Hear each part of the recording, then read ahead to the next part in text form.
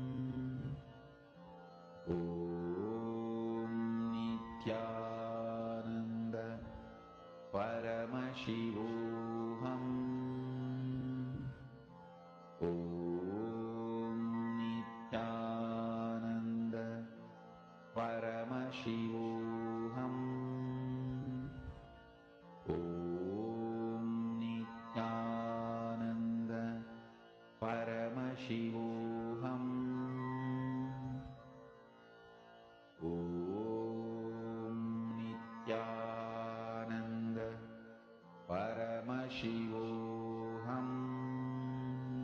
Yes, once all the participants have verified your answers with your partners, you can even share your experience of the manifestation. How was your manifestation, and if you were able to manifest, how was your experience? Most importantly is all of your experience. How was your experience during the cow manifestation?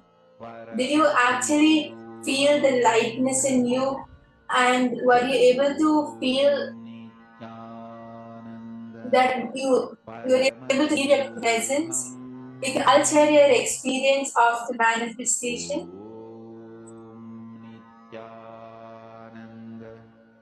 Paramashivoham. Om Nithyananda Paramashivoham. Om Nithyananda Paramashivoham. Om Nithyananda Paramashivoham. Om Nithyananda Paramashivoham. Om Nithyananda Paramashivoham. Om Nithyananda Paramashivoham. Om Nithyananda Paramashivoham. Yes, so it was a really nice manifestation, and all of you can also post your experiences of how were you able to manifest, right? After you confirm the answer with your partner, you can, after you verified it, you can post your manifestation on the chat. How are you able to manifest, and what was your experience? Right? The most important thing is your experience of the manifestation. Were you able to feel light inside yourself? Was your being feeling light? Did you feel that you actually appeared in your partner's place? You can all post your experience. And even if anyone feels that I was not able to manifest or I was not able to feel anything, it's completely fine, because we are going to be practicing this power more and more throughout the day.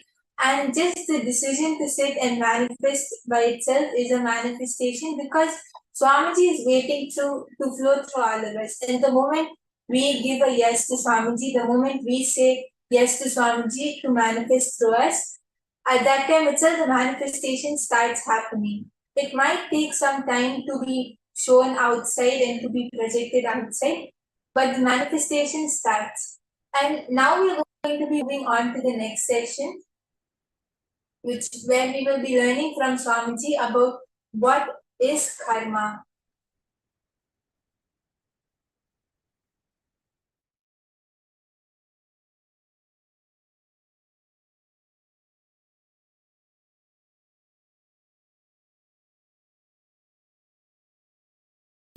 Any idea you have, thought current you have, thought pattern you have, which is not bringing health in you, is karma.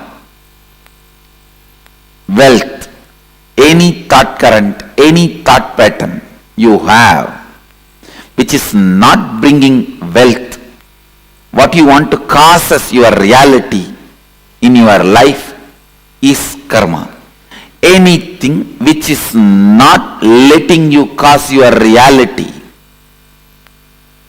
the stuck thought current which is not causing your reality is karma.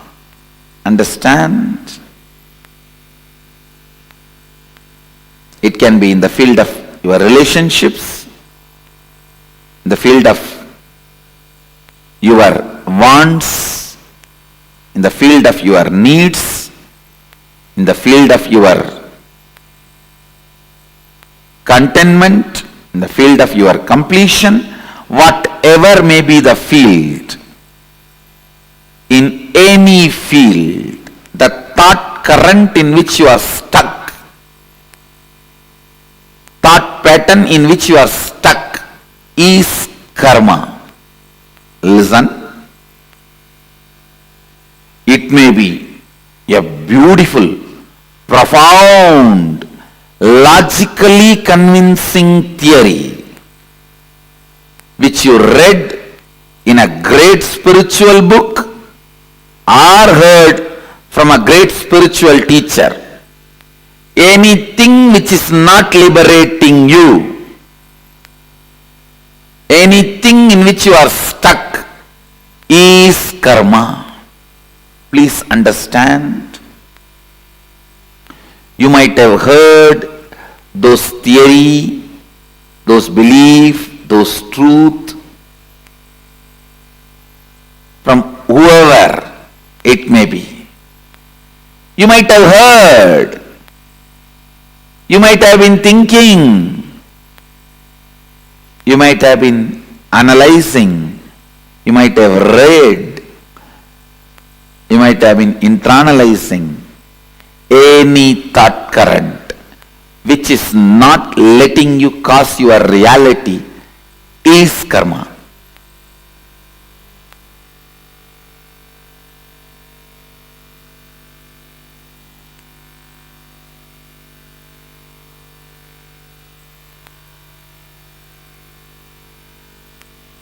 There may be tons of books you would have read on medicine, but if you are not out of disease, the thought pattern, thought current you built with all your knowledge is only karma.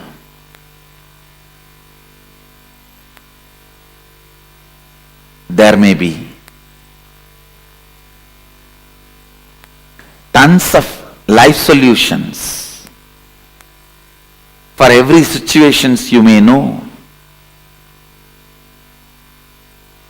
like completion with yourself, completion with others, authenticity, integrity, responsibility, enriching, listening. There may be tons of concepts you heard to cause your reality, but if it has not started happening, it is only karma for you. Listen.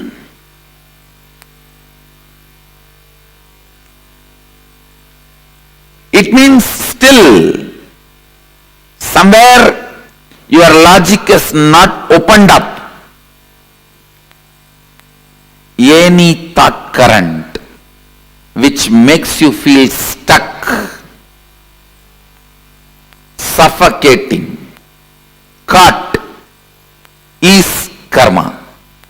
You may know about completion, incompletion, authenticity, integrity, responsibility, enriching, causing, living Advaita, everything.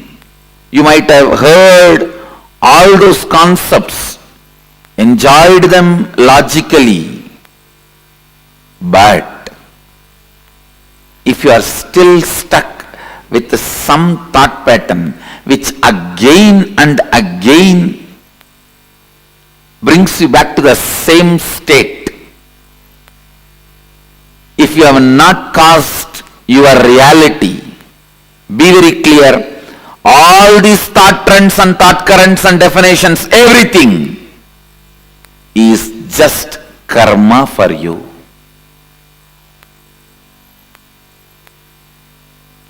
All the concepts.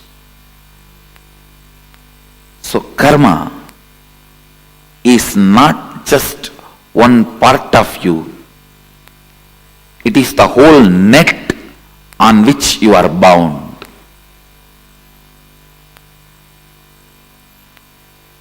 Anything which raises you to the next level, which gives you the push, breakthrough, is freedom, is completion. understand,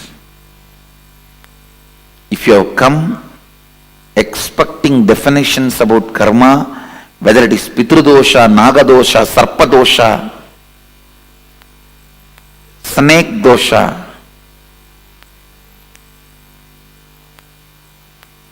what is karma? You are wrong. Listen. Any thought current or pattern, thought pattern or lifestyle in which you are stuck, your reality is not caused, is karma.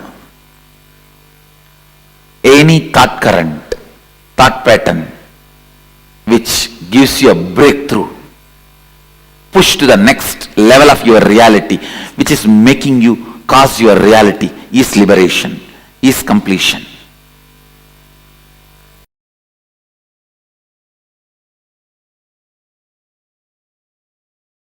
Understanding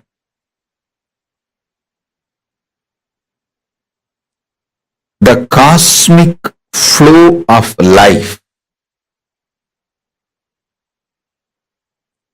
like karma,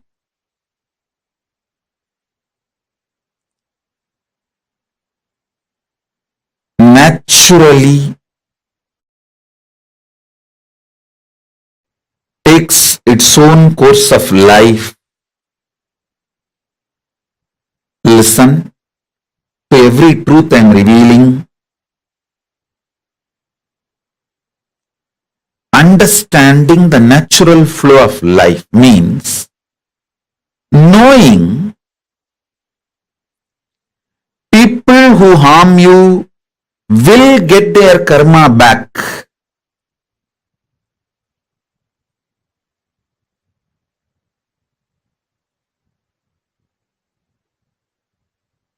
People who support you will get their punya back. If you do something wrong, you get the karma. If you do something wrong but you raise your consciousness, you can save yourself from the karma coming back. Understanding these few basic principles takes away tiredness, boredom, decision fatigue from your head. Listen, decision fatigue is nothing but cherished revenge, frustration by coming to a conclusion, world is not fair. Listen, when you feel world is not fair, you block the flow of energy through you. You block your Shakti. You fall into frustration. Naturally, that leads to decision fatigue. Understanding world is just dharmic. Having simple eyes to see how the karma comes back, how nobody can escape from good or bad. Understanding this basic truth takes away all decision fatigue, frustration, anger about life, vengeance you cherish about people and life, known, unknown, all that just taken away. You become a free channel for energy to flow.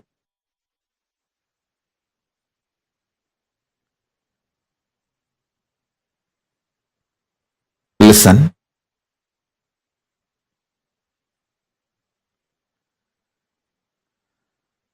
Knowing whether human society or world, nature,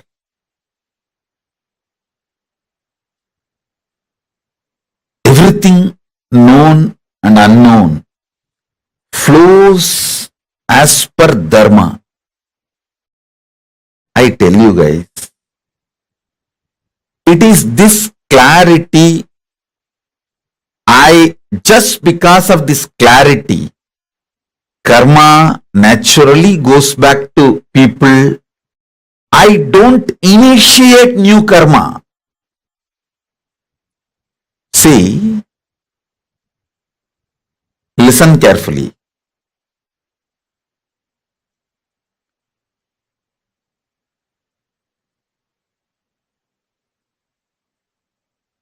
This is one of the biggest confusion. All those so-called logical brains. People try to tell, maybe, see, when I tell them, hey, don't kill the goat and eat, next janma, the goat will come as a human being and kill you and eat. They say, maybe Swamiji, last janma, the goat killed me and ate. That is why now I am killing the goat and eating. Stop initiating new karma. Then your Kundalini will be awakened. You will have the Shakti to see the flow of whole life. Stop this idiotic justification for initiating new karma. Listen carefully.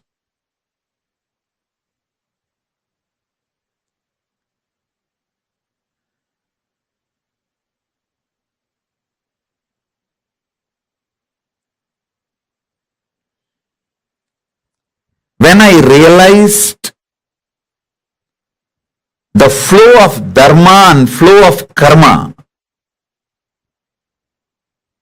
I stopped initiating new karma chakra or the karmic chains that has brought so much energy in me. So much energy, I tell you.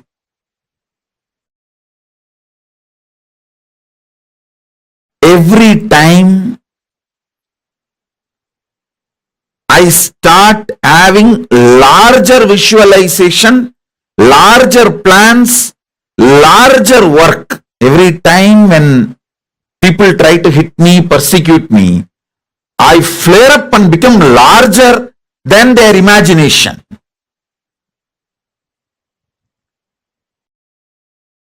Secret of my energy is knowing the karma flow and dharma flow.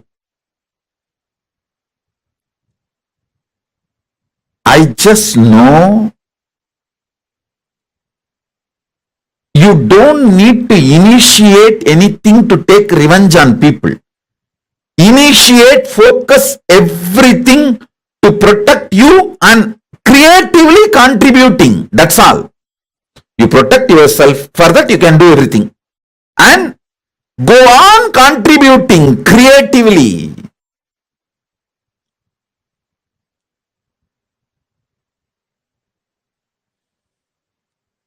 Even when I give a simple hug,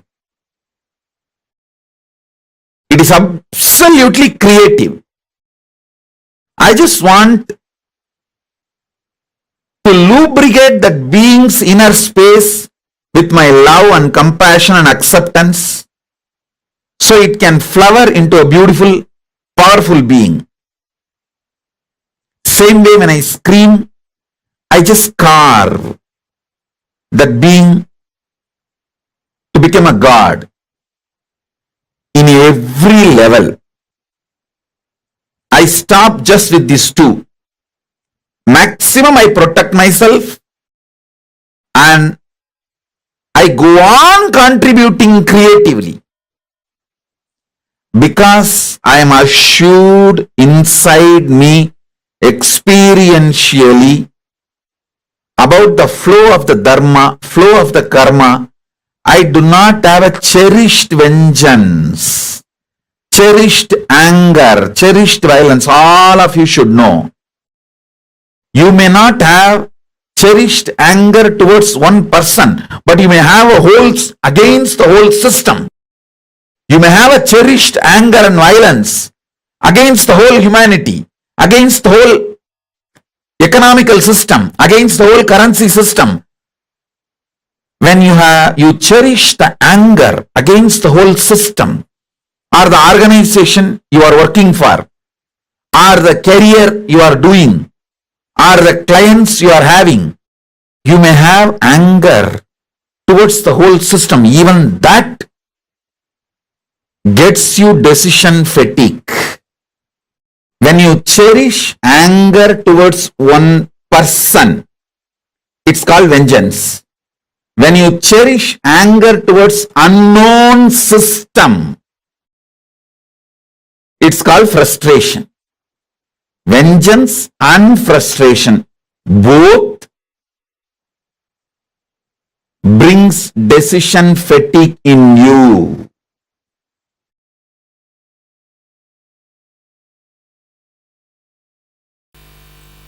The thought pattern which you don't enjoy, which you already feel it is outdated, and which is constantly suffocating you, shrinking you, is sanjita karma. And the thought pattern in which you feel you are stuck, but you are able to cause few things as your reality in your life, that is agamya karma. But because you want to cause one or two things in your life as reality, the thought pattern you accept brings untold, unimagined, unexpected bondages, side effects, after effects in your life. That is called agamya. Listen. Husband is a person who stands by you during all the troubles, tortures, sufferings, pains, which will not be there in your life if he is not there. That is the definition of agamya karma. You try to cause your reality in one dimension of your life, and you accept certain thought current, thought pattern into your lifestyle, which causes multiple other suffocations and bondages, unimagined, unexpected, untold, unbriefed.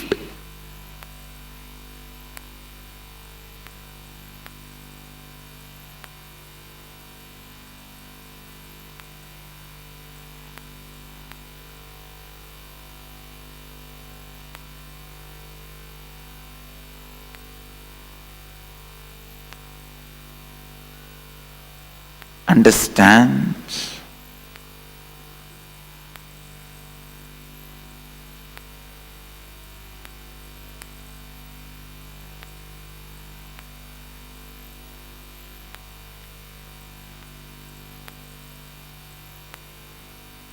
Just because you want to own a home, sometimes you get stuck in the home for next 40 years paying your bank home loan.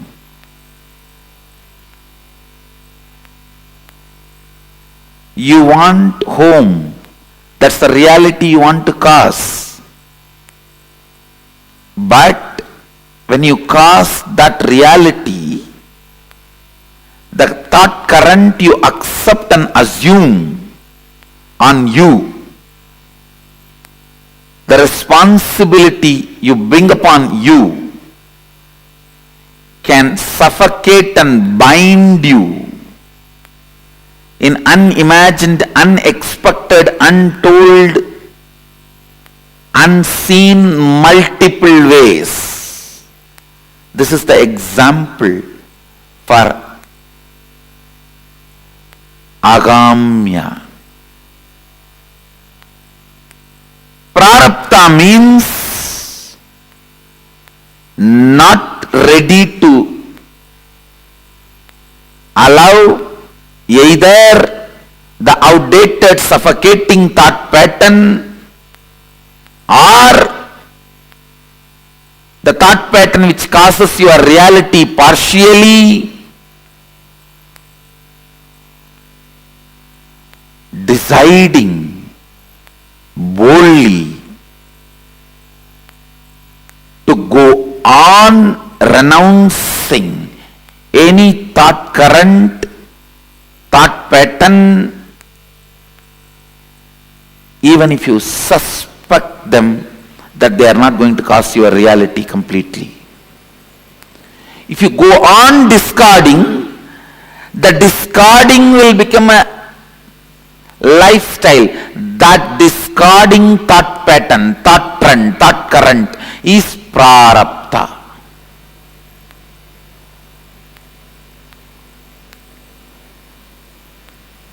Means only exhausting. No more accumulation.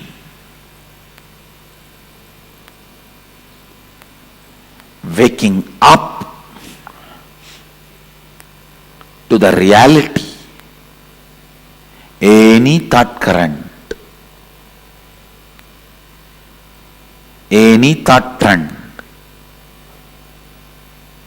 cannot cause all my realities as reality. Coming to that understanding and waking up to that reality is enlightenment.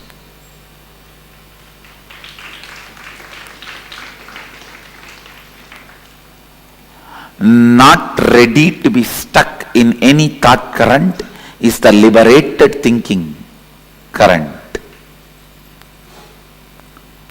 Not ready to revere, honor any thought current is liberated thinking current. Not ready to honor, revere any thought current is completion. Not ready to honor, accept, revere any thought current is perpetual completion. Not ready to accept any thought current as a lifestyle is perpetual completion.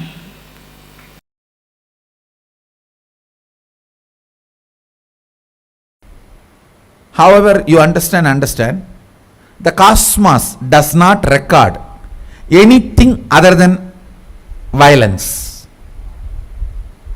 Means only if you cause pain, karma gets recorded.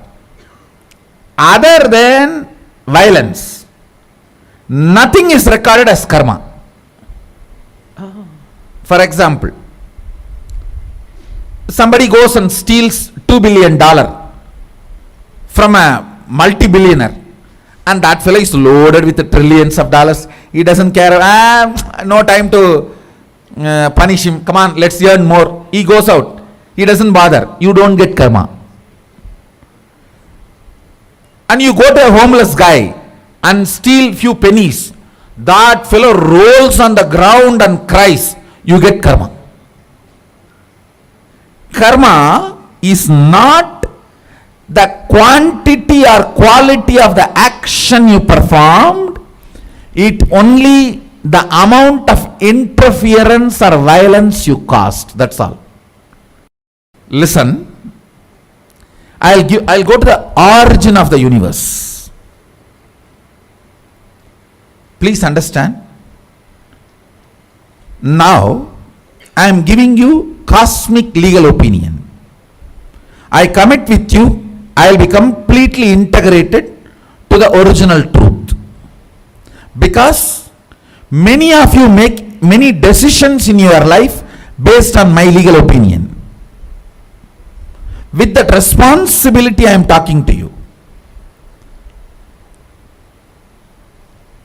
when this whole universe manifested, Mahadeva, Sadashiva, made only one sankalpa. Let me become many to celebrate me.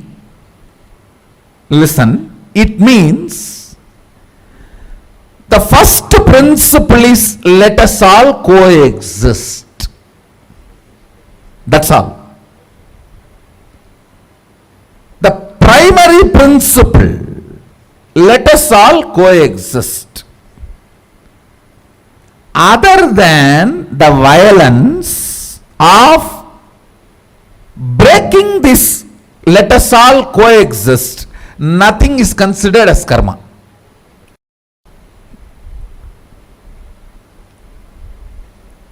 All of you are getting what I am saying?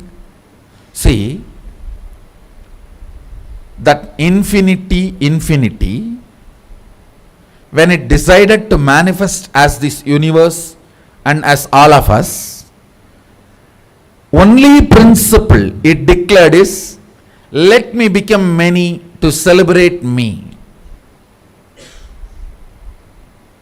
It means only one principle, let us all coexist, that's all. Only if you break that, let us all coexist, karma comes. Other than that, nothing is a karma. Only thing recorded as a karma is violence, nothing else. All of you are getting what I am saying? For example, as I gave the example, that you take $1 billion and that fellow does not bother from whom you take, you don't get karma. You take 1 penny and that fellow rolls on the ground and cries, you get karma. Karma is only the suffering cost, nothing else. Good karma, the celebration cost, that's all. See, Mahadeva, he becomes many. He declares, let me become many to celebrate me. So more and more celebration you cast becomes good karma. More and more pain you cast becomes bad karma. That's all. The same rule applies. You may give $1 billion to somebody and he is not happy about it. You don't get good karma. You may be giving a penny to somebody and he is just praising you and glorifying. He is just ecstatic. You get good karma. It is the experience cost matters, not the other money or quantity or quality or the work of or any of that done. All of you are getting? Because the principle in which the universe, Brahmanda, is expanded. See, the universe manifests. It becomes that multiverse. That universe becoming multiverse, the principle or the first declaration with which it explodes is, let me become many to celebrate me. So anything you add as a celebration of ourself is a good karma. Anything you add to break that fundamental principle of coexistence is bad karma. That's all. Wow. Nothing else matters. What is karma? Disturbing the natural expansion process of the universe. Supporting the natural process of expansion is good karma. Trying to disturb is bad karma, that's all.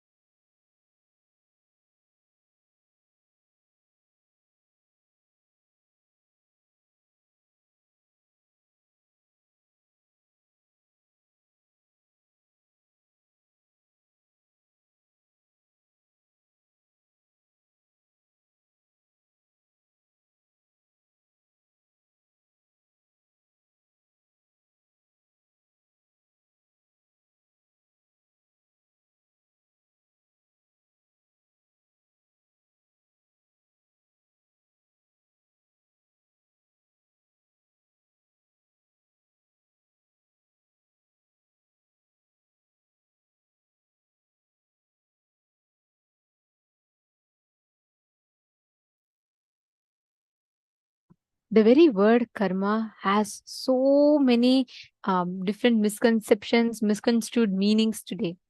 But Swamiji has literally redefined what karma means to all of us, right? Can I request each of you to now to post what is karma according to you? Can I request each of you to post? Pavanaya, Zakmedaya, and Fabio Brunoaya, and Shantanu Mahamuniaya, Nithyanandam Shantanu Mahamuniaya, Akash Jaranamasaya, and Sanjay Oriaya, Sri Nitya Krishna Priyan, Satishwaranaya. Can I request each of you to post what is karma? What do you understand as karma? When we utter the word karma, based on what Swamiji revealed now, what do you understand as karma? Nityananda Ma Herlin Gomez, come on, Ma Saroj, Ma Jnanalakshmi, Ma Donna, Ma Xiangxing, Ma Mahabhairava Jnana, Ma Dhanvantri Shaktini. There are so many of you I see. Ma Nitya Guru Prasadini. What is karma according to you? Ma Kathleen Lee, Ma Vas, Ma Irene Lemos. What is karma according to you? Okay, Ma Vimala has posted karma means causing violence to others. Okay. And Ma Vinuta Nagaraj, Ma Dhanvantri Shaktini. All forces that hold you back in reality is karma. Okay. Causing suffering, violence is karma. Okay. Bad karma is created when you cause suffering to others. Okay. Ma Istak has posted knowing the flow of dharma, the flow of karma. Stop initiating new karma like killing a goat to eat. I am assured inside me experientially about the flow of the dharma and karma. Okay. Come on, Ma Lavital, Ma Diana's beloved, every one of you. Can you all post? See, because this is very, very important to understand what karma is. Beautiful. Ma Gian Lavital, you got the perfect definition. That is exactly what Swamiji said. See, many of you have posted that karma is getting stuck. Sorry, karma is violence. But that is a very limited understanding of what society defines it as. Listen very carefully. Anything that you are stuck in is a karma. Now, when we say karma, right, we typically think like many of you have posted, I see that many of the messages say that you doing some actions of violence, right? Let's say if I go hit someone. Listen to this very carefully. It might be shocking, but it is true. The karma is not the action. The karma is the thought current that you take the action from. For example, let's say if there's a millionaire and $100 or $10,000 from the millionaire is being stolen, but the millionaire is not even bothered about it. The person who stole will not get the karma. Listen very carefully. It may sound very paradoxical, but this is the cosmic law revealed by Swamiji. The same thing, a person who has $100, a poor person, from him even $1 is stolen, but he suffers because of it. He feels like, oh God, where is that money? And he's searching for it. The person who stole that $1 will get karma. Here, from a millionaire, $10,000 are being stolen, but he is completely unaffected about it. The person who stole $10,000 does not get the karma. The same thing, a person who has $10,000 and from him you take $1, but he's suffering because of it, it causes you strong karmas. Listen, karma is not the action. Karma is the thought current which makes you take the action. Cosmos does not do video recording. Cosmos does not go by CCTV. It does not go by video recording. Cosmos runs by audio recording, which means what is running inside your inner space, the thought currents, the thought processes. This is a very important, all of us need to understand this one thing. Anything which you are stuck in causes karma inside of you. Are all of you understanding this? It is based on your karma. When we say, okay, like don't do something harmful, you will get karma, will come back to you. Which means the karma chakra you initiate, it causes a cycle reaction and it comes back to you. Have you all seen this meme? I'm sure you might have come across it, where you will see that, the domino effect, where the one slab is pushed, it's going to push everything, and the last slab will come back and fall on you. The karma chakra, the thought current with which you initiate an action, the moment you push, you take an action from a certain thought current, it is going to go all the way around and come back and fall on you. Listen very carefully. Karma is not the action, it is the thought current that pushes you to take a certain action. Now, the question here is, based on what are you defining your karma as? Are you going to explain? Are you going to still be stuck with understanding, oh, karma is just action. Let me do some good action in front of others and I'll get good karma. No. Let's say if you have a, if you have your relatives or friends coming over, and just to get a good name in front of them, you go and help them, you go and say, oh wow, it's very, you go and be very nice to them. But if your thought current is incompletion, it is not counted as good karma. Understand? What thought current you operate from. Even if you go and donate $1 million, but from the thought current of getting good name and fame, it is not a good karma for you. Listen to this very carefully. The thought current that we cherish is the most important one. This is what Swamiji has so beautifully revealed to us. My Vimala is asking a beautiful question. So she's saying, if there is incompletion in me and I suffer because of that, am I adding karma to myself? Very beautiful question. And the answer is yes. Because anywhere in life that you're stuck in, right? Why did Swamiji explain karma as anywhere where you're stuck, you're in karma? Because only incompletions can make you stuck. Only patterns will make you get stuck in life. And anywhere you're stuck in naturally is what? Is karma. So anywhere where you are stuck, any aspect in life that you are stuck, you are adding karma to yourself. Catching it, Ma Vimala? So all thought currents, thought processes, action items, anywhere in life, you want to do something, but you're not taking the step towards it, you feel stuck. That itself means the whole action is coming from incompletion, and that whole incompletion is happening in your inner space because of the thought current which you're stuck in. If you shift that thought current, you will suddenly start having the breakthrough. Catching it? Anyone else has any question? Now can I request each of you to define what is karma? Come on. Can I request each of you to post? What is karma?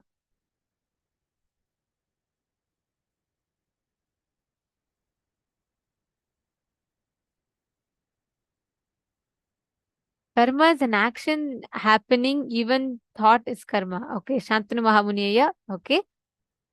Thought current does not manifest your reality. The suffocating thought current is karma. Beautiful. Fabio Bruno Ayya. And come on.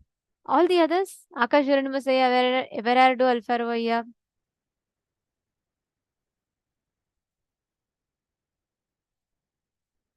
Everardo Alfaro Ayya is asking, yesterday I heard a person say that if I have tried in not being good, it's incompletion. Any thought current in you which is not contributing to your inner image of you are Paramashiva is an incompletion in you. For example, if you think I am very smart, but I'm not as smart as Paramashiva, or even if you say I'm very intelligent, but I don't think I'm good enough or intelligent enough for a certain thing, is an incompletion. Anything, any identity in you other than the truth that you're Paramashiva is an incompletion. So all of that is an incompletion. Anything, see, whenever you have something stuck in life, right? All of this is always constantly having wherever you get stuck with. All those thought currents are from incompletion. Understanding? So karma is an incompletion, yes. Susan Davidson, that's right. Okay, karma is when you're stuck in a thought current. Karma is also an incompletion. Nice.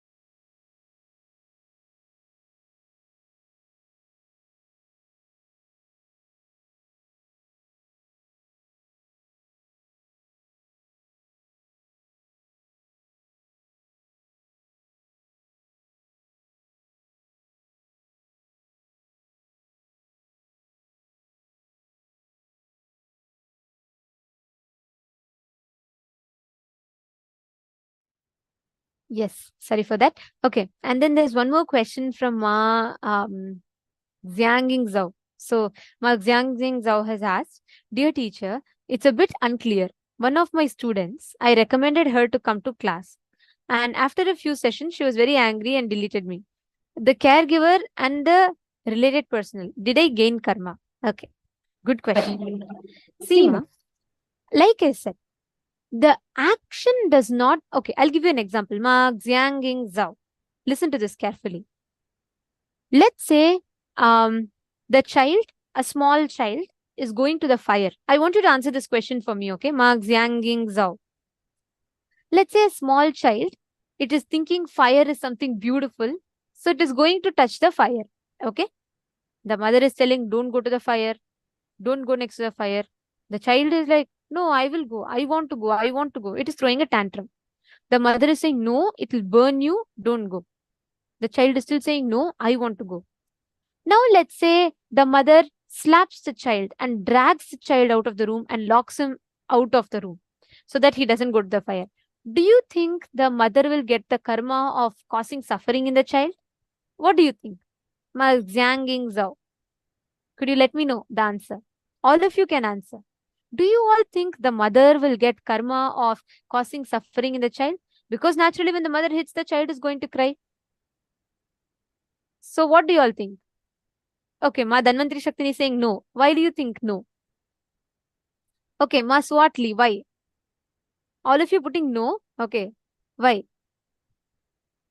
Ma Xianging Zhao, could you also answer that question? Do you think the mother will get the karma? Okay, so some of you are saying no, her intention is good. Mom does it with good intention. Okay. Come on, Mahagovinda. And I request every one of you to actively post. This is an amazing session on karma. So if you all discuss it together, we all have the deeper understanding of it. And the very definition that Swamiji has redefined for karma will change our perspective of it. And it'll really change the way you are doing things. Okay, so Madhyami. So you're saying, I'm not sure if this question will lead to mom gaining karma. Okay, listen very carefully. Why does the mom not get the karma here? Because, like I said, Swamiji was saying in this session, right? Cosmos does not have CCTV recording. Means Cosmos does not go by your action.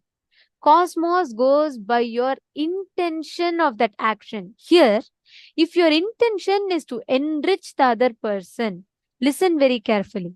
Even if the other person may not understand, but if your intention was, let me give my best to the other person, you will only get good karma from that. You will not get bad karma. And one more thing here, in the same example, if the child is going through suffering, If the child is holding on to that suffering and having that suffering inside him, that karma will affect the mother, but because of the love of the mother, very soon when the child realizes and the completion happens, that karma does not affect the mother anymore. We need to know any suffering that we cause to anyone, consciously or unconsciously, like the other example that Swamiji was giving and Manityan Tosaf was telling, right? From a millionaire, even if you steal, let's say $10,000, $20,000, and let's say he has so much of money that he doesn't even bother about it, that will not give you karma. But the same thing, a person, a small person, a middle class person who has only $20,000, and you go and get $10 from him, you just steal $10. If he goes through immense suffering, it will be immense karma for you. Understand, the suffering that you cause, inflict upon others, comes back as karma to you as long as you hold on to that thought current. As long as you are there with the thought current from which you operated that particular action which caused suffering to the other person, you will get the karma back. The moment you are liberated from the thought current, that karma will no more come to you. See, listen very carefully. That is why the action you do does not matter. The thought current from which you do the action matters. The thought current, if your thought current is addressing, going from the space of yes, I want to enrich. Be very clear, Mark Zhang Zhao. It causes auspiciousness only to you, not bad karma. Okay? So, okay, Ma Virupaksha is saying, but the intention to steal can't be good. Correct, Ma? The intention to steal, it is not just that, but the degree of the suffering that the other person goes through also affects the depth of the karma. See, the thought current from which you operate has its own ripple effects.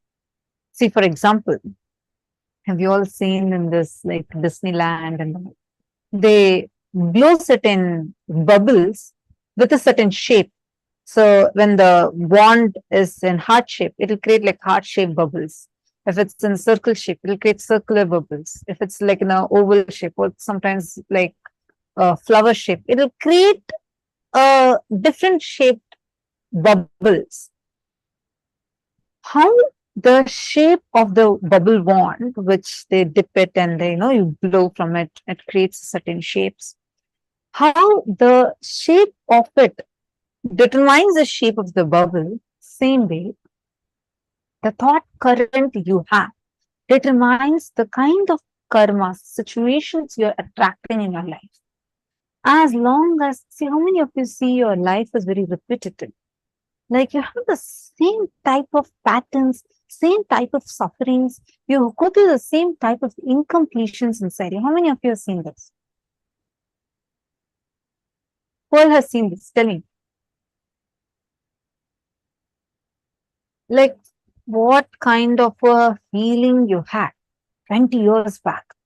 Oh, I feel people just exclude me from things. Now, after 20 years, we're still having the same type of situations manifesting.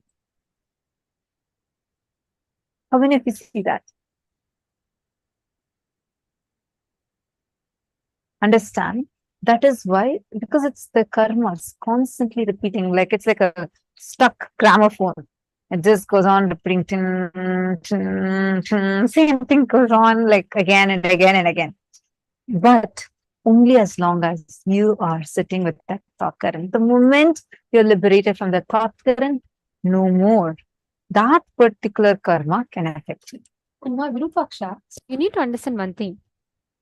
Our definition, the societal framework of good, bad, right and wrong is completely different from the cosmic law of good, bad, right or wrong. The way you experience, the framework with which you experience what is good, what is bad, what is right, what is wrong, is very different from what cosmos measures as good, bad, right or wrong. This very beautiful story that Swamiji explains this. So, once this story will help you understand deeper about karma. Okay, listen to this. Once a monk and a courtesan both were living opposite houses, right? So this monk was very austere. Like every morning he used to get up, he'd do the meditation and everything. Whereas a courtesan, she used to do her whole business is by selling her body.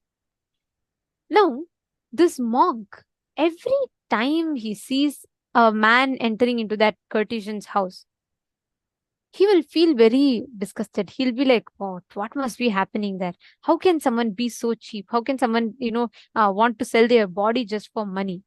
So, whole day, even though he is meditating, this monk used to constantly think about what is this courtesan doing? How can she be like this? How can she do such things? It's so cheap. Like that, he used to only be thinking about it. The same thing, on the other hand, the courtesan, though she used to sell her body for money, she was very deeply devoted to Krishna. She used to pray to Krishna. She used to say, please liberate me from all this suffering and I want to just attain your feet. So this continues for quite some time. It so happens that one fine day, both the monk and the courtesan die on the same day. They both reach the gates of heaven, Loka, and the Yamadharmaraja, he looks at the accounts of all their karmas. So he looks at courtesan's life and he looks at her karmas. He looks at the monk's life, he looks at his karmas. And then the monk is very, eagerly awaiting. He's like, surely she will go to hell. I will go to heaven. So he's waiting to be royally welcomed in heaven. Yamadharma looks at him and says that he gives the order that the monk shall be taken to hell. The woman, whoever was the prostitute, she will be taken to heaven. Then the monk was shocked. He said, no, wait. I think you must be mistaken. Do you know who she is? Yama says, yes. Then hell for me and heaven for her. Very beautifully, the answer is given to him. Yamadharmaraja says, look, by your body, you lived a very sincere life. You were very integrated as a monk. So look at your body. You left your body and came. Look at your body. So he sees planet Earth and his body is being worshipped by his devotees, and they're all putting it to the side and they're taking care of it. On the other hand, the God says, this woman, on the other hand, abused her body. She sold her body for money. And look at her body. So then they see the planet Earth. There is nobody even to take care of her body. It's just like left there. And Yamadharma says, but by your mind, by your thought currents, always, even though you were in the body of a monk, your inner space was filled with only the visualization of what she is doing, and you never really focused on what this purpose was. So you were always only having anger and hatred and all these different emotions in you. On the other hand, though this woman sold her body for money, her inner space was fixed on Krishna. So because of the thought current which they cherished, the monk got hell, the woman got heaven. The thought current, if we try to analyze cosmos's logic by our limited logic, we can never do it. It is just for us to understand the truth behind it.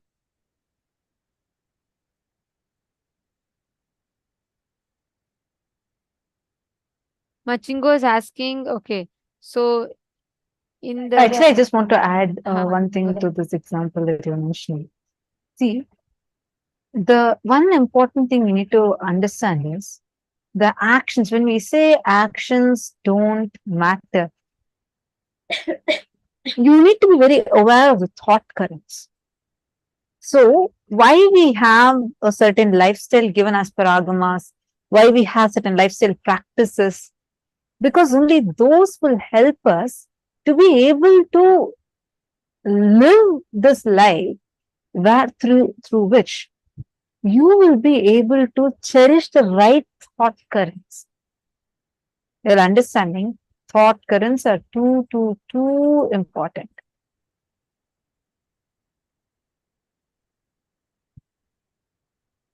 Okay, North India. Machingo has posted a question saying, Nithyananda, some time ago in the news, there was a married woman in North India who rejected the love of a young boy. The boy committed suicide. Does the woman have the karma for his death? See, we can't say this without understanding. To know or answer this question, the first and foremost thing, we need to know a lot more about the situation, about them, before you can even come to a conclusion. It is, see, understand the formula and you can apply it. If you are stuck in a thought current, you are stuck with a karma. The karma will have its own effects, side effects, after effects, everything. Any suffering you cause to another person, that comes back to you as a karma. Atmahatya, suicide, is the worst sin. Suicide is not accepted anywhere in Sanatana Hindu Dharma. Any soul that commits suicide goes through the worst suffering. All the actions that we do, every action that we do in Sanatana Hindu Dharma, the core of it, everything only matters with what context you take that action from. What is the context of you taking that action? How? Why? Where? From which context do you want to take that action? That is what matters. That intention of the action is what always counts. Understanding?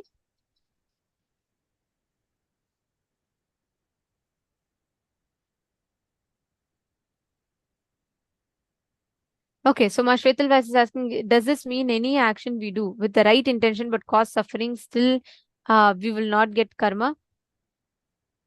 That's what, see, the thing is, many times you would not know whether there are actions that when you take, when in a very hidden, with a subtle underline, it will still be from your ego boost. There are things that could have been done in a very non-violent way. We tend to do it with a hint of violence in it, which hurts another person, which causes suffering in another person. So even when we say, I'm doing it only with a good intention, unless you look in deeply and analyze, literally do a postmortem of your inner space, look in. If a suffering is caused, definitely it will incur karma to you. Even if you call, what is good intention? What is good? What is bad? The idea something is good, something is bad, is very subjective. In some countries, eating meat is good, not eating meat is treated as not right. In some countries, eating meat is wrong and not eating meat is treated as right. In some countries, certain type of dressing is considered as good, and in a different country, that same thing is considered as, oh, this causes suffering to you for a woman. Understand, it is very subjective. Cosmos does not do video record. It does not see it doesn't have a video recording that's happening. It only does audio recording. So it sees the thought currents that you are having. The thought current, that is why it's too important. If something is causing suffering outside, be very clear. There is some hint of violence inside you. Look in.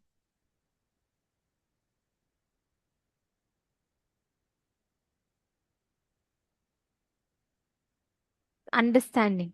If we all analyze now, we will see how beautifully you can shift the understanding of karma, and you can not just shifting the understanding, can experientially gain the powerful cognitions. Now, take a few minutes and pen down all thought currents or lifestyle in which you are stuck. You are feeling stuck. Life is suffocating you, which is not letting you cause your reality, whatever the thought currents are. Anything which is making you feel stuck, please write down.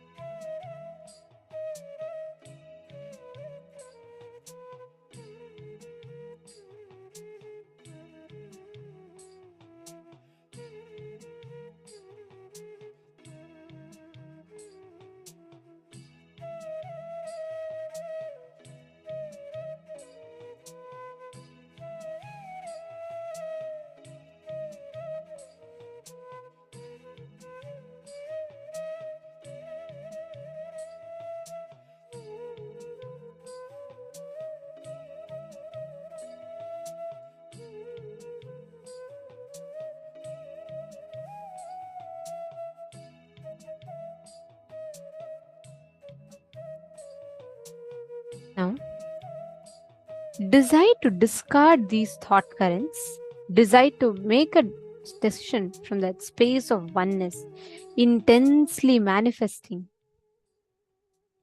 With that same space, I request every one of you to connect to a partner and ask them to give you any one place for you to scan.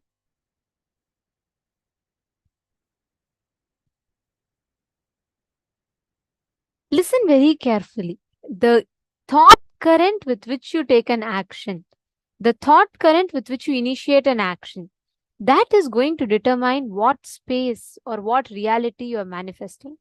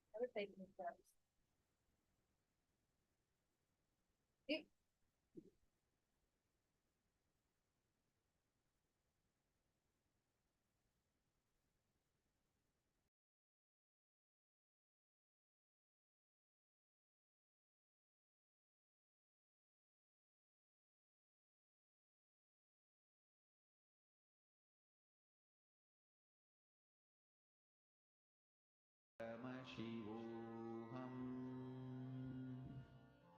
Om Nithyananda Paramashivoham. Om Nithyananda Paramashivoham. Om Nithyananda Paramashivoham. Om Nithyananda Paramashivoham. Om Nithyananda Paramashivoham. Om Nithyananda Paramashivoham. Om Nithyananda Paramashivoham. Om Nithyananda Paramashivoham. Om Nithyananda Paramashivoham. Om Nithyananda Paramashivoham. Om Nithyananda Paramashivoham. Om Nithyananda Paramashivoham. Om Nithyananda Paramashivoham.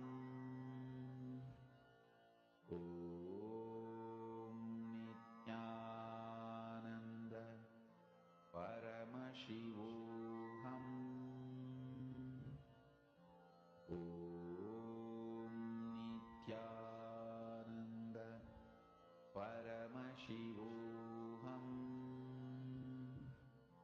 Om Nithyananda Paramashivoham. Om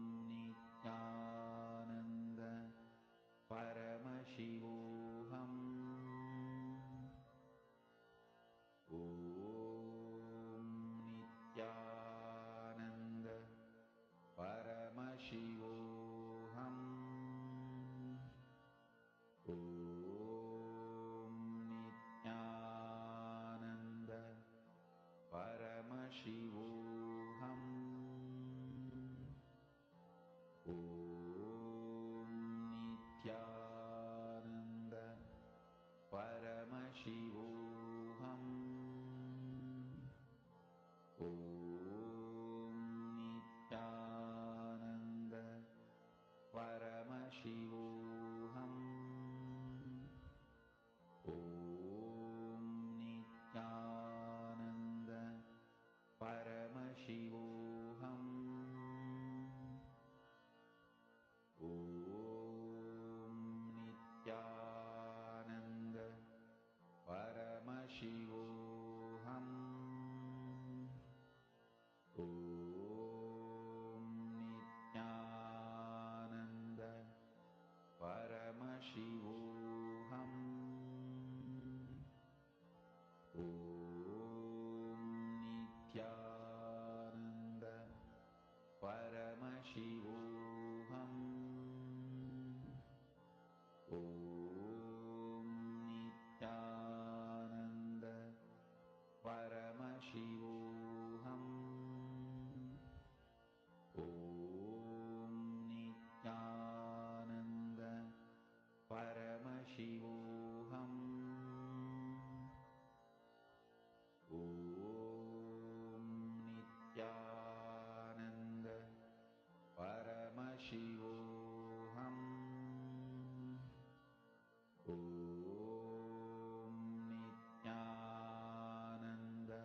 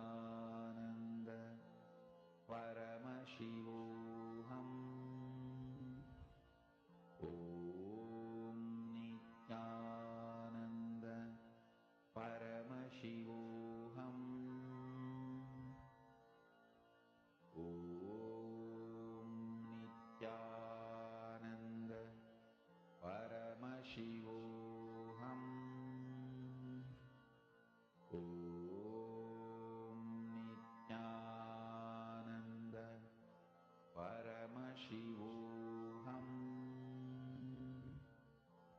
Om Nithyananda Paramashivoham. Om Nithyananda Paramashivoham. Om Nithyananda Paramashivoham.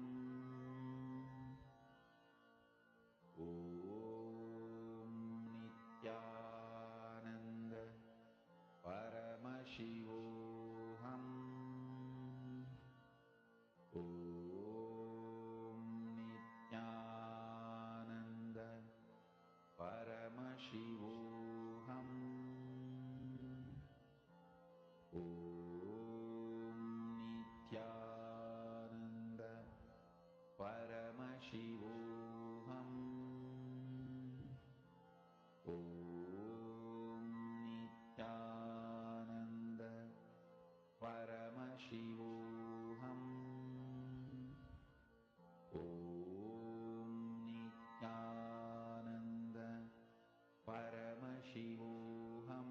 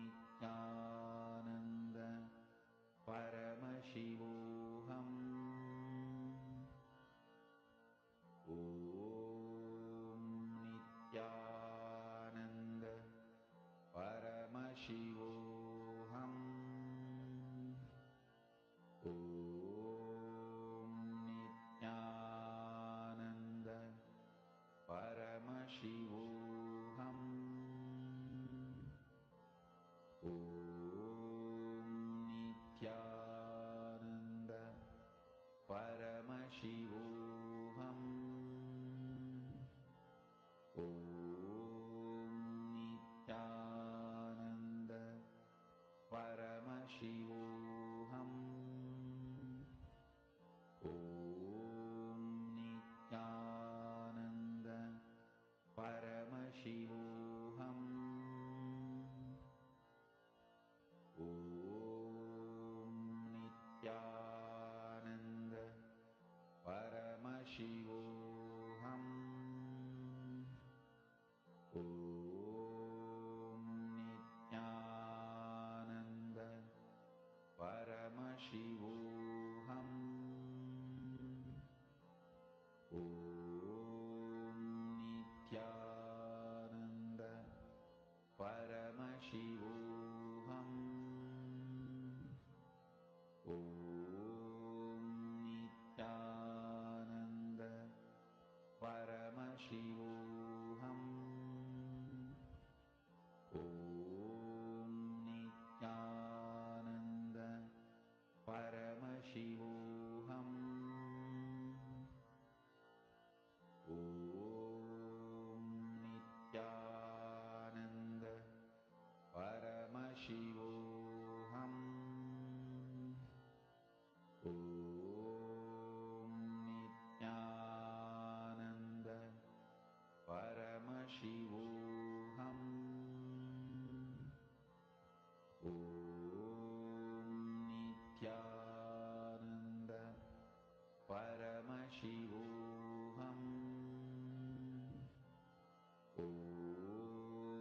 Nithyananda Paramashivoham. Om Nithyananda Paramashivoham. Om Nithyananda Paramashivoham. Om Nithyananda Paramashivoham. Om Nithyananda Paramashivoham. Om Nithyananda Paramashivoham. Om Nithyananda Paramashivoham. Om Nithyananda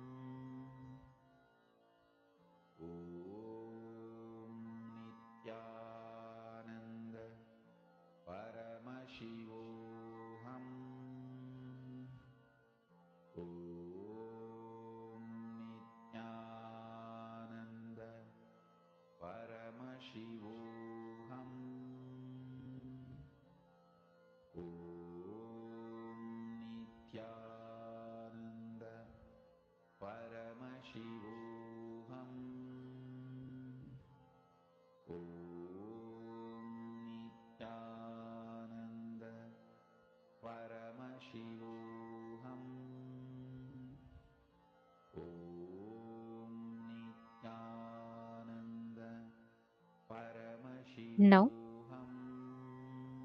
let us all enter into the next session where we understand about what is karma and what is dharma, the difference between karma and dharma. If somebody tries to attack you, what will you do?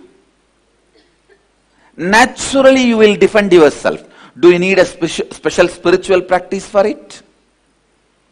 Do you need a special understanding? Whether you know the technique or not, method or not, system or not, by the very existence, your life will defend you.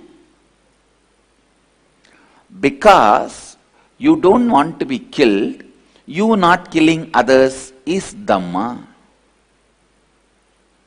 Please understand. Because you don't want to be killed, you not killing others. That is ahimsa. Whatever you don't want to be done to you, you not doing to others. Same way, your properties. Naturally, you don't want that to be stolen. So you not stealing others' property is asteya. Naturally, you don't want anybody to lie to you. You not lying to others is satya. Whether you are a man or woman, naturally you don't want anybody's physical interference in your life. Uninformed and uninvited physical interference in your life. Doing the same to others. Not interfering into others' physical space, uninformed and uninvited, is brahmacharya. See very clearly, Dhamma is nothing but just these few basic truths. You don't want to be killed, so don't kill others. You don't want to be lied, don't lie to others. You don't want to be robbed, don't rob others. You don't want to be exploited, don't exploit others. You don't want others to live with all the resources of the world. So you don't do that same. Aparigraha. Please understand, asteya, aparigraha, brahmacharya, satya, ahimsa, non-violence, truthfulness, non-stealing, not robbing the resources of the world, and non-interference in others' physical plane. Please listen. Do you need any special spiritual practice or understanding to live these principles? No. See, when somebody attacks you, do you need a special spiritual understanding? Or just you have to read some books and do some spiritual practice to defend you? See, whether you are able to defend yourself or not is separate. Whether you are successful or not is separate.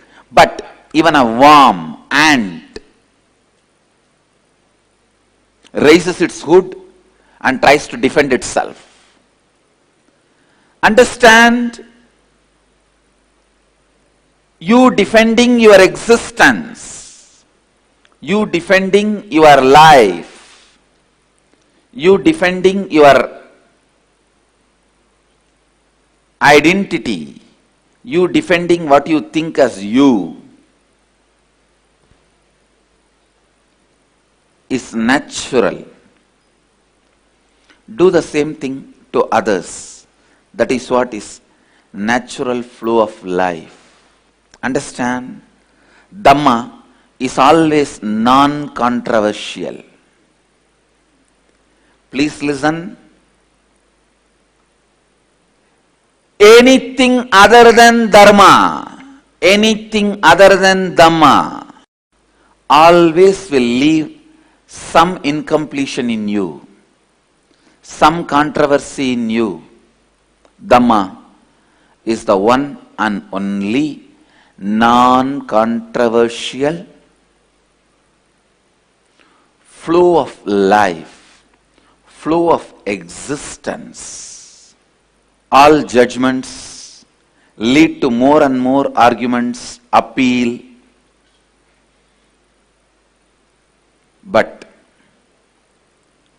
all the solutions based on Dhamma leaves both sides complete. Please listen. Because Dhamma is the natural law of life, natural existence of life. Dhamma does not need any special spiritual practice, special spiritual understanding. It is just established on one truth. What you don't want to be done to you, don't do it to others. That's all. Listen. Come to the space of listening. If somebody tries to attack you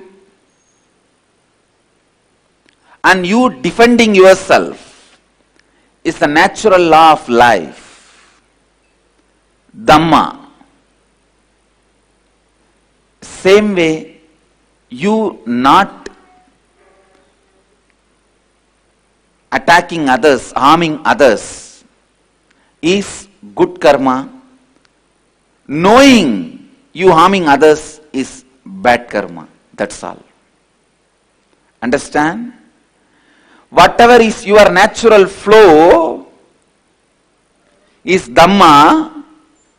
You not doing that to others is karma. Listen. Listen. You understanding, you will protect you when somebody tries to attack you is Dhamma, natural law of life.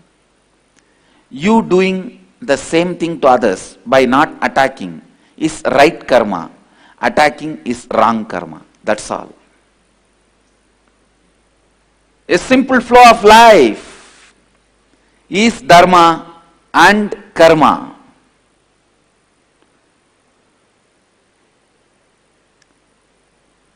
Listen. Anything you create, anything you do, anything you mull over, anything you try to digest, anything you try to practice is not natural law of life. If at all you have to practice something that is only one completion, that's all. Only one you need to practice completion means getting back to your natural space, your original space. Other than completion, nothing else need to be practiced. Simply you know the law of life.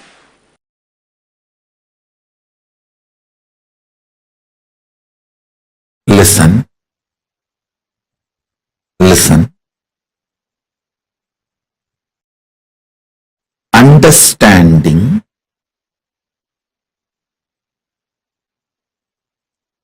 the cosmic flow of life,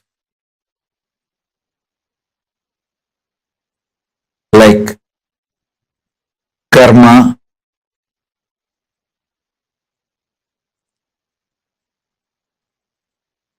naturally takes its own course of life. Listen to every truth I am revealing understanding the natural flow of life means knowing people who harm you will get their karma back.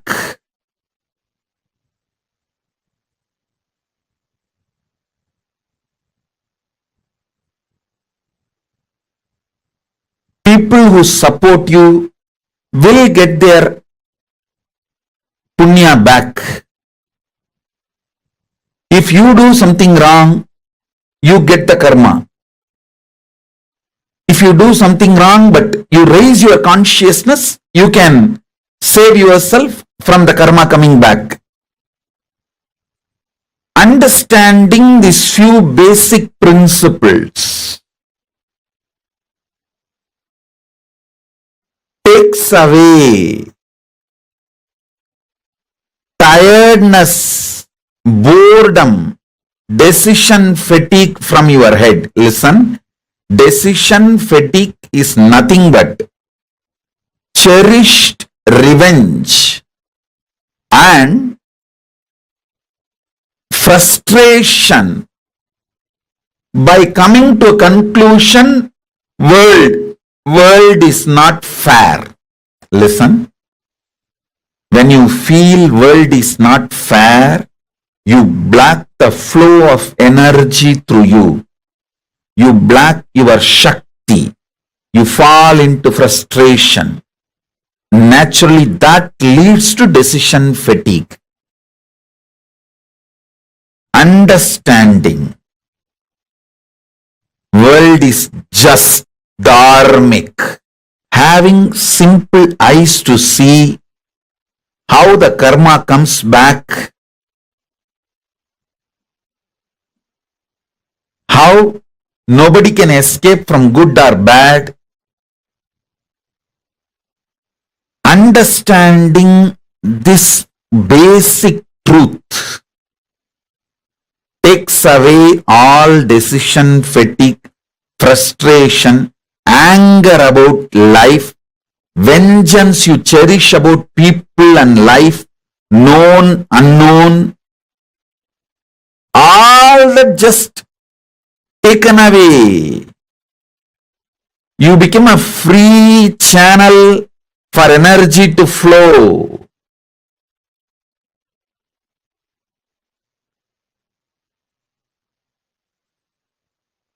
Listen.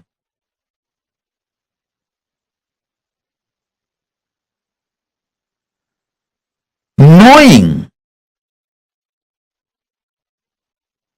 whether human society or world, nature,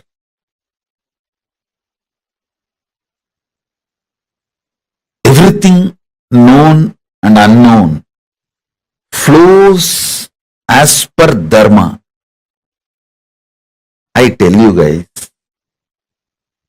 it is this clarity, just because of this clarity, karma naturally goes back to people. I don't initiate new karma. See, listen carefully.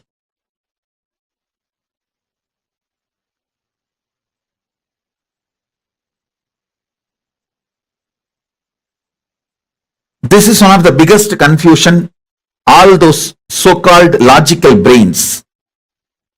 People try to tell, maybe, see, when I tell them, hey, don't kill the goat and eat, next janma, the goat will come as a human being and kill you and eat.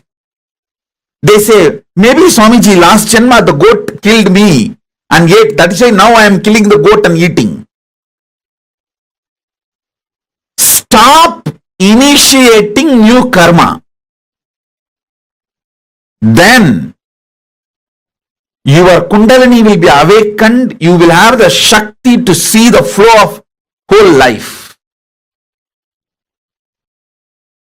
Stop this idiotic justification for initiating new karma.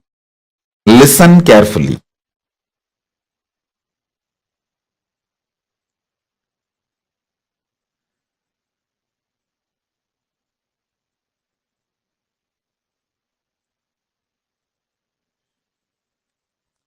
when I realized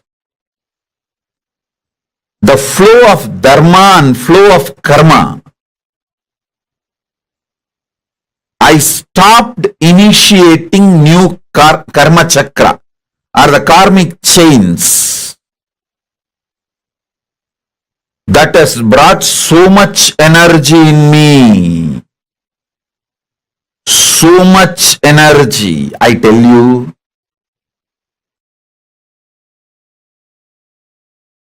Every time I start having larger visualization, larger plans, larger work. Every time when people try to hit me, persecute me, I flare up and become larger than their imagination.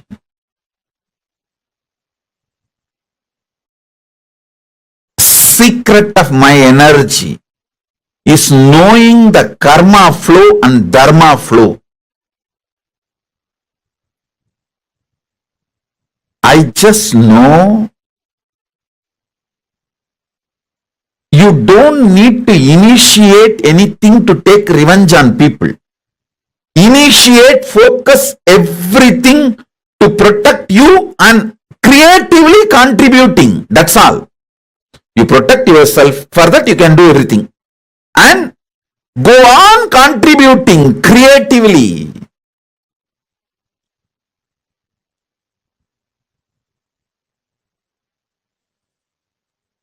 Even when I give a simple hug, it is absolutely creative. I just want to lubricate that being's inner space with my love and compassion and acceptance so it can flower into a beautiful, powerful being. Same way when I scream, I just carve that being to become a god in every level. I stop just with these two.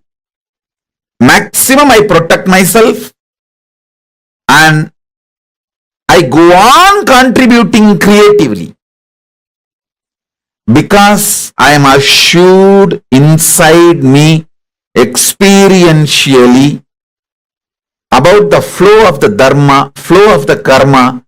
I do not have a cherished vengeance, cherished anger, cherished violence. All of you should know. You may not have cherished anger towards one person, but you may have a whole against the whole system. You may have a cherished anger and violence against the whole humanity, against the whole economical system, against the whole currency system. When you cherish the anger against the whole system, or the organization you are working for, or the career you are doing, or the clients you are having, you may have anger towards the whole system. Even that gets you decision fatigue. When you cherish anger towards one person, it's called vengeance. When you cherish anger towards unknown system, it's called frustration.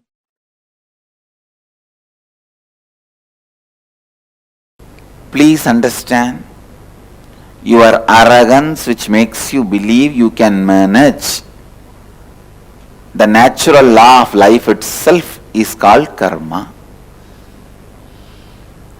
Your arrogance which gives you the belief you can manage the natural law of life is karma. Authenticity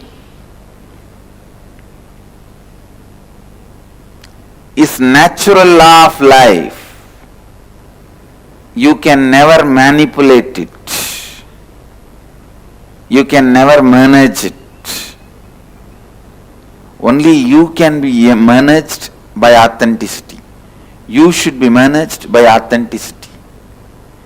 Why we try to manipulate dharma, law of life? Because we feel at some part of us we cannot change, we feel it is impossible for us to transform.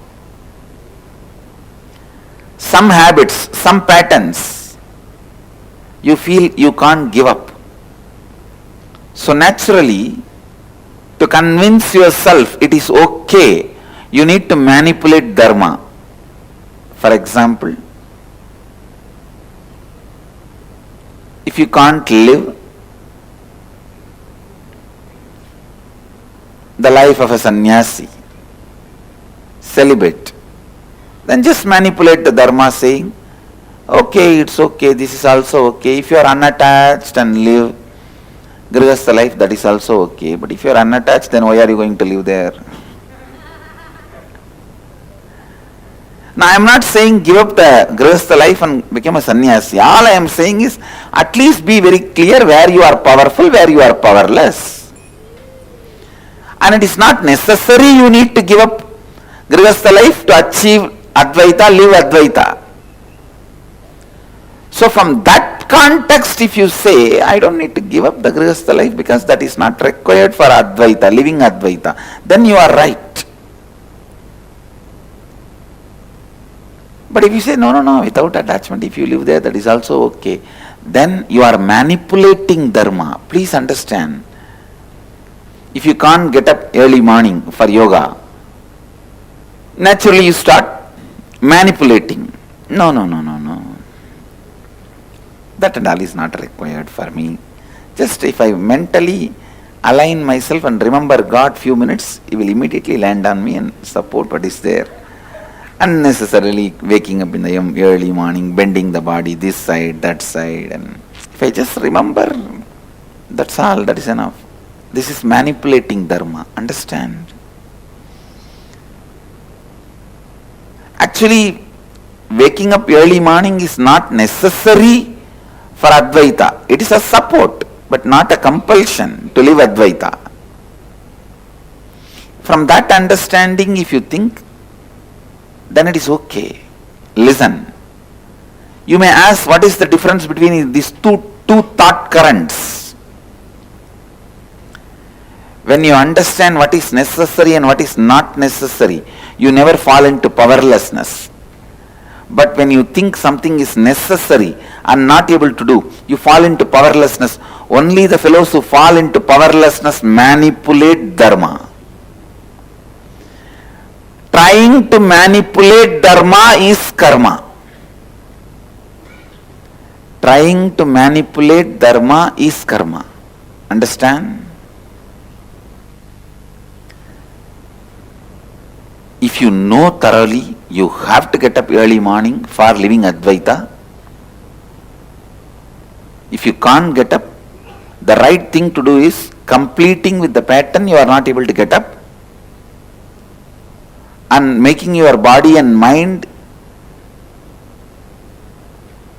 fresh, alive for you to wake up early morning. That is the dharma. But unfortunately, if you learn to manipulate even one step of dharma with the wrong reason, I tell you, after that dharma can never enter into your life. Because you know how to manipulate every rule. Just one simple understanding. Integrity with the time. For living Advaita, integrity with the time is necessary. That is not option. If you tell 6:30 you will be there, you have to be there, or you have to inform them ahead, at least before 6:29, that you will not be there at 6:30. So integrity with the time is a compulsory for living Advaita.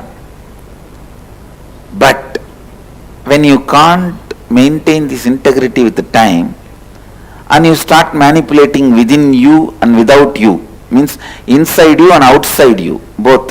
No, that and all is for initial level people, not for everyone. That is not required. It's okay.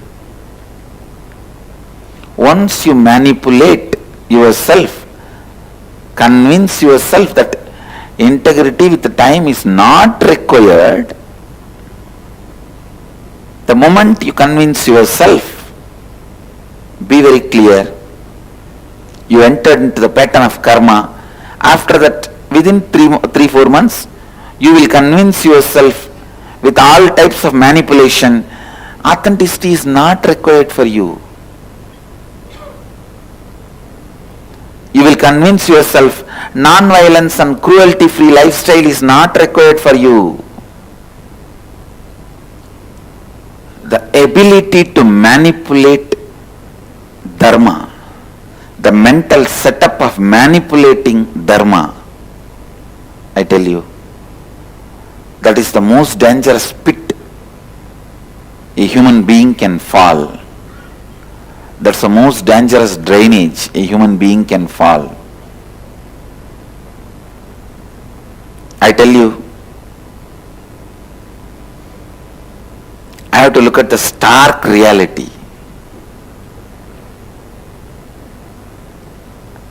Even if a single person who does not manipulate dharma, who lives what he knows as right, is enough for me to run my sangha. Just one person.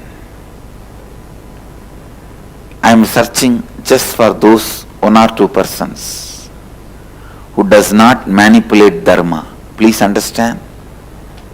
Lives what he knows is dharma.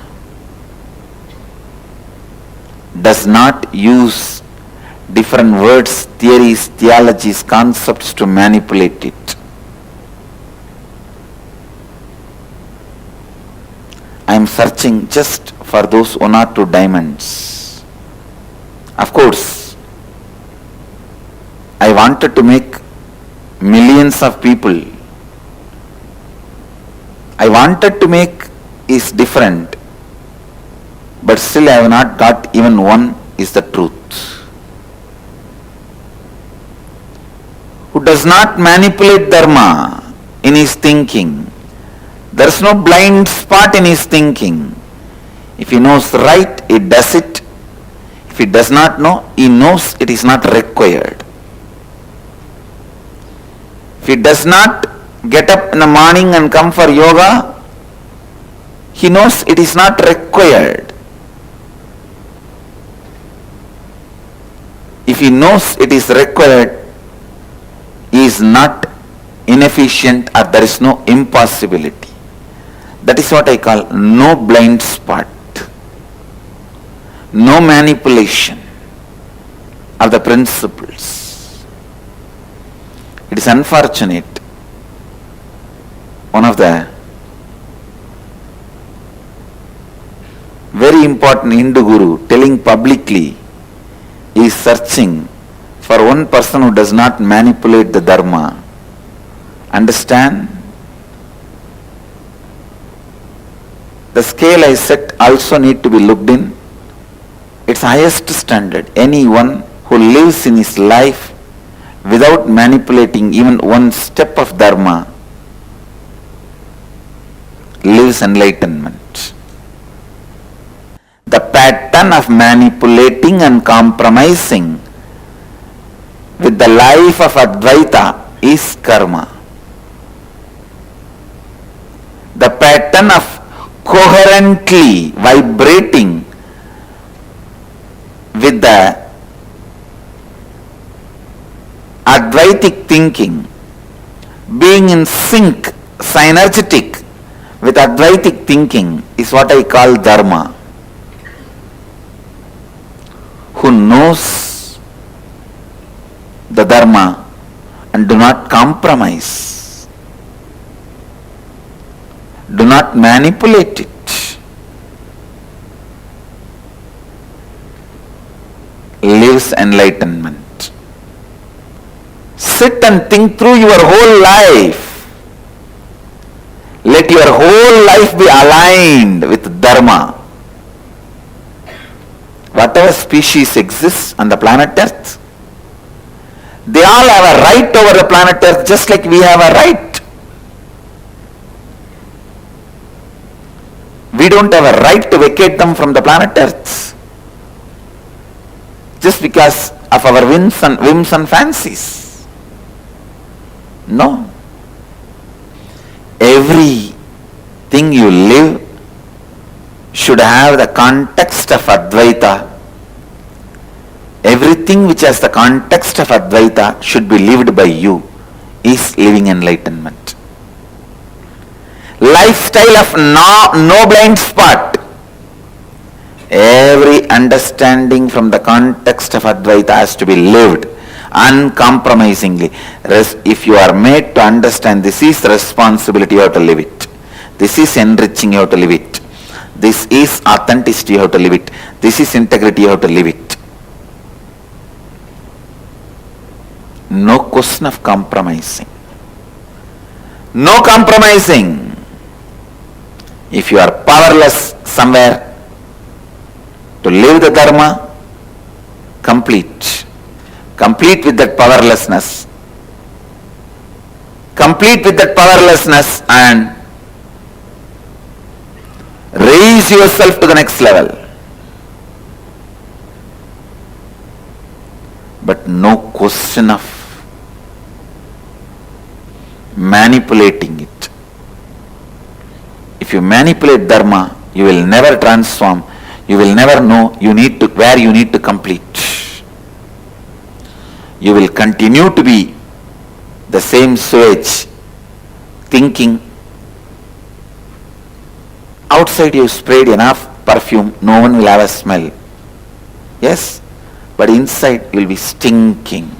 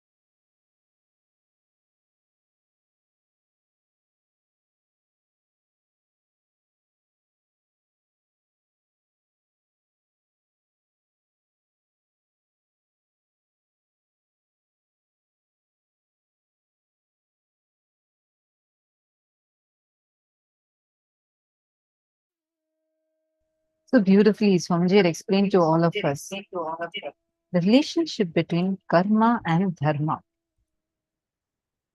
I request each one of you to post whatever you have understood. See, dhamma or dharma does not need any special spiritual practice, special spiritual understanding. It is just established on one truth. What you don't want to be done to you, don't do it to others. That's all. In other words, whatever is your natural flow is dhamma. You not doing that or allowing it to others is karma. Please take a few minutes and I request everyone to please type out this statement and post it.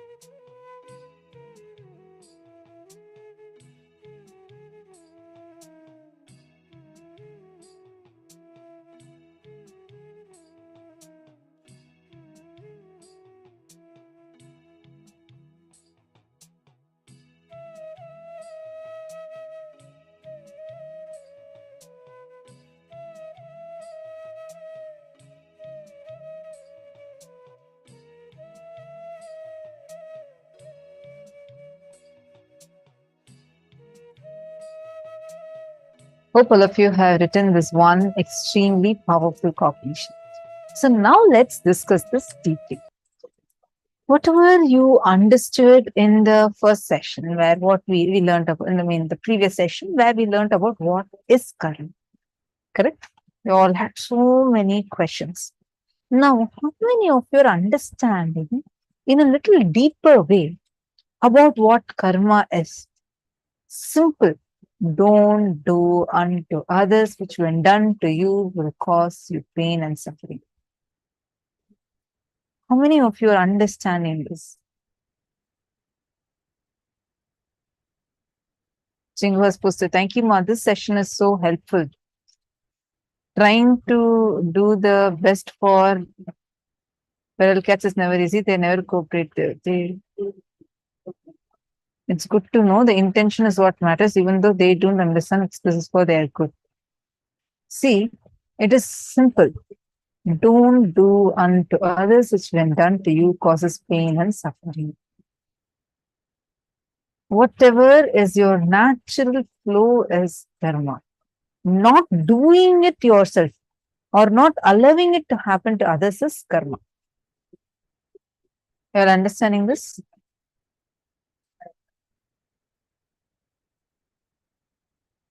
How many of you are getting this? How many of you feel like, yes, I'm clicking this?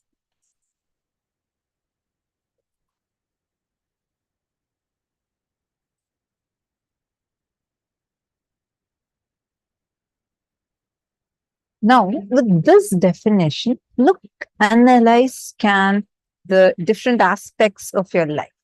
You're going to get clicked with understanding about how the karma dharma operates. It was such an amazing the science of, actually Swamiji revealed the science of Kayakalpa through karma, digestion, explaining what karma and dharma relation and the science of Kayakalpa. We're going to have that session too today. Anything you create, anything you do, anything you mull over, like whatever you're trying to digest, you're trying to practice, which is not the natural law of life. If at all you have to practice something, then it's only one thing, like what Swamiji said, completion. That's all. Means getting back to your natural space, your original space. Other than completion, nothing else needs to be practiced. Simply, you will know the law of life. How many of you saw the moment you got connected to Swamiji? Probably, yes, you might have made a decision once, twice, a few times, saying that, yes, I don't want to eat non-veg food. But automatically, it just dropped from you. No more this non-veg, eating meat is even there as a necessity for you. You just were able to drop it. How many of you have had this breakthrough?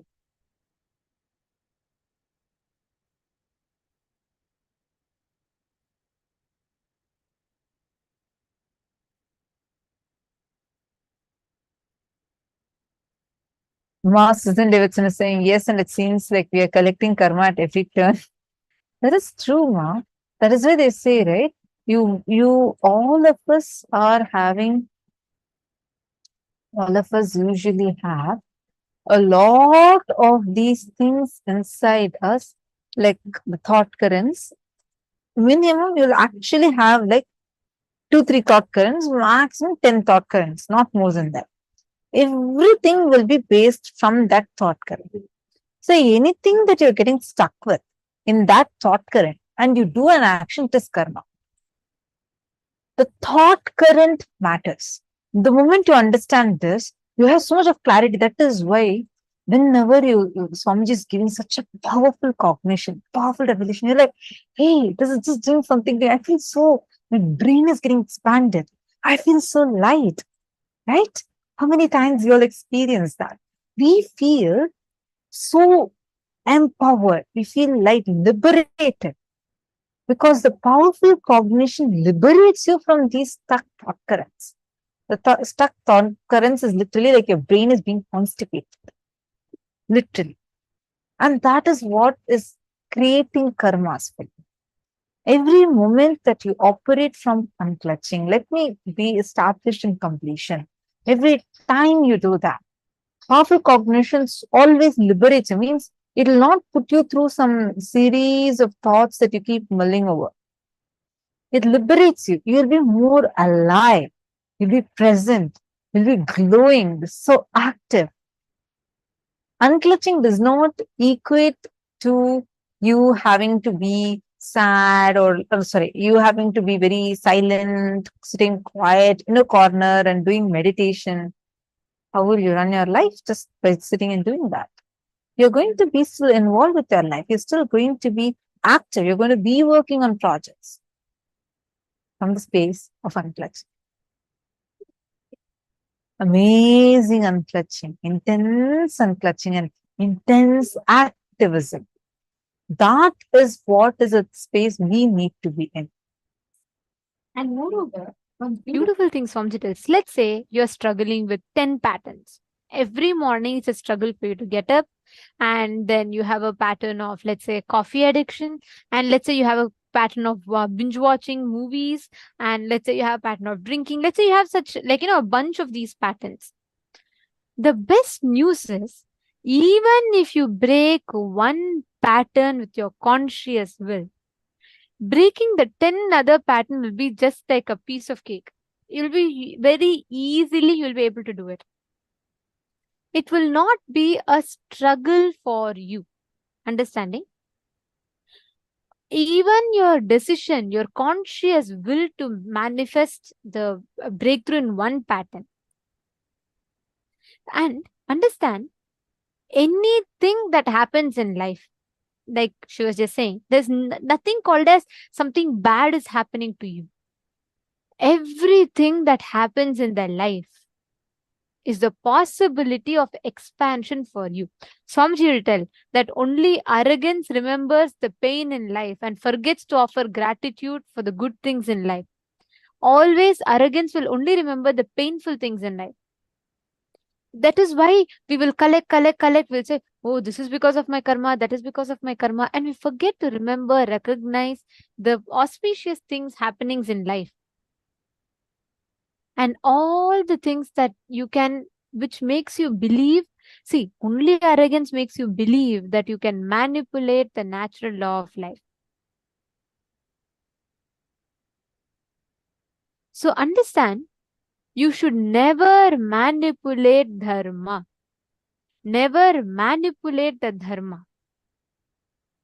Whenever you manipulated dharma, whenever you manipulate the dharma in your life, the law of your life, the natural flow of your life, you will create a delusional suffering in life. Let your whole, just sit and pen down for a few minutes, decide, let your whole life be aligned to dharma. You have to live. This is responsibility, this is enriching. You have to live. This is authenticity, this is integrity. Then no question of compromising. Further, understand, anything that exists on planet Earth, everything has to go by this law of life. Pen down 3 instances of your life where you supported dharma and avoided karma. For example, found a large turtle inside my house. My sister told me to throw it out. I took it in a bucket of water and left it in a nearby pond. Just write it down. Where you supported dharma and avoided karma. Are all of you understanding?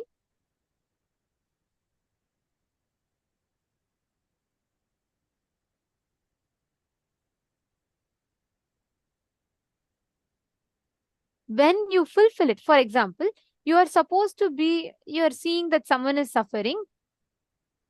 It is not that you are, it is not that someone needs to tell you that, but it is your dharma that you have the ability to help, and there's a person suffering in front of you.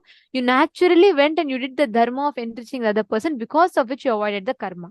Write down situations like that, where the easy choice could have been, let's say, in ignoring the person, you continuing to do, you're rushing for something and you want to finish that. But you're incurring karma there by not supporting the person. You're manipulating the karma.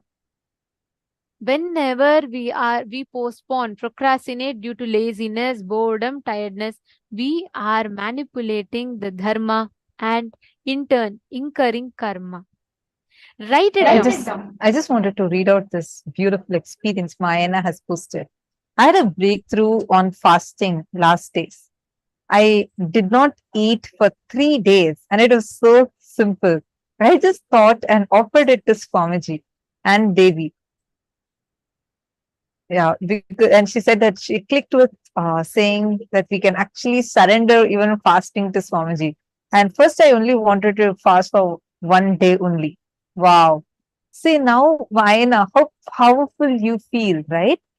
This liberating cognition will not cause karma in you. Because every cognition that's liberating you will not cause karma for you. That is why any time, any action you do, which you do from a very powerful cognition inside of you, liberates you. See, when we get caught up so much in following the letter, forgetting the spirit, that is the worst way you can manipulate any dharma, the law of life. There's a very beautiful story about it. This is one of my most favorite stories. The story on how a cat stopped the worship. It's a very beautiful story. So there was a monastery, okay? And in that monastery, there lived a cat. Every day, whenever the Sannidhanam, which means the pontiff of that monastery, was performing his daily worship, the cat used to jump here and there and used to create a huge ruckus. So one day, the Sannidhanam said that, hey, first tie up the cat before I start my puja so that the puja is not disturbed. This is what the Sannidhanam had told. The disciple tied up the cat and the Sannidhanam did the puja peacefully. On the second day, they again tied up the cat. The Sannidhanam did puja. On the third day, they again tied up the cat and the Sannidhanam did the puja. After some time, it became customary to tie up the cat before Sannidhanam started the puja so that it doesn't jump and disturb. One day, this old Sannidhanam, he died. The new Sannidhanam, the successor, succeeded him, who also faithfully followed the practice of tying up the cat before doing the puja. After some years, the cat died. Now the disciples don't know what to do, how to start the puja without the cat. So they started searching everywhere for another cat, but no cat could be found. Finally, that day, Sannidhanam could not perform the puja because there was no cat. Understand? Initially, the cat was told to be tied up so that it doesn't disturb. Now, that became just following the letter, forgetting the spirit, and they stopped the worship because there was no cat. Understand? A beautiful religious tradition which had been happening without break for hundreds of years was stopped because of the wrong understanding. Many times we follow the letter, forget the spirit, and we create suffering in life. This is exactly how it is. The cat was originally bought for what? The cat was disturbing, so it was tied. But the whole thing, now the worship stopped because of the cat. This is how we all follow the letter, forget the spirit. So understand, look into your life, analyze and pen down 3 instances where you supported dharma.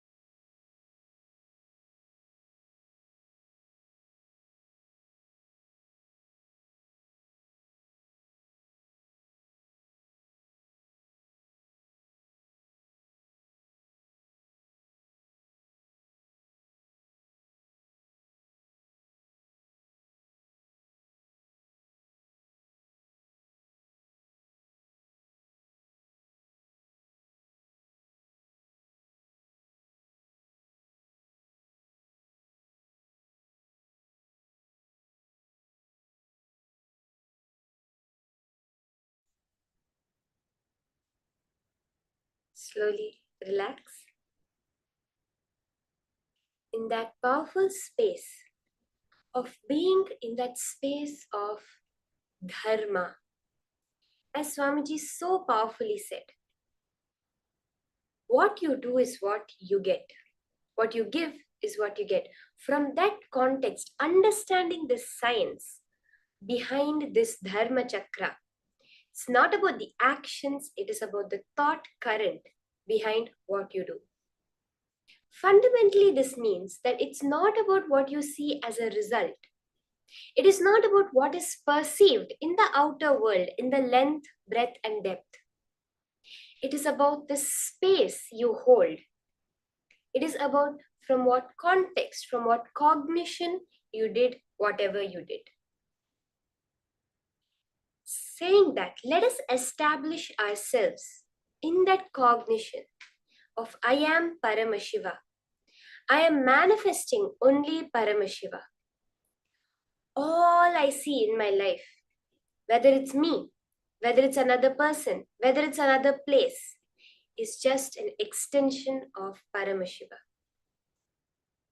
With that cognition, we can manifest this power of Kamacharitvam, being able to go to any place and literally have your physical presence over there. Being able to appear in multiple places at the same time. There's a very beautiful incident from the life of Swami Narayan. He was known as Ghaneshyam when he was a young boy. And his family had moved from his birth village to Ayodhya, which is the birthplace of Lord Rama. At that time, when he was living over there, he was a very young boy, less than 7 years old. And he used to always go to the temple to listen to the various stories of the divine, the various happenings in the life of the divine. One such time when he was gone, it became late evening and he had not returned home. So his mother sent his elder brother to look for him. His elder brother came to the temple, knowing that Ghaneshyam had gone to the temple, and started looking for him. He first went to the Rama's shrine as part of that huge temple complex. And there he saw his younger brother Ghaneshyam, listening to the Rama Katha, the story of Lord Rama.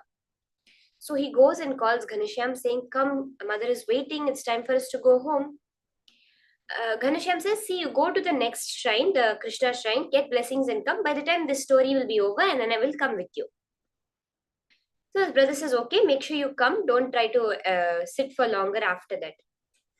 And he goes to the next shrine. When he goes to the Krishna Mandir, the Krishna shrine, there also he sees Harikathas going on, meaning the story of the life of Lord Krishna, the Bhagavatam is being read out. And there again he sees his younger brother. So he's starting to get a bit confused. He said just now he was there in the Rama place listening to the story. So he again goes and calls his brother saying, "Hey, it's time to go home." His brother says, "The third one is then on top of the hill. You go and get blessings from there. By the time the story will be over and I will come." His brother is like, "Okay, just now he was in the Rama temple. Now he's in the Krishna temple also." He's okay, and he goes up to the shrine which is on top of the mountain. There when he goes, it's too much for him. He sees again his younger brother standing there and doing the tapas, standing there and doing meditation. He is in shock. He goes and he asks the temple priest, "From what time has Ghaneshyam been here? Since when has he been here? Did he just come?" The temple priest says, No. From the morning he has been standing here and doing the meditation. He has not even moved a single muscle. The elder brother is completely baffled. He does not have a head or tail understanding of what is going on. He's like, "Just now my brother was there in the Rama Mandir. Just now he was there in the Krishna Mandir. And now the temple priest is saying that he's been from morning up here." And then he mentions this to the priest. And the temple priest says, "Yes, I've also noticed this. Your brother is no ordinary being. He's a divine being because he's there in 3 places at the same time." That is how we see in the life of Swami Narayan how he manifested this power so playfully and completely confused his brother. There's another small incident from his own life where his sister-in-law, his elder brother's wife, will lock him up inside the house because he would have taken her ring and he would be wanting to sell it to get some sweets. Just the divine Leelas. And she would have locked him in the house, but then within an instant, she will see he's already at the shop buying the sweets. Like this, we have seen in the life of so many enlightened masters appearing in two places at the same time. Let me tell you a secret. All of you have manifested this power. Every single one of you sitting here has surely manifested this power at least once. Are you wondering how? In your dream. How many people have had someone come and tell you, I saw you in my dream tonight? Can you just post a yes in the chat? Can I have everyone post? How many of you have appeared in another person's dream? Where they have come and told you, I saw you in my dream.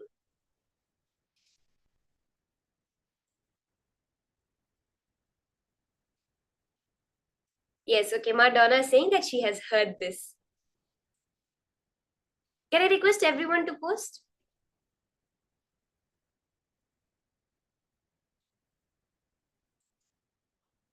Okay, Ma Valini. Thank you, Ma. In your dream, you have manifested this power. Let's say you are appearing in the dream of your sister who is sleeping in the room next to you. You are also sleeping. She's also sleeping. Are you actually getting up and going into her dream? No.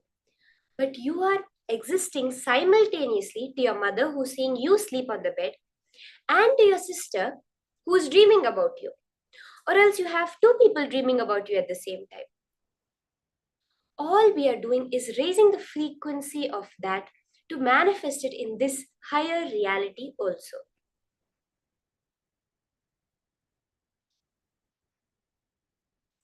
Okay? Yes, Ma Sarala, I know I have heard of many incidents where Mahavatar Babaji has also manifested this power of appearing in two places at the same time, being able to appear in any place at his will. So now are all of us ready to manifest? Let us start, okay? I'm going to be holding an object for each and every one of you. I have an object with me on my lap. All of you are going to be coming to the place where I am currently, scanning and seeing what is that object that I am holding now. Go to the detail. What does it smell like? What does it look like? What does it feel like? What does it taste like? What does it sound like? All of these details you can post for the object that I'm holding now, okay? Because you're going to be physically coming here and seeing it. Let's start. I want to request all of you to post in the chat whatever Paramashiva reveals to you. Exactly what is the object that I am holding in my hand right now.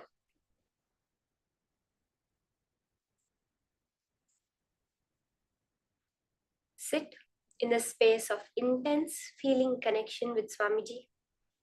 You are quantumly entangling with Swamiji, whom we all saw in the morning, how he manifested this power, right? We are entangling with that source, that being, to continue and also see this power as our reality. Unclutch and chant the Mahavakya to raise your frequency and make this as your reality. Chant the Mahavakya and physically look, experience with all your five senses. What is the object that I'm holding right now?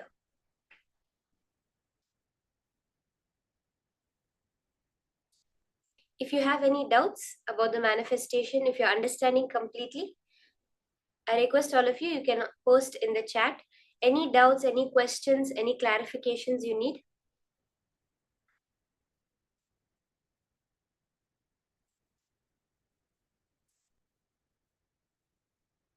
You can start the round of manifestation.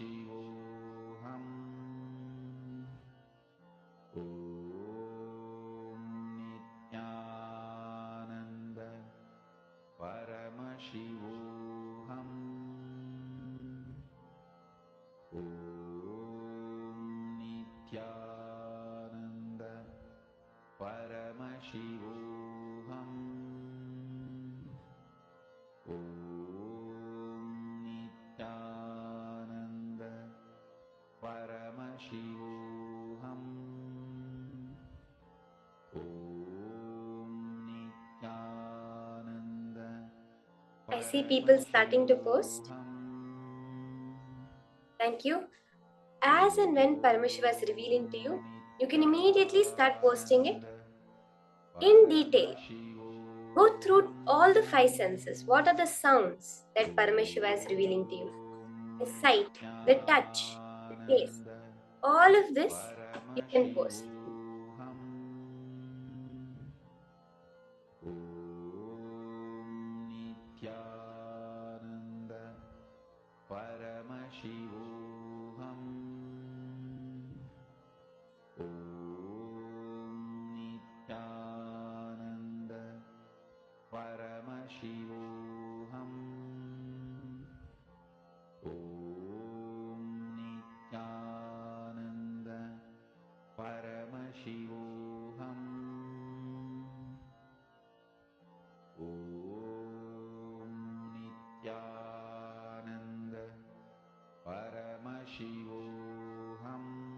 Yes, Mama, Vani, Ma Mahabhairava Jnana Swarupini, I'm seeing you all posting. Go to the detail. What is the colors that is appearing to you? What is the feel? Like, what are you able to feel as the texture? If there's any smells or tastes, post all the details. How exactly did it appear to you? You saw, let's say, Ma Vani said she saw bells. How was the bell? How did the bell appear to you? Did it appear as a word, as a sound, or as a feeling? Did you see someone holding the bell? You can post all the details of exactly what you saw. What color was it? What size was it? All of these details.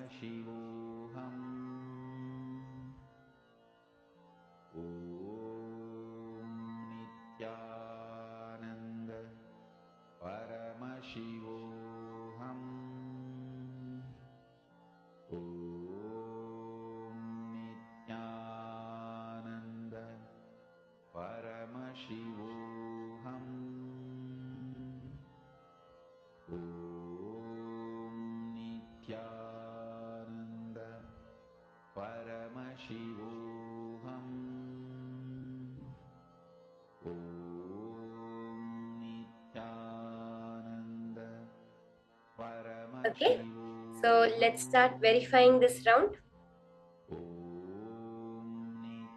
Let's all verify. Does anyone left to post? You can quickly post your answers before I show you what that object I was holding is.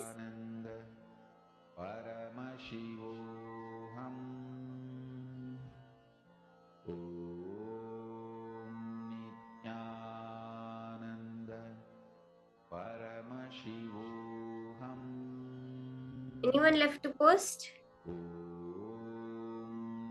Okay, now let's verify what the object was. So many people actually got the color right. I have to say that. So many people got the color right. The object I was holding is a banana. So as you can see it's a regular banana. Ma Vani, you actually saw brown and yellow. You saw both the colors, exactly the only two colors that are present on this.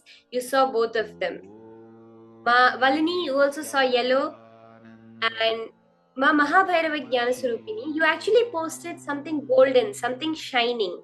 So that means you did start to catch the color of the object.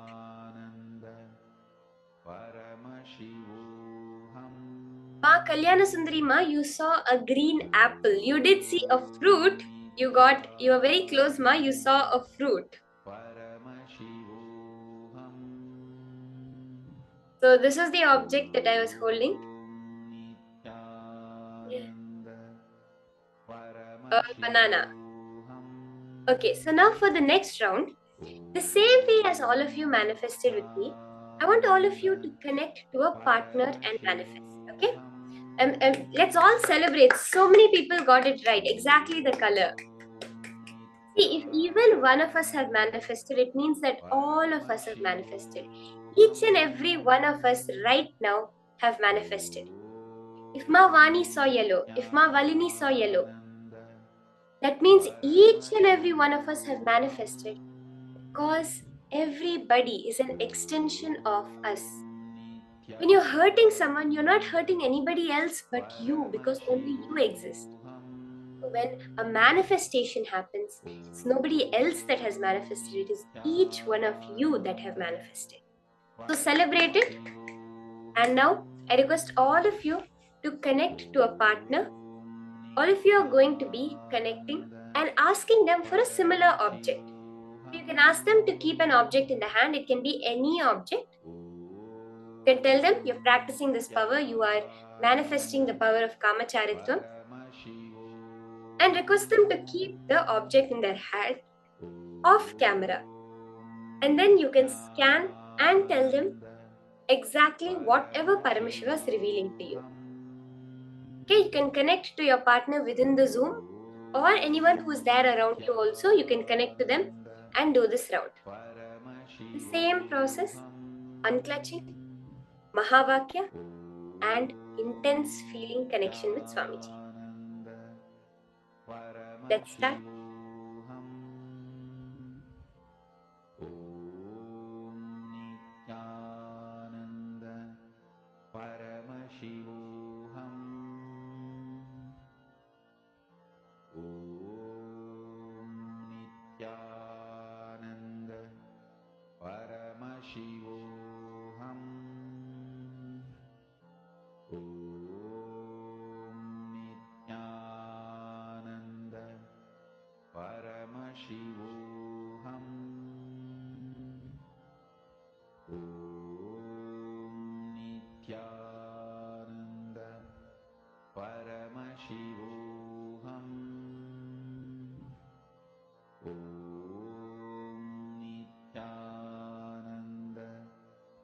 If at all you're manifesting with someone within the Zoom, both can keep the object for each other simultaneously and do the manifestation. Okay? So let's all start. Chant the Mahavakya intensely.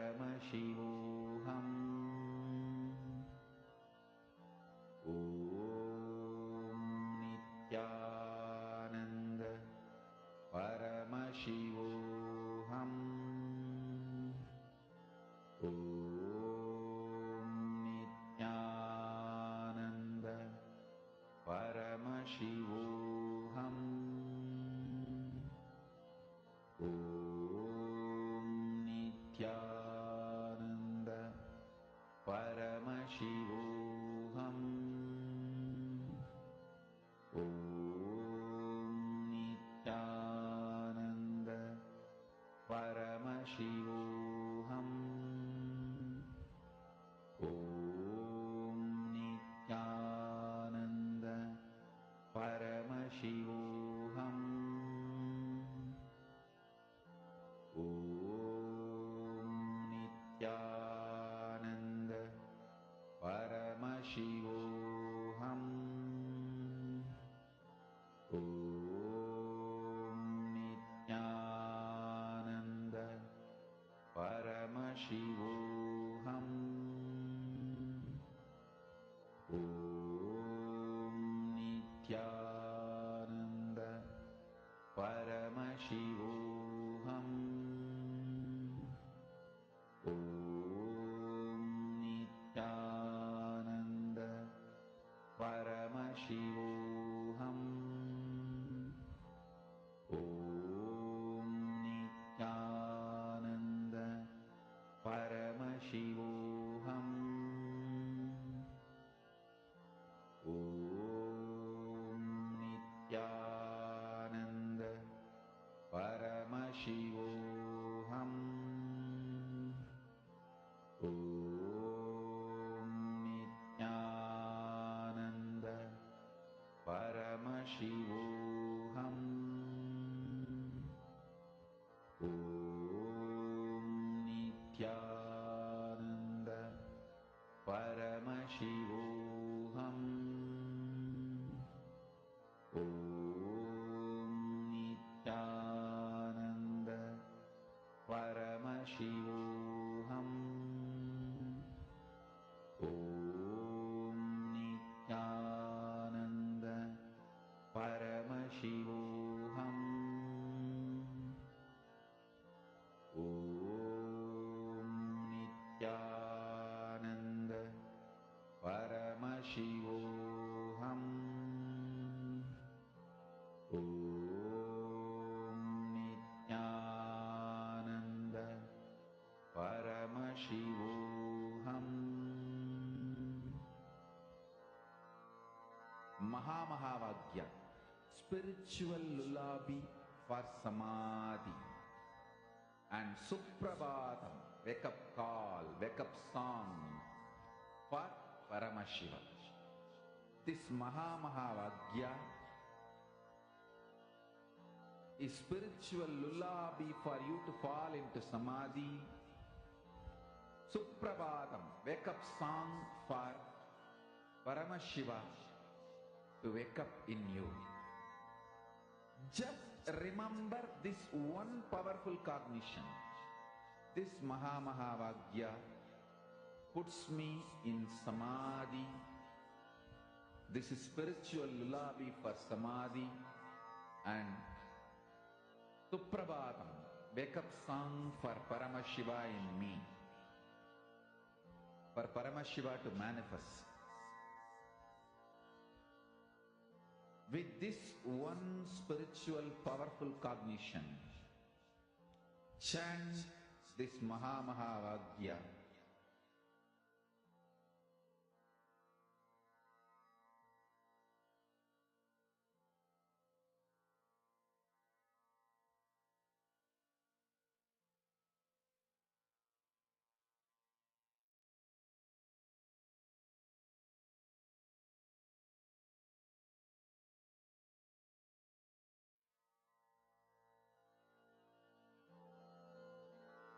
Mahamahavagya, spiritual lullaby for samadhi. And Suprabhatam, wake up call, wake up song for Paramashiva. For Paramashiva to manifest. With this one spiritual powerful cognition, chant this Mahamahavagya. Om Nithyananda Paramashivoham. Om Nithyananda Paramashivoham. Om Nithyananda Paramashivoham.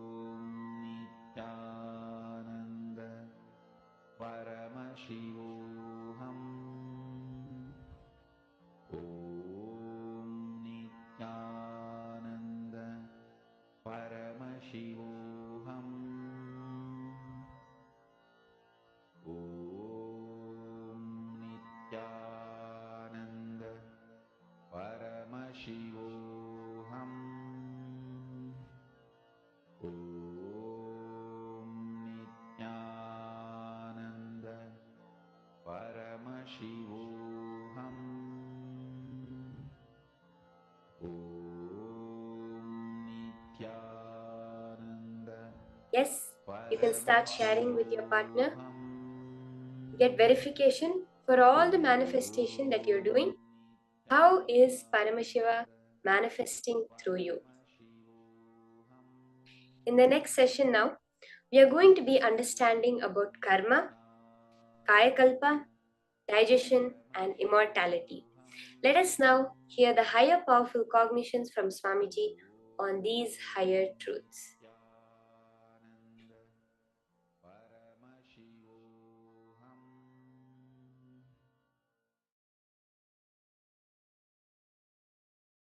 Karma,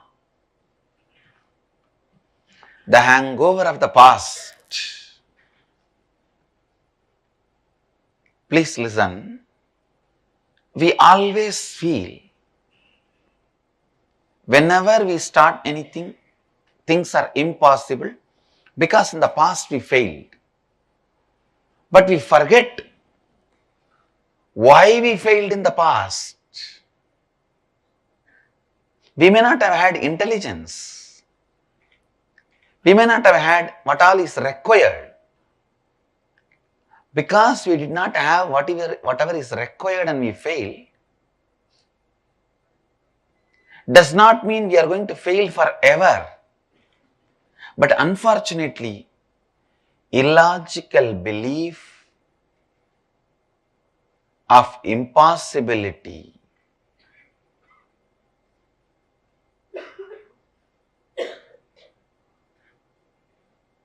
in your inner space is karma.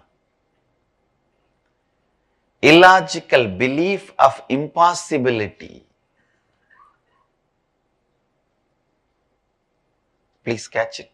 This is the Facebook statement today for all of you. Illogical belief of impossibility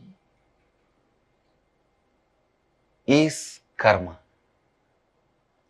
In your inner space, illogical belief of impossibility, when it becomes pattern, that is karma.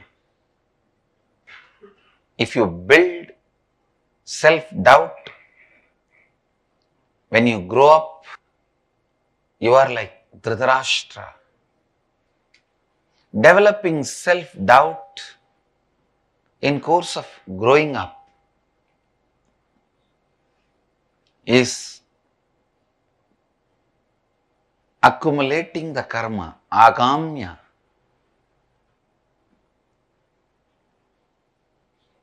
encouraging the self-hatred with which you happened is prarabdha karma, like Shaguni. Coming down to the human body with a self-denial is sanjita karma, like Duryodhana. Understand? Self-denial is given birth by self-doubt and nourished, nurtured by self-hatred. All impossibility is combination of these three.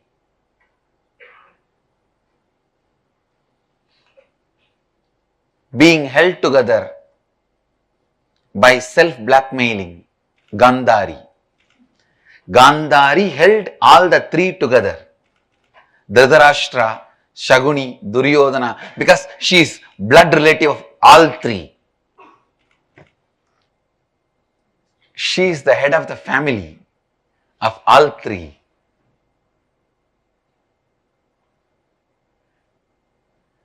The self-blackmailing pattern. Gandhari keeps Dhritarashtra, Shaguni, Duryodhana together.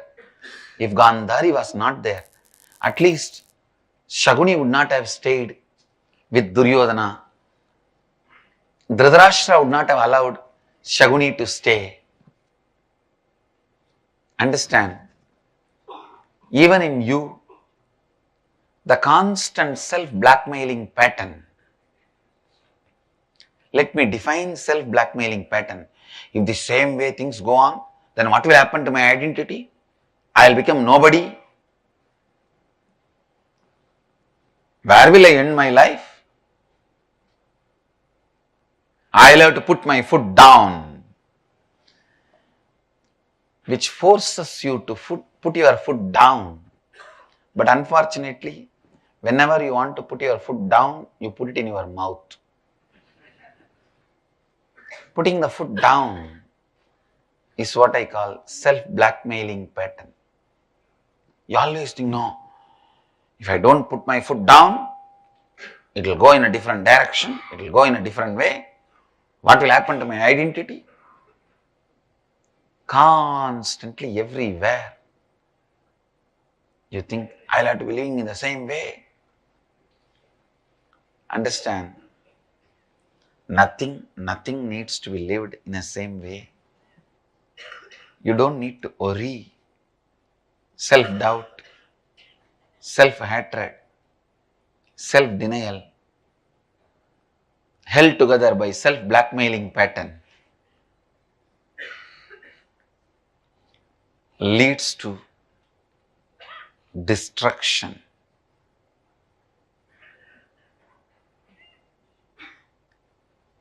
Only in the pure, beautiful, Advaitic space, you will even understand, look beyond the self-blackmailing patterns with which you are suffering. Self-blackmailing does not need to be your lifestyle. Self-blackmailing does not need to be the way you are approaching, cognizing your life.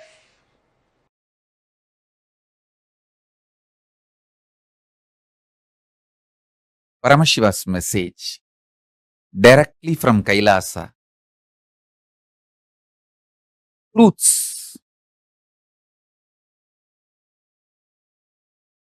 about digestion, karma,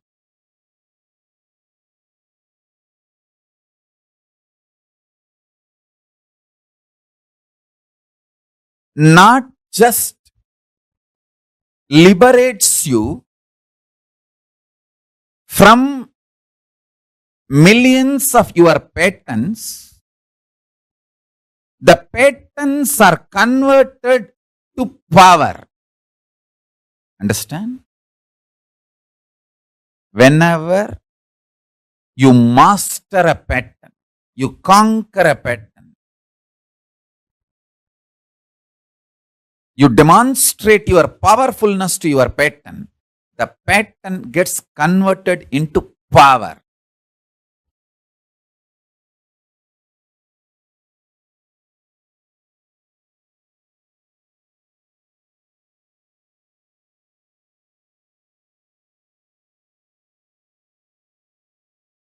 I'll start with few basic truths. One,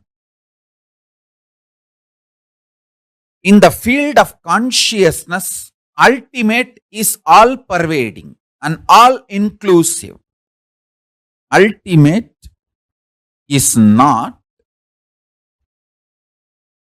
exclusive in the field of consciousness. For example, in a country, there can be only one supremo. Only one person can be head of the state. Not even two. But in the consciousness field, whatever is supremo, that is all inclusive and all pervading. There is no exclusivity. You can't say there can be only one supreme. Pushing our ideas based on politics and this world's reality into the plane of consciousness and trying to say the supreme God is also one is the human stupidity and peak of delusion. But actually in the field of consciousness, the supreme is oneness. It is all inclusive. It is all inclusive. Listen.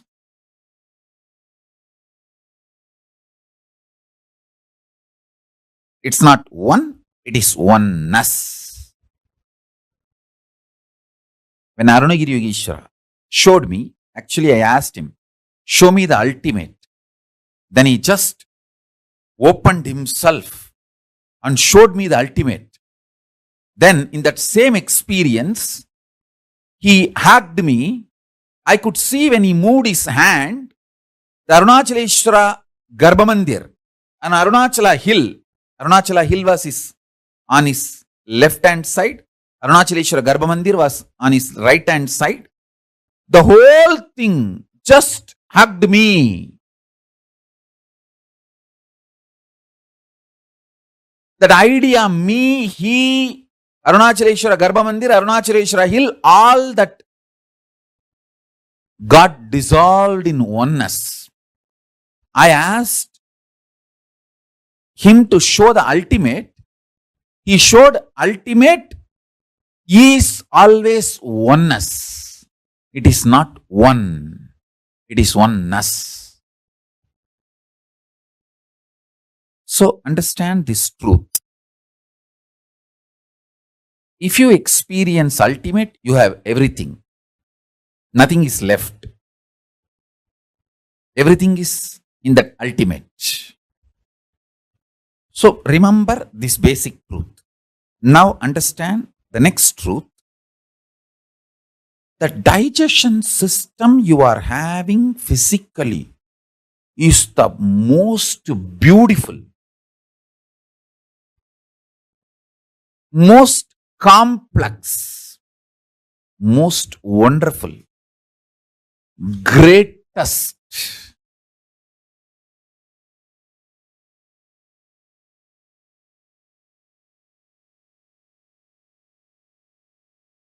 most powerful digestion system in the whole universe, not just comparing with all the animals and other species, because only the human digestion system, the digestion system you are having in the human body is capable of digesting your muscle memory, biomemory, karmas. Listen. The food inside your stomach can be considered as a physical karma. Memories in your muscle memory based on your habits, patterns, that can be called as muscle memory.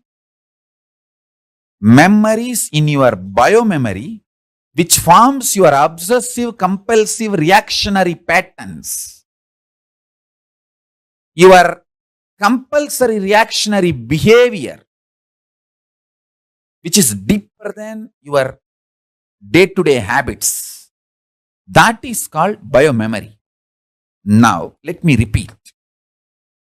Only the digestion system human beings have is capable of digesting not just physical food you eat, it is capable of digesting even your muscle memories, biomemories,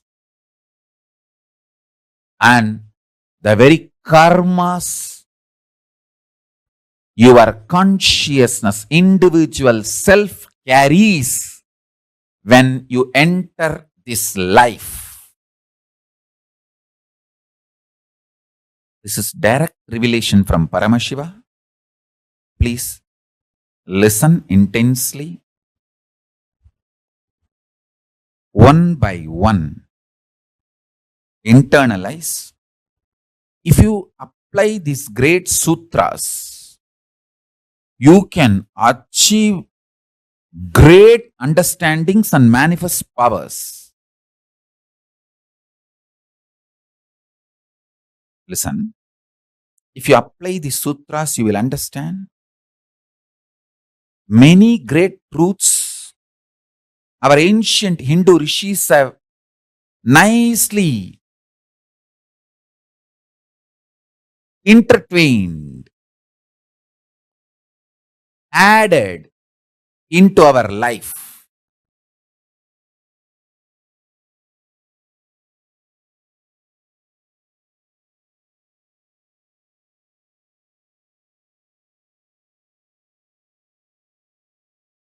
Once I asked Isaki Swamigal,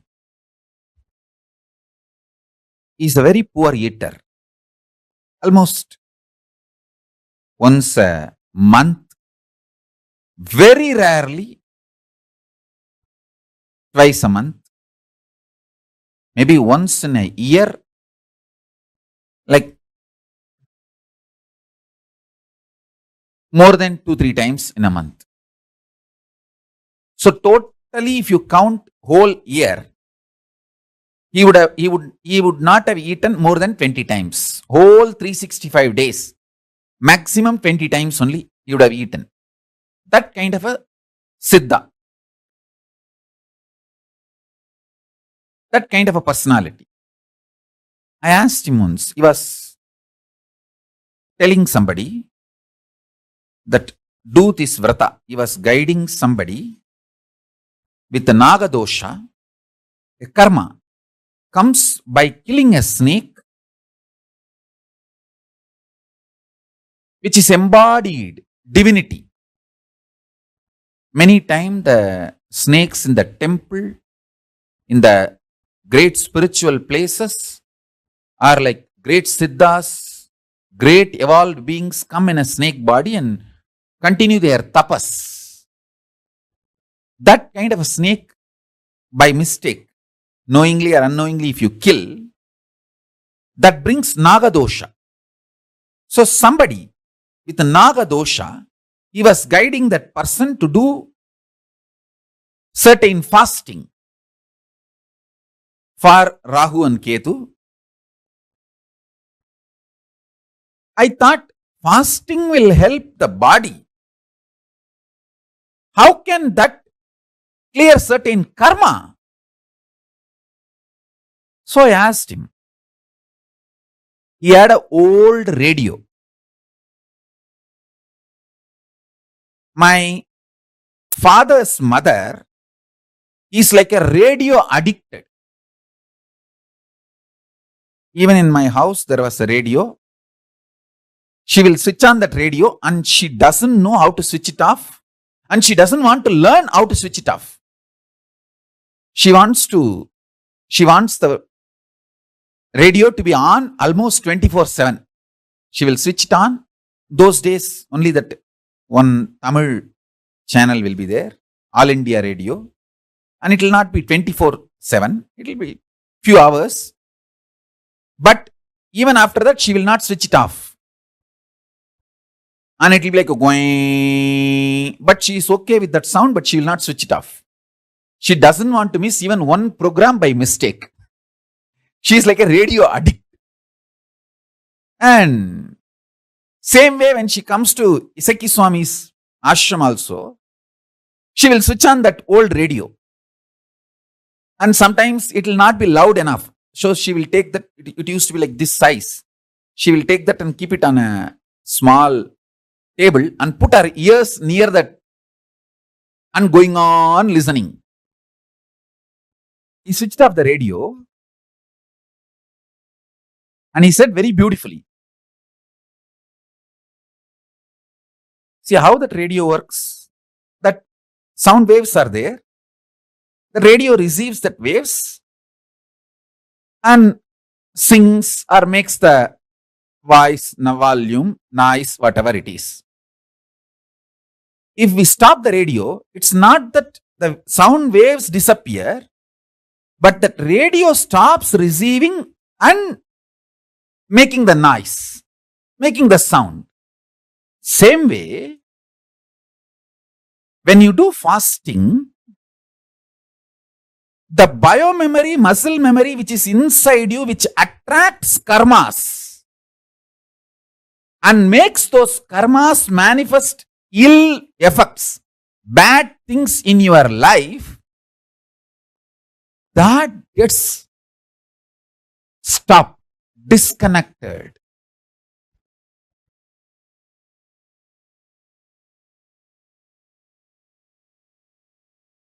Listen.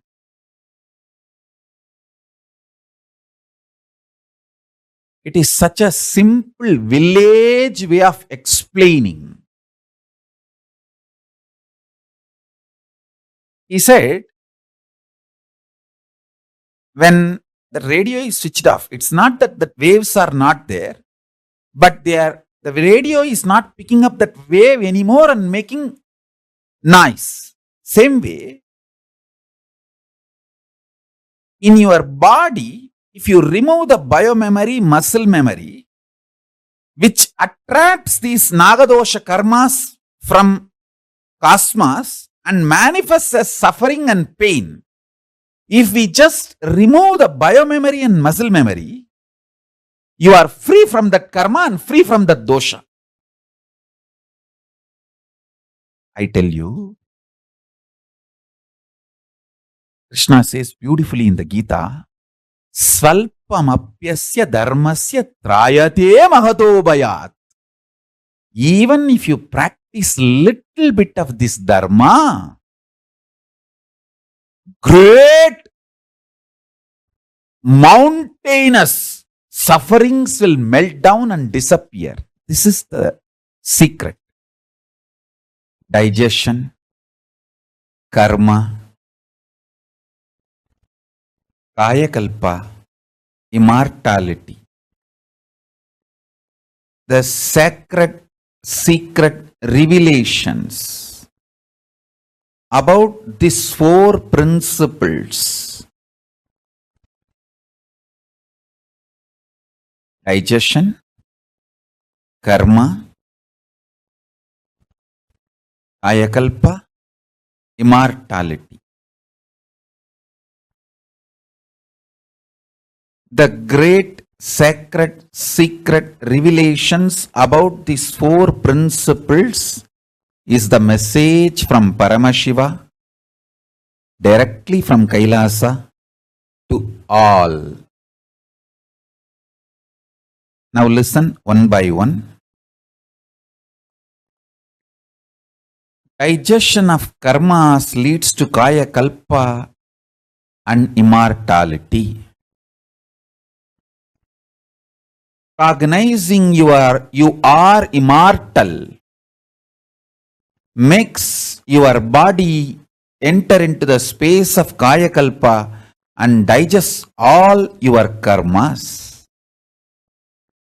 Undigestion of karma pulls you down from the state of immortality and Kayakalpa down to the state normal human beings exist with life and death. Karma understood from the cognition of immortality leads to Kayakalpa of your body and makes you experience the digestion of all karmas. Digestion, understood in its real sense, digests all your karmas. An ordinary kaya makes kaya kalpa dega for you and makes you immortal.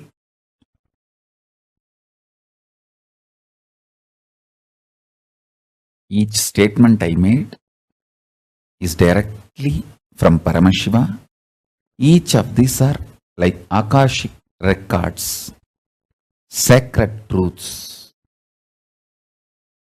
Your digestion energy, Chataragni, is capable of burning all the negative muscle memories, negative biomemories, rebuild your body continuously as your conscious decision. Understand? Every part of your body is rebuilt continuously in few days. Your intestine gets completely replaced in few days. Your liver gets completely replaced in few days. Even your brain completely gets replaced in few months.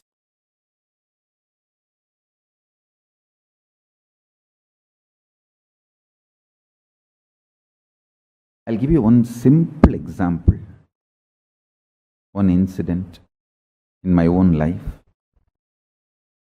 My gurus will insist on me every day taking neem juice.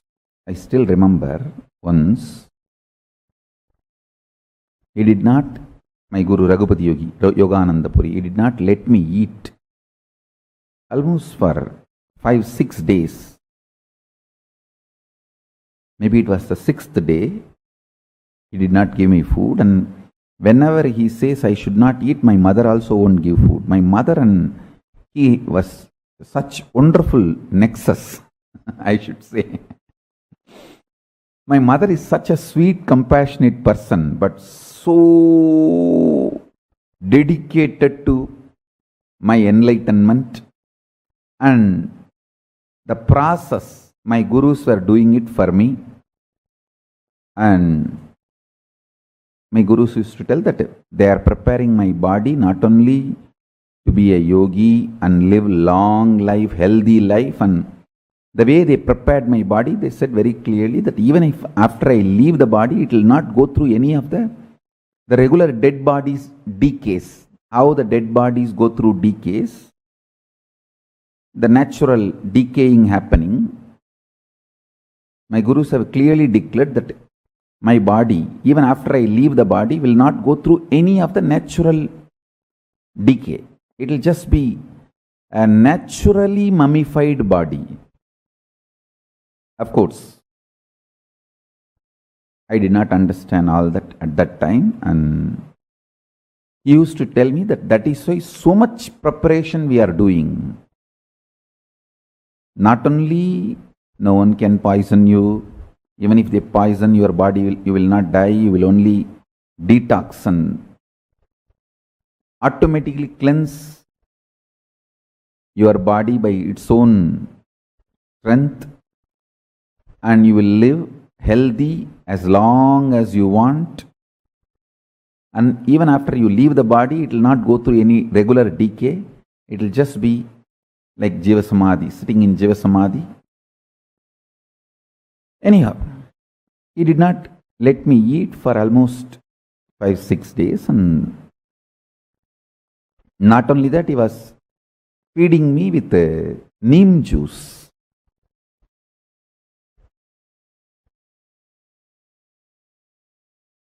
Without food, giving neem juice and asking me to brush my teeth with the neem stick. With the neem stick, I have to touch the haritaki powder as the powder. Neem stick will be like a brush. Haritaki powder will be like a tooth powder. That is the way I have to brush. And 6th day, still no sign of food. And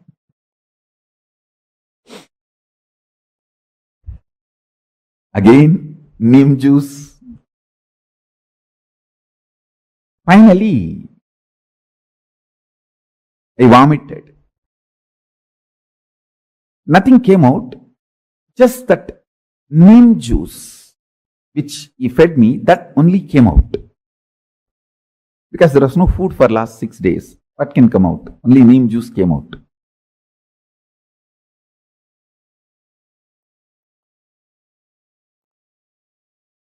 And after checking the color, he said, yes. Ronanir samanam aidichida. Ipa nee saapidala. It means the acid which is there in our body, which is responsible for balancing the hunger, which creates the feeling of hunger, or which creates the feeling of satisfaction. The Ronanir Samanam. That Ronanir, I don't know exact English translation of that word Ronanir. The Ronanir is not just a chemical. When it is in the body, it is a living organism which can be programmed. It means like it's like it has its own biomemory. So, that decides the signal of hunger, signal of satisfaction is programmed in Ronanir. That Ronanir is responsible for maintaining our hunger. He said that has been balanced and programmed. And I tell you, till now, that programming they have done is responsible for my healthy, happy life. As I said, 42, can sit in Padmasana, no spare parts required, spectacles or teeth, nothing, no spare parts required. Internal or external, happy, healthy, 20 hours a day I can do my work. No medicines, no hospital visits, nothing.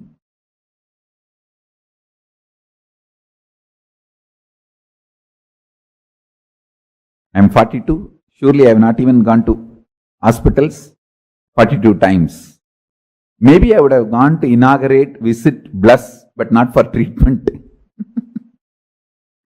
Only few times, like when I had the fracture, went to hospital for surgery. Other than that, it's their grace. It's their grace. I wanted all of you to know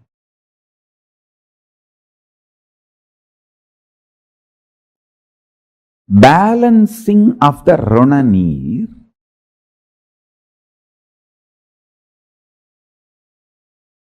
is a very powerful method. I'll give you simple tips. First instruction, keep always your body hungry. Never dump food and fill it. No. You should always feel that subtle hunger. Means constantly the Jataragni is alive, burning. Rana near balancing gives you tremendous willpower.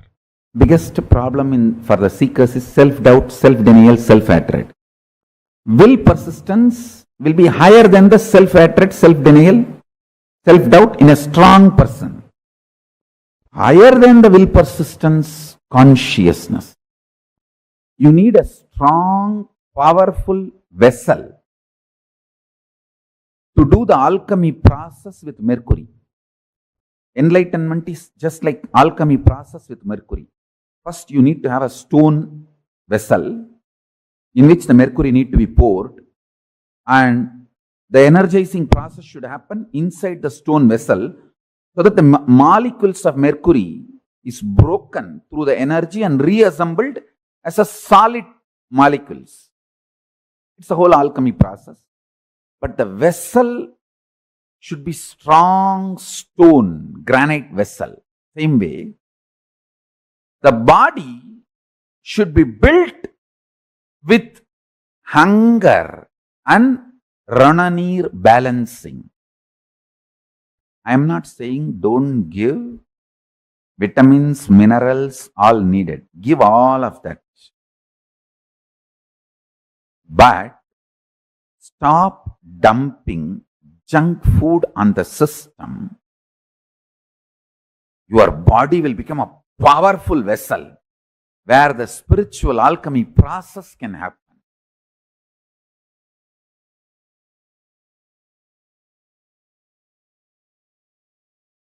Yajnavalkya Smriti says beautifully, the best detox, Kala, Agni, Karma, Mrit, Vayu, Mano, Jnanam, Tapo, Jalam, Paschatapaha, Niraharaha, Sarve, Ami, Tuttihetavaha. Nirahara is the last but most powerful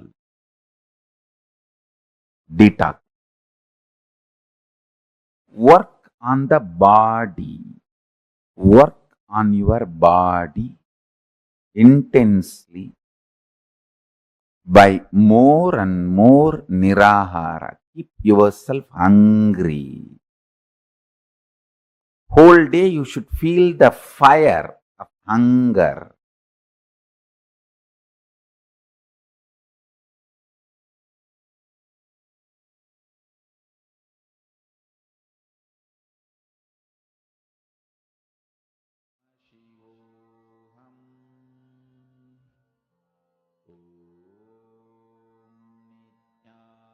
Nithyananda Paramashivoham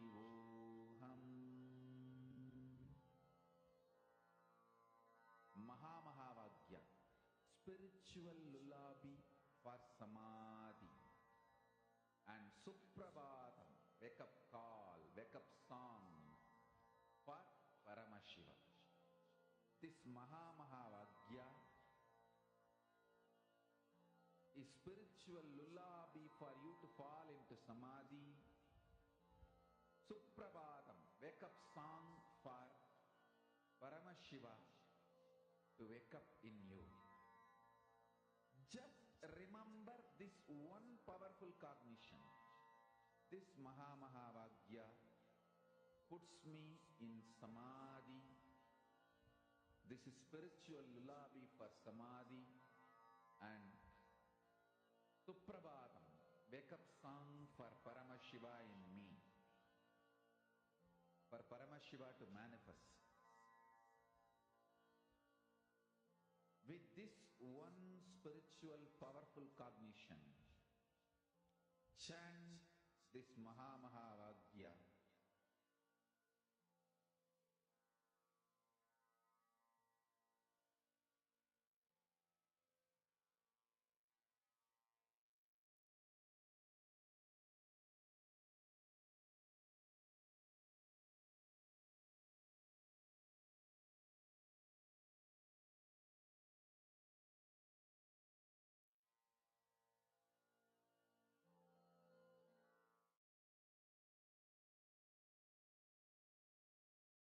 First statement, karma means that the effect of our actions will come back to us in the future.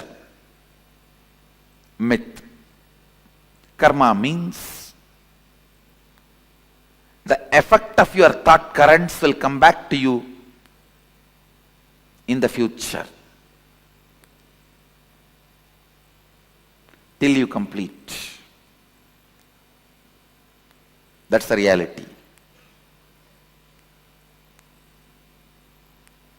Karma means that the effect of our actions will come back to us in the future is a myth.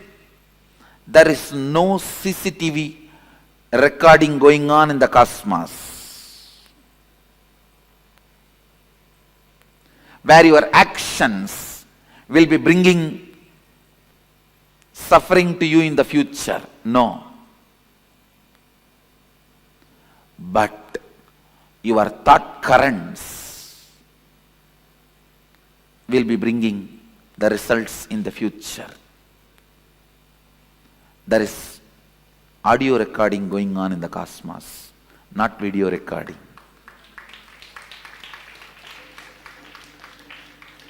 Video recording means your actions being captured. Audio recording means your thought currents being captured.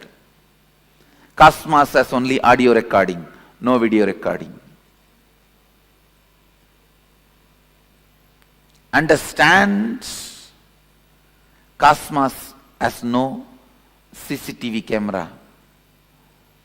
It's only video muted camera, audio recording.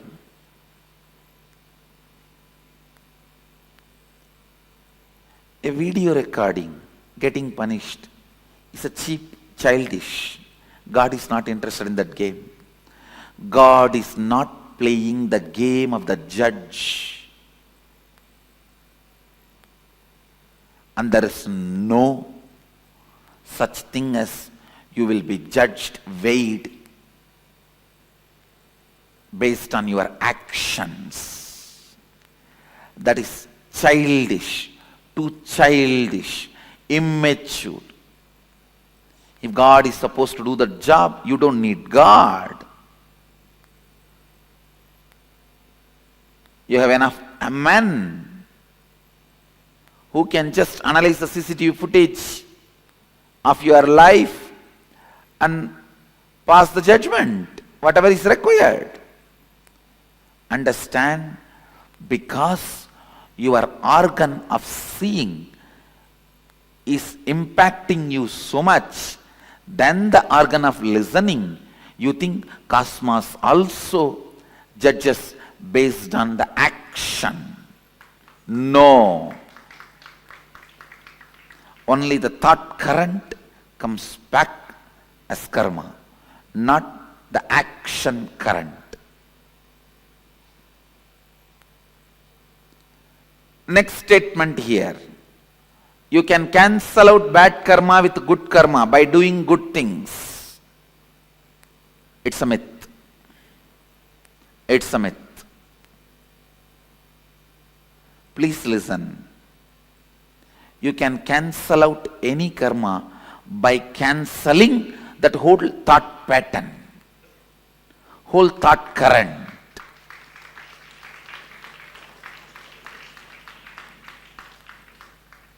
If you are not able to give up even one small parts of your thought current and cause even parts of your reality, that is called bad karma, if you are able to break and give up on parts of your thought current and make parts of your reality into reality, that can be called as good karma. If you are able to break the whole thought current and go beyond the thought trend, it is called completion. So, good karma does not cancel out bad karma. Cancelling out happens only when you break from the whole thought current. The next statement, same action by different people will have different karmic effect. Yes, it's reality. Because the action is not responsible for the karma. It is the thought current behind the action is responsible for karma. Understand cosmos as continuous audio recording but not video recording. This statement, this truth will clear tons of your questions about karma.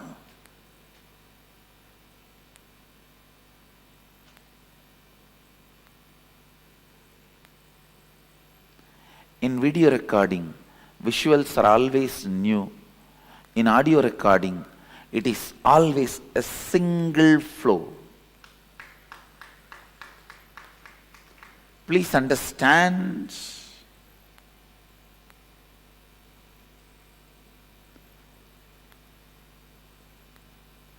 If your mind is audio recorded, don't ever think it will be a long hours together material. No.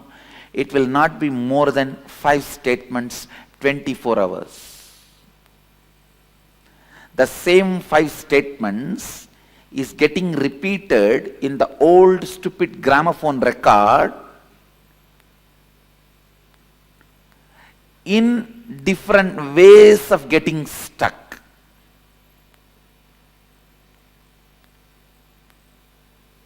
Just this one statement. I ate and like kaka biryani.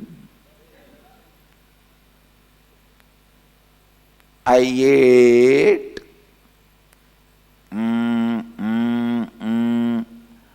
and like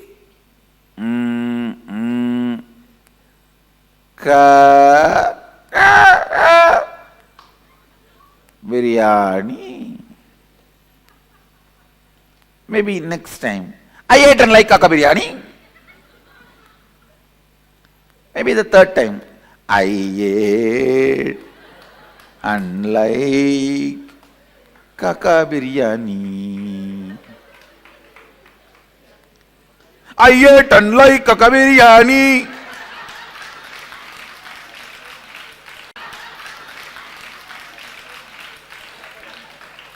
That's all is your inner audio recording. Please understand.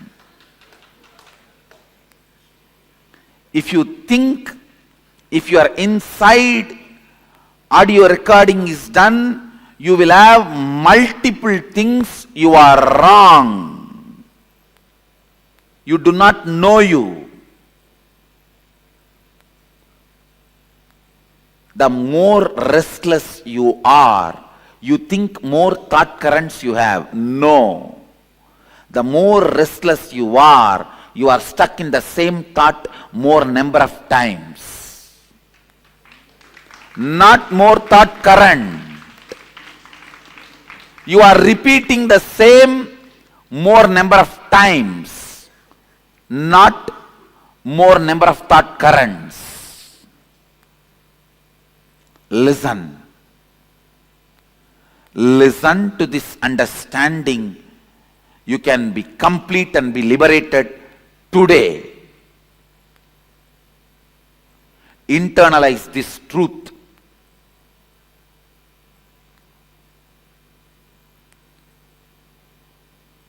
It is fresh, out of the box definition of karma directly from Sadashiva.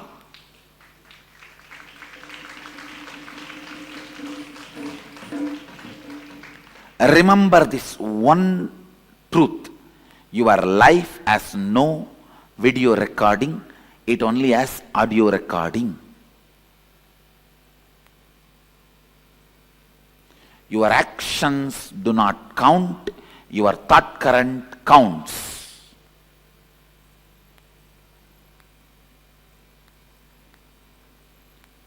Your fight with your mother, or your fight with your mother-in-law, or your fight with your brother-in-law, or your fight with your daughter-in-law, or your fight with your son-in-law, or your fight with your granddaughter does not count.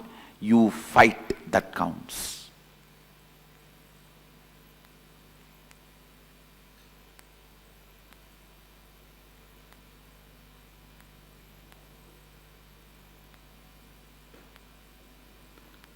Same action by different people will have different karmic effect. The statement is true. Next statement. Karma cannot be changed.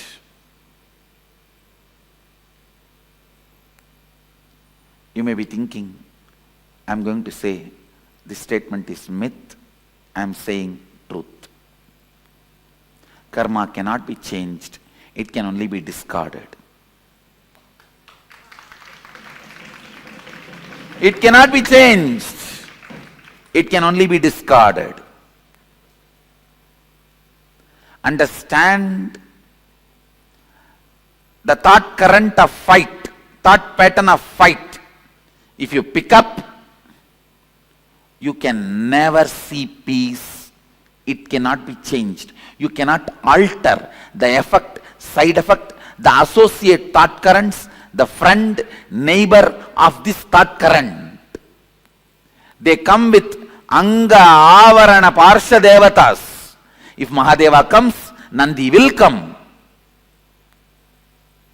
Devi will come. Ganesha will come. Kartikeya will come. With Ganesha his rat will come. With Kartikeya his peacock will come. With Devi his her lion will come.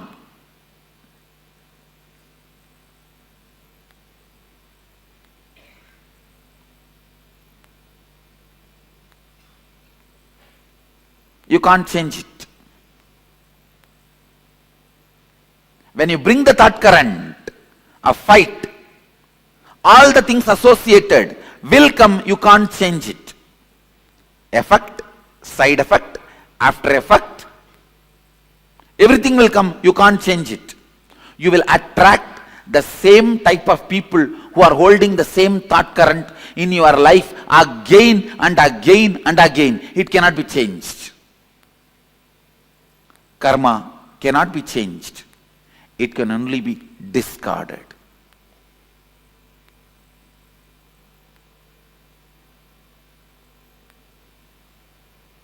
The good news I have for you is karma cannot be changed.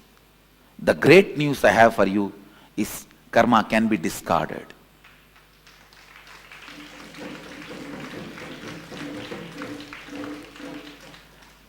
The moment you discard one thought current, suddenly you will see not only you are entering into the next level of your existence, you will be seeing the people who will exist in the next level surround you suddenly. It is literally like Indian movies, how the moment you fall in love, the scene changes. The dry land around you becomes a green grass bed, and the electric pole around which you are standing and talking in your stupid cell phone becomes a great Devadaru tree, and the dog which is pissing around that electric pole becomes the cute pet Pomeranian. And you just run around the tree.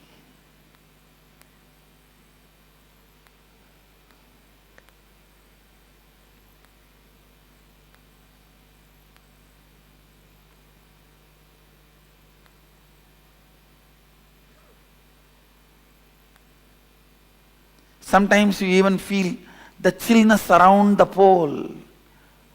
Ice around the pole till police comes and picks you up.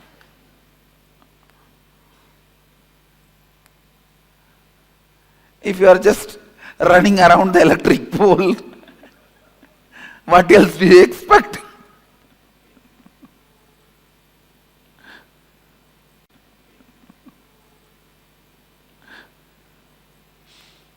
Just like how in Indian movies, the moment you fall in love, your whole inside, outside changes. I tell you, exactly the same way. When you complete even with one thought current, the whole thing suddenly around you will change. It has to change, only then you are completed. Your friends in reality and your friends list in Facebook. Your likes in reality and your likes in Facebook. You are right, wrong, good, bad, everything suddenly will change.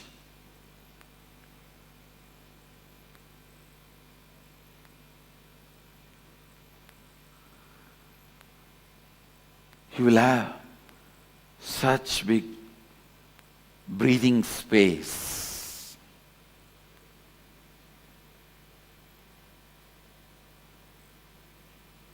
You will have that breather.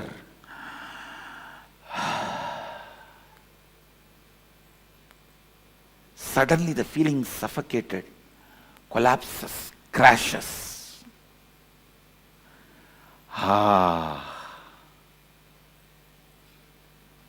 That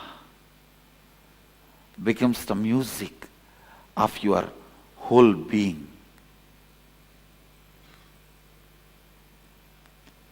Whenever the becomes the music of your whole being, you are tasting completion. You are tasting completion. You are tasting completion.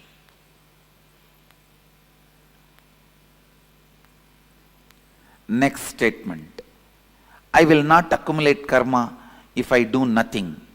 Do I accumulate karma through action or do I burn karma through action? This statement, I will not accumulate karma if I do nothing, is a myth. Listen, because there is no such thing as doing nothing. You can't. You don't know that space. When you achieve that space, you will not be making this statement, if I do nothing. You will make the statement, if I be nothing.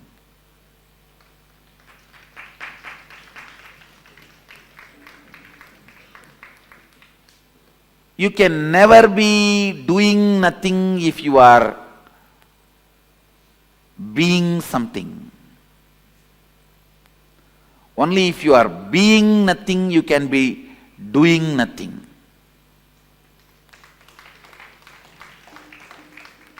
So there is no such thing as doing nothing.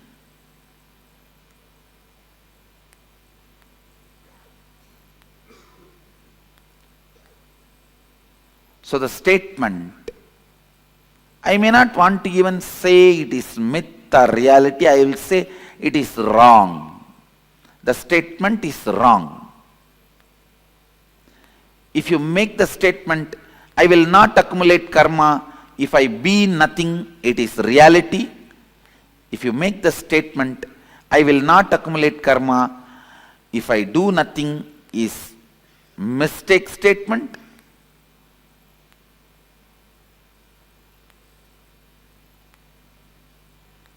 If you make a statement, I will not accumulate karma if I am doing nothing, is a myth statement.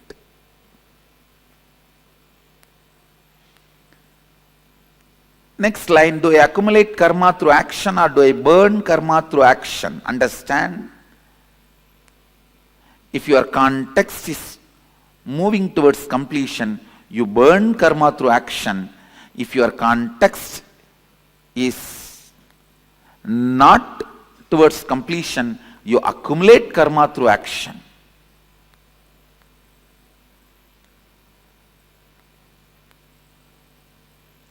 whether you burn karma through action or accumulate karma through action is dependent on how you hold you, the context you set for you.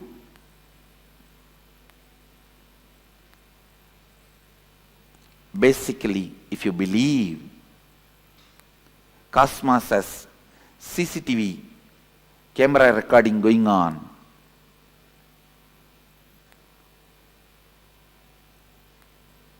you will be accumulating karma by action, because that kind of a faith will lead to that kind of a thought current and action flow. But if you understand it has no CCTV footage recording going on, it has only internal chip recording the audio, you will exhaust your karma through your action, because you know where you need to work is the thought current you are having, not the action trend you are doing. The struggle is not supposed to be done to wake up early morning 4:30. The struggle is supposed to be done to break the lazy thought current and boredom thought pattern.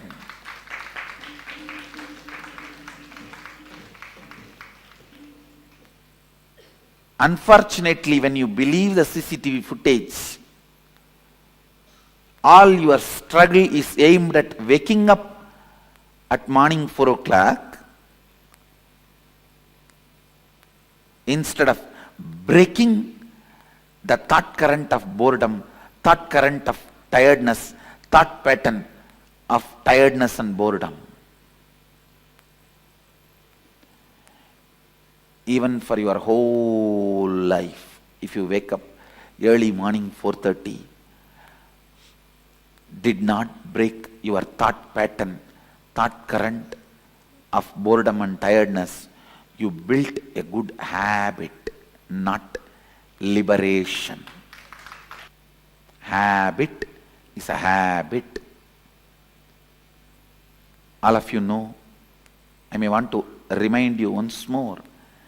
In habit, if you remove the T, if you remove the H, a bit will be there. If you remove A, bit will be there. If you remove B, it will be there. Only when you remove the I, the thought current, it will die.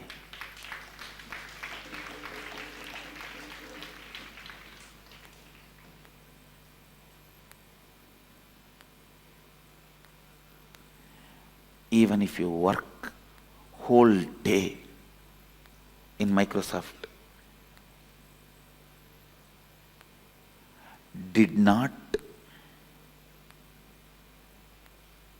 complete with that thought current of feeling bored and tired, understand, you will just feel stuck and feel exploited, sucked and die by 45.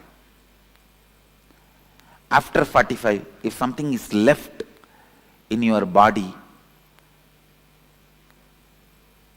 that may be much worse than death.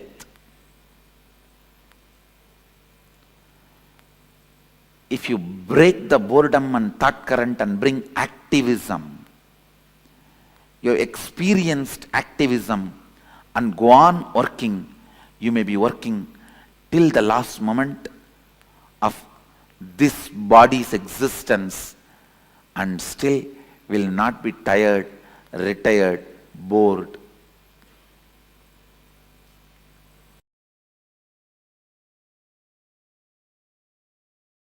Listen.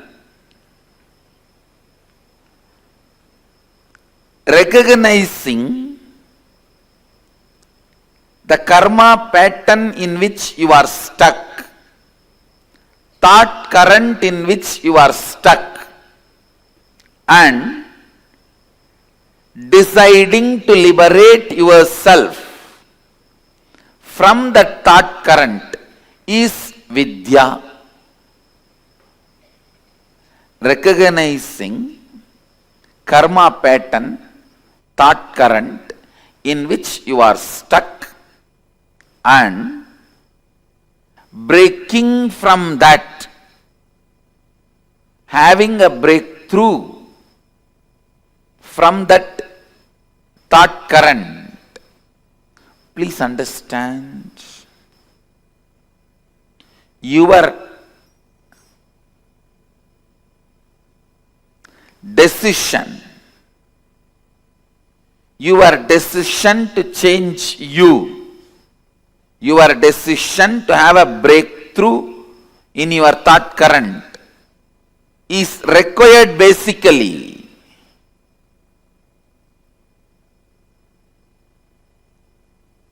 to have any breakthrough and have liberated thinking.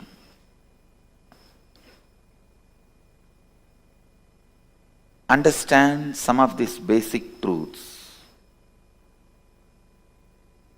If you have a thought current which can cause some health issues, be informed that thought current can never give you fulfillment in wealth also, and it can never lead you to enlightenment also.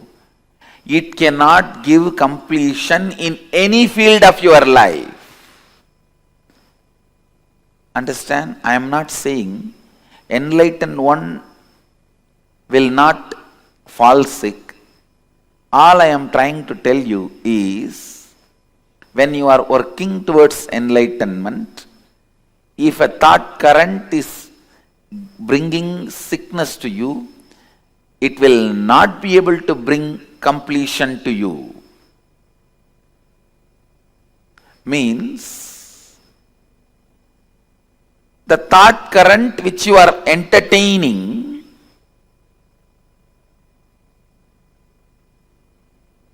will bring difficulties not just in one field, in every field.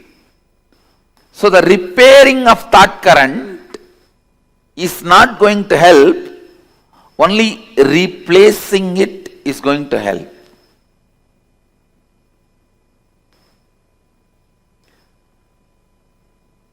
When you have a problem, do not suspect just your actions.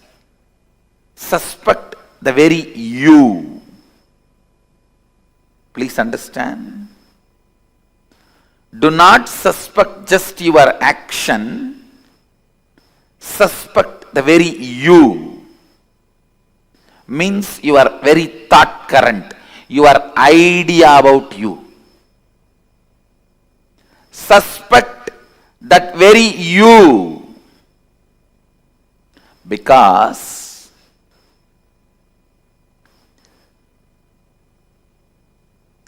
change, transformation, reinventing yourself, having a breakthrough from karma pattern, all this is easy and doable in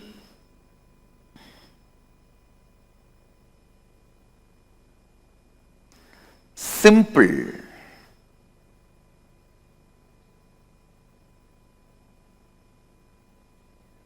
decision of suspecting your very thought current. Please understand. Most of us go on suspect our actions. I think morning I don't get up and do yoga, that is why I am sick. I think I don't go to office in time, that is why I am not earning. I think I am not taking right decisions in my office, that is why I am not earning. All this is suspecting your actions. No. That is not going to solve the issue. That is not going to give you a breakthrough. Suspecting your very cognition about you. See, early morning, unable to get up and go for yoga, means you have the deep cognition that is not possible for me. It doesn't look like me. It looks like somebody else, not me.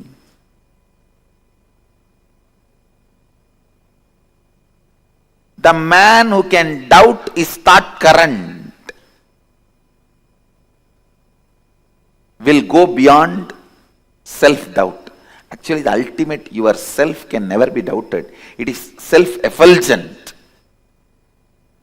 Whatever you can doubt, your self-doubt, self-hatred, self-denial, SDHD is all about your thought current.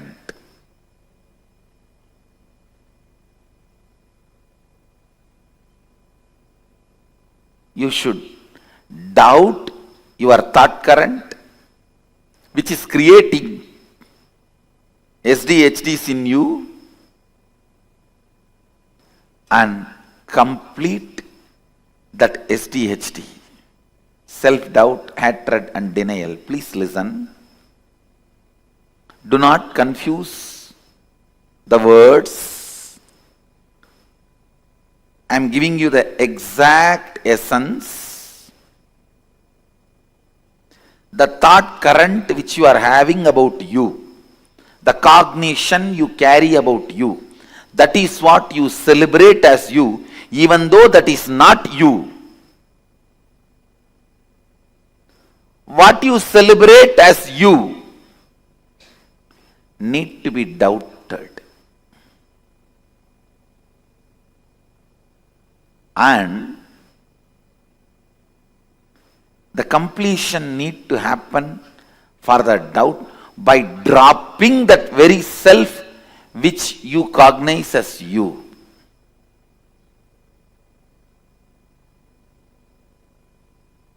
I tell you, if you are not able to get up early morning and go for yoga, it's very simple problem. Or I am giving you another one example. You are not able to run your life unless you get your morning tea or coffee. You are not able to relax unless you take out your stress on somebody else. Listen, it may look very simple issue. The simple issue can't be healed, completed, just by you attending to some of your actions. No. Understand? Don't think that morning not able to get up, that problem will be solved if you learn to become active in the early morning. No. It's not that people who don't get sleep early morning are enlightened beings. No. You need to dig out and complete that very pattern. You need to dig out and complete with that very pattern. Why you are not able to get up? Why you are doing what you are doing?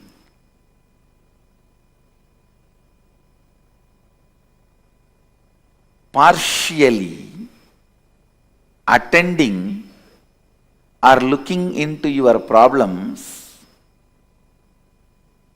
will never solve the issue. The very thought current need to be renounced.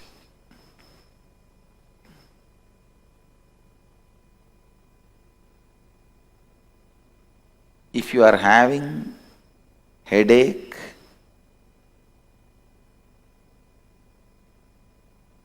be informed. It will not just resonate in your head, it will resonate till the end of your life, wealth, relationship with others, contentment, everything. Everything. Because it is the thought current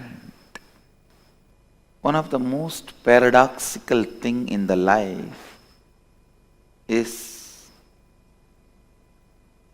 listen, one of the most paradoxical thing in the life, whenever you need to attend the whole, you attend the part. Whenever you need to attend the part, you attend the whole. It is very unfortunate. Whenever you need to attend the whole, you attend the part. Whenever you need to attend the part, you attend the whole. The very thought current with which you operate need to be replaced. The very thought current need to be renounced.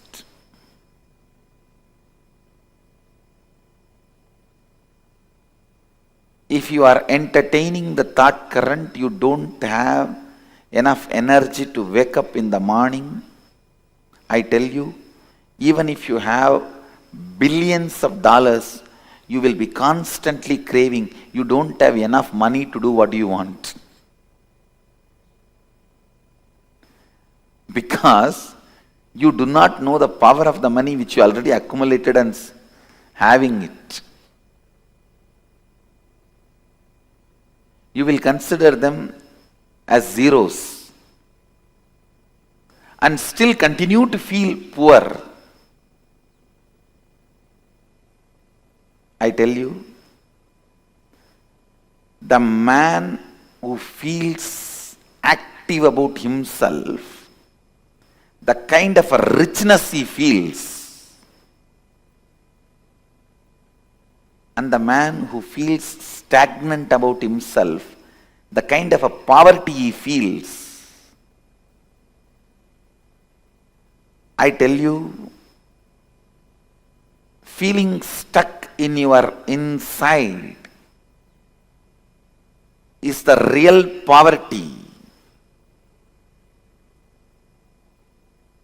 Feeling stuck in your karma pattern. When I say feeling stuck, I define, please listen, I'll define feeling stuck.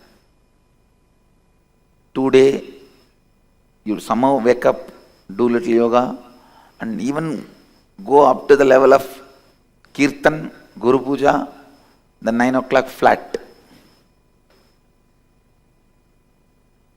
Then for 1 week, nothing moves.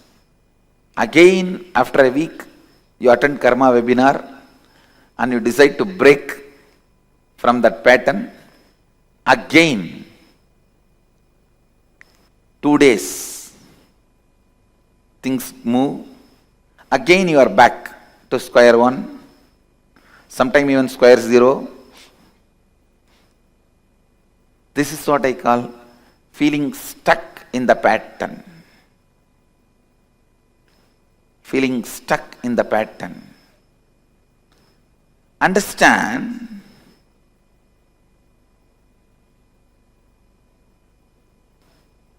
unless you give a breakthrough, you give a break for yourself, unless you decide to break from this karma pattern,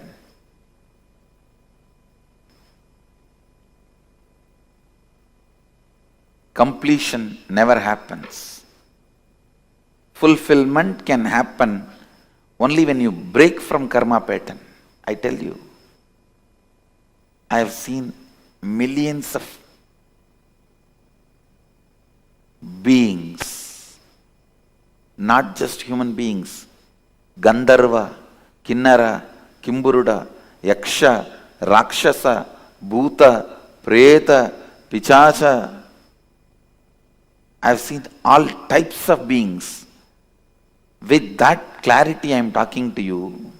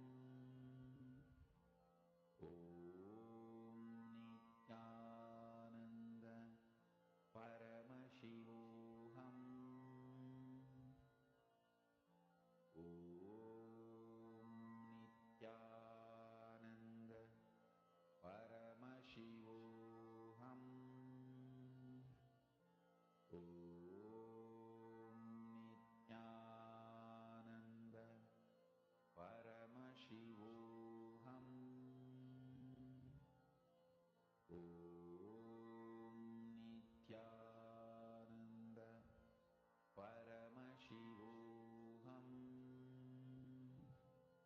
Nithyananda Paramashivoham. Nithyananda Paramashivoham. Nithyananda Paramashivoham. Nithyananda Paramashivoham. Nithyananda Paramashivoham. Nithyananda Paramashivoham. Nithyananda Paramashivoham.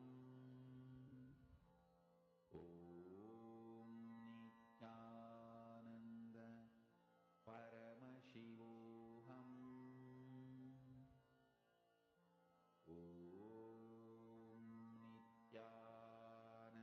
Nithyananda Paramashivoham.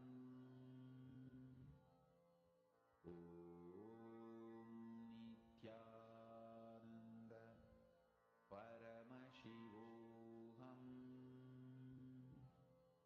Nithyananda Paramashivoham. Nithyananda Paramashivoham.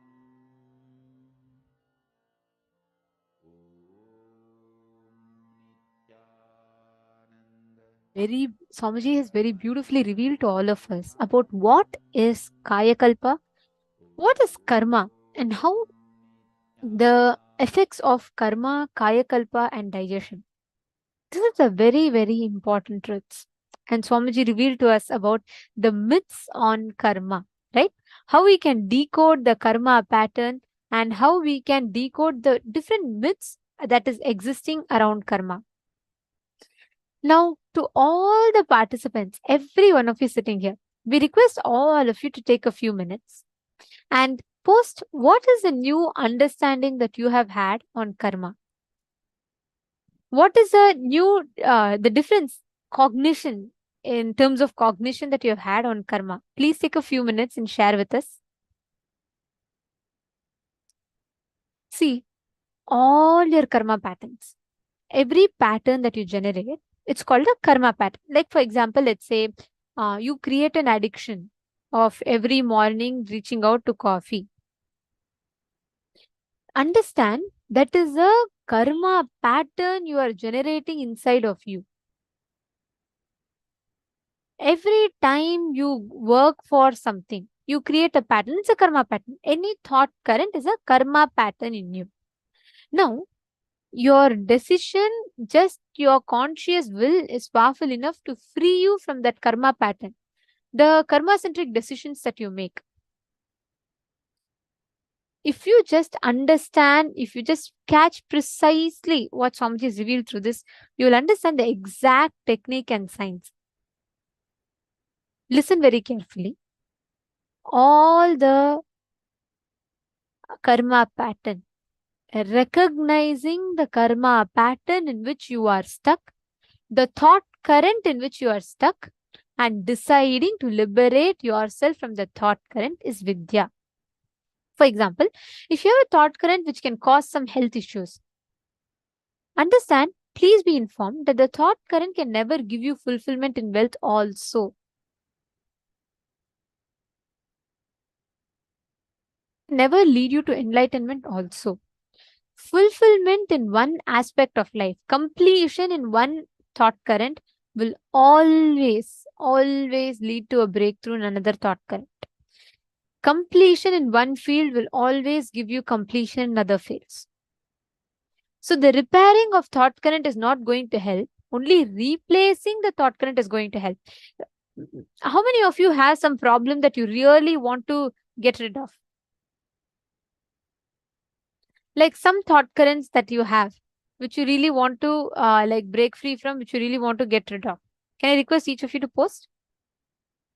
Like, let's say you might have a habit of waking up late every day morning and you really want to get rid of that. Can I request each of you to post one habit that you really are looking to break free from? Getting irritated very soon, or you very often carry certain reaction when people tell some word. How many of you have things like that? Yes? Okay, I see yeses in the chat. Listen very carefully. Every time you create a pattern, your whole brain is processing and creating a particular pattern in you. So listen very carefully. Your brain makes the habit into a pattern. Like, for example, if you see Grand Canyon, why is Grand Canyon the way it is? Because for millions of years, river or some water body has flown through it, and it has cut. So because of that erosion, there's a valley, right?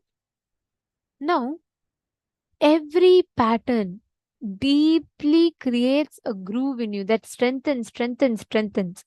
And that becomes a karma pattern. Understand?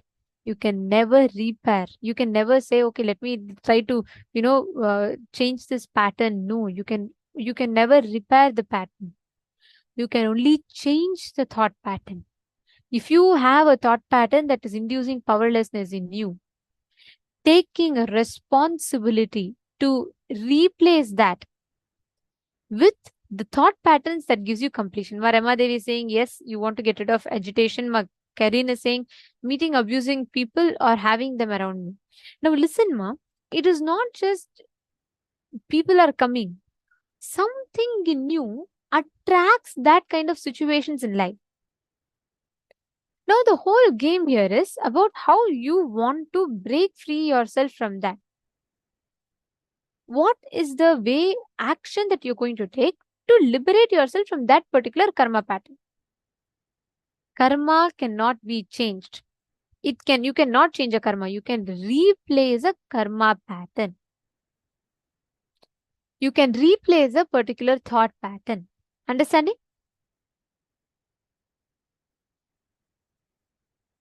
Understand, the root of it starts with all the decisions that you take which are against life.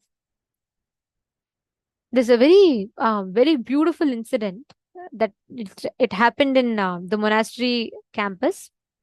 One of the Adinavasis, sannyasis living in the campus, she was once diagnosed with cancer in her base of her spine. Like it was a very quite serious, and she was suffering from cancer. So she came to Swamiji for healing, and Swamiji used to heal her. Every time Swamiji heals her, she'll be healed of that cancer. It was in the base of her spine. But in a few days, again that severe pain and cancer will come back. This kept repeating, and Swamiji used to heal her, she used to get the cancer back. Swamiji used to heal her, she used to get it back. This cycle went on for quite a long time. So Swamiji said once Swamiji scanned her to identify what exactly was the reason. Again and again it keeps coming back in her body. Then Swamiji spoke to her, and Swamiji helped her identify. In her young age, she had been through some certain abusal, because of which she developed a deep hatred towards that particular part of her body, and continuously saying no to life, by denying that part of the body. That part of the body caught cancer. You will be shocked.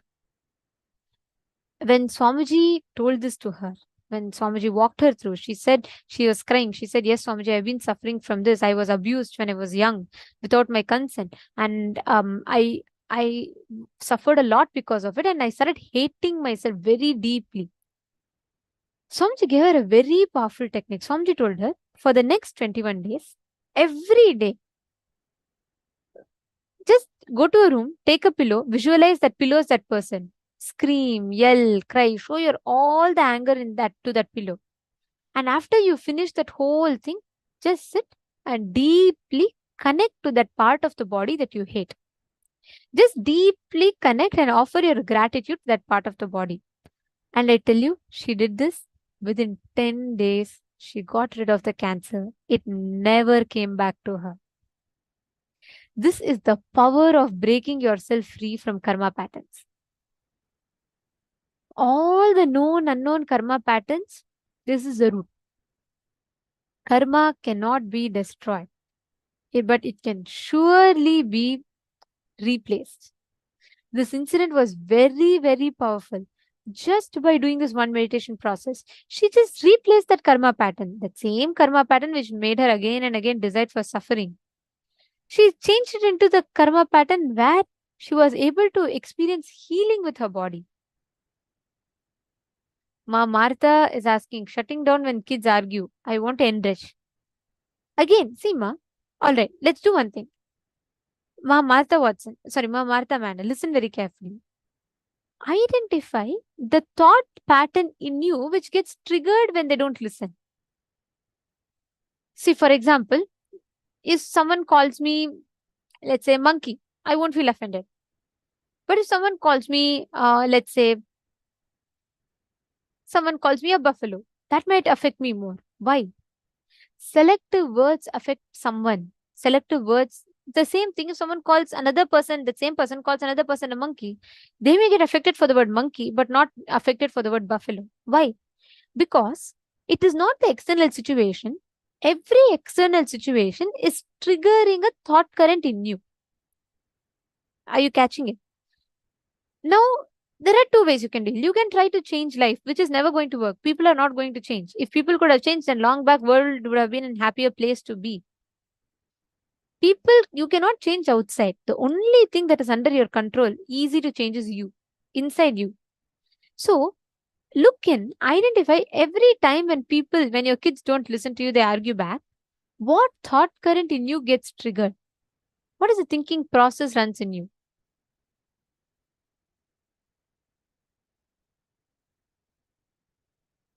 So, understand, identify the thought pattern, and you can complete with it. Are you understanding, Ma'am Martha?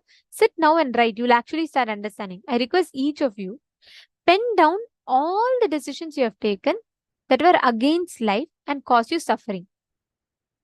For example, you decided to, let's say you decided to not you decided to not go for something good in your life, or you decided you will not take responsibility, you decided you don't want to expand, you decided you will not do completion, you decided you will not do yoga. Take all the decisions that you've taken against life. Take a few minutes, just 5-10 minutes, sit and pen down. All the decisions you've taken against life, please pen them down.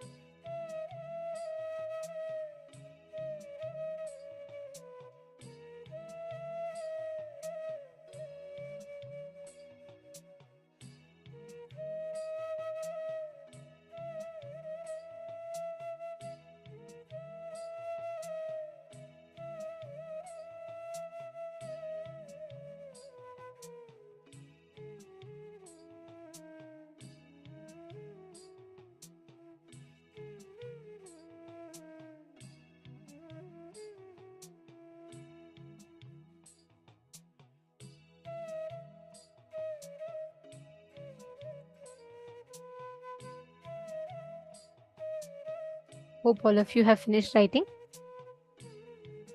See, now please understand, all of us, every one of us are just by our decision, we have the power to rewrite the karma patterns. We have the power to break free from even the biggest of addictions, fears that we carry. Now, every one of you that are sitting here with us, please understand, today, just through the initiation, Swamiji will be liberating us from all kinds of karmas. Now, from morning till now, we've understood about karma, we've understood about how to break free from karma, and so on. The first thing that happens when you break a pattern is energy oozes out of you. Actually, suddenly you will see, how many of you have experienced this? Whenever you do completion, you will suddenly feel like you're just overpowered with energy. How many of you have experienced that before? How many of you have experienced that? Suddenly, when you do completion, you will feel like suddenly there's so much of energy, even you will not know from where. Yes, beautiful. I see so many of you putting yes. Understand. You know why this happens? Swamiji tells, every time you break a pattern, a power gets released. Every time you do completion, see, it's like, I'll give you all an example. So let's say I have this bottle, right? So now, if I pour the water, right? Like there's water in the bottle, and if I bend the bottle, the moment, because there's a cap, the water cannot flow any further, right? Am I right? So because there is a gap and that cap is blocking the flow of the water is stagnant, stuck here. So this container has water, but the water is not being useful because there's a cap. Now, if I remove this cap, the water continues to flow. Simple logic. Exact same logic applies to our patterns. The water is like consciousness, powers, your identity. Your existence is Paramashiva. This cap is like the pattern. We all screw it tight, and we put the cap so tight that the water cannot flow. And we suffer with that pattern. That's what is called as root pattern. Now, doing completion, if I remove this bottle cap, what will happen? The whole water is going to flow out, correct? It will just immediately gush out. The exact same thing happens when you complete, the energy gushes out. That is why we all feel sudden surge of energy during completion. Now, the only thing we need to do, the only thing we need to understand, the only thing we need to do is apply the science of completion. And whenever you complete, whenever you break a pattern, the energy gets released in you. That energy is what is life energy, Atma Shakti, the energy of enriching. Enriching is the power of living. Every moment of your life, you can harness that power. Let us learn about the science of enriching. What is enriching? And today, all of us are having a very, very special initiation. And very soon, we're all going to be entering into the darshan. Can I please request all the participants to come and settle down, please? Nithyananda, can I request all the participants to please settle down?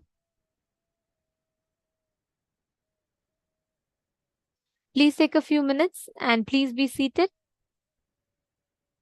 Very soon, the darshan is going to be starting in less than an hour. So the next session is an important session for today's initiation. Today, all of us are going to be receiving the Apyayana Diksha, initiation into enriching.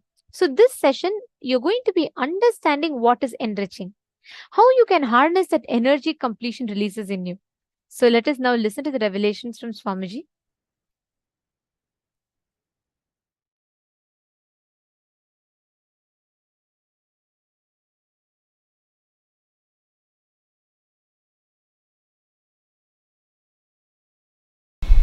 Today I'll expand on how the enriching and causing is a spiritual practice. Understand?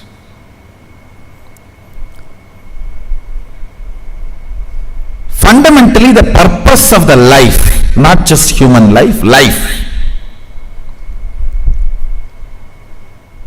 is to manifest Pindanda to Brahmanda, macrocosm to microcosm. one cell amoeba to Mahasadashiva. See, whichever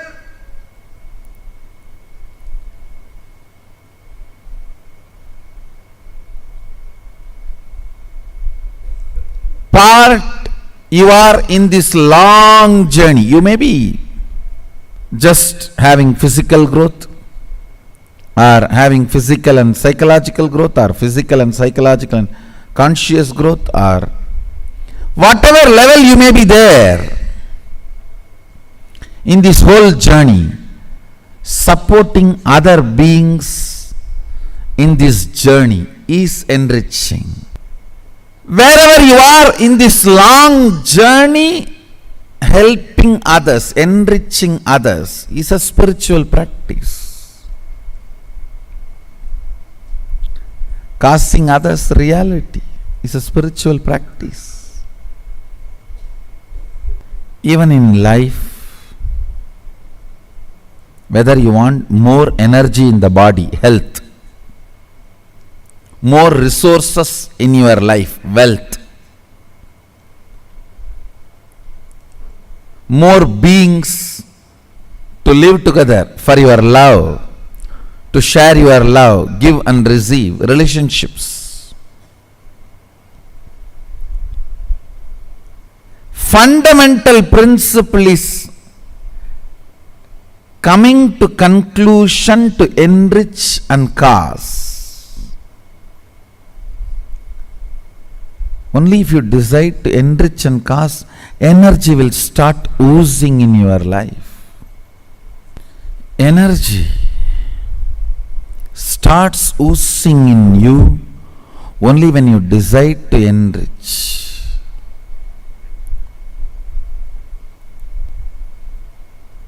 It expresses as health, it expresses as love, relationships, it expresses as resource in the life, like wealth.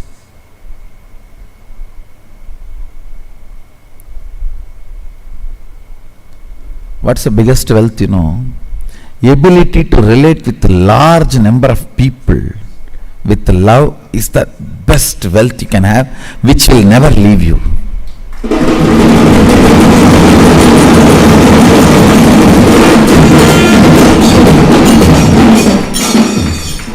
Which will never leave you. Understand? There is only two ways you can be wealthy. The organic way of wealthy is ability to relate with multiple people with energy. Toxic way of relating is ruling. Fundamentally, ruling is toxic way of relating. All human beings should be given a chance of love relationship only if he or she is not even mature to relate with that love relationship. I have seen when you shower your love, people think you are innocent and you can be cheated. Then no other way they should be ruled, because they want that only. They come and tell, rule me, only then I will be disciplined. Otherwise, I myself do not have any discipline. I don't trust me. I can't control me. You control me.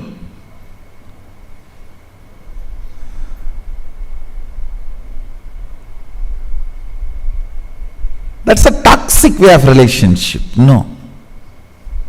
Organic relationship is ability to love, and through love, ability to relate with more and more and more number of people, beings. Organic wealth is your ability to enrich and inspire, get involved in people's life. I tell you, even if you don't have this capacity, love to relate with people, learn it. That will be the best training you can have in the life. Whatever you want to become, this is the fundamental training. This will make you successful.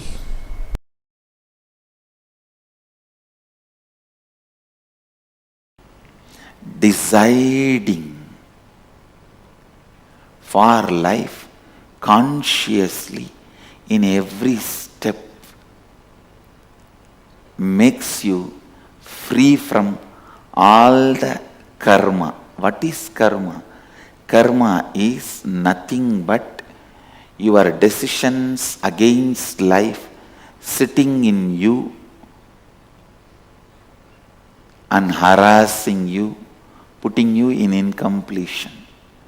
Your decisions against life which sits in you and puts you in incompletion is karma.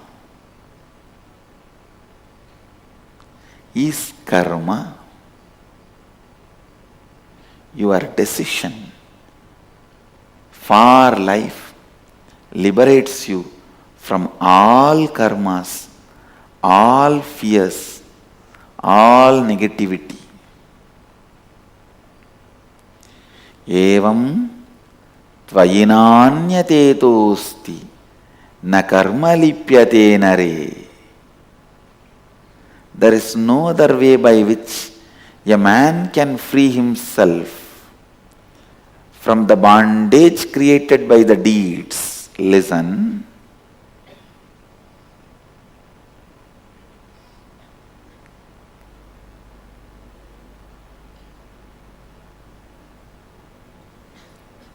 How much ever you hear all these things, you need to sit and internalize. That is why again and again I insist, come here, experience inner awakening.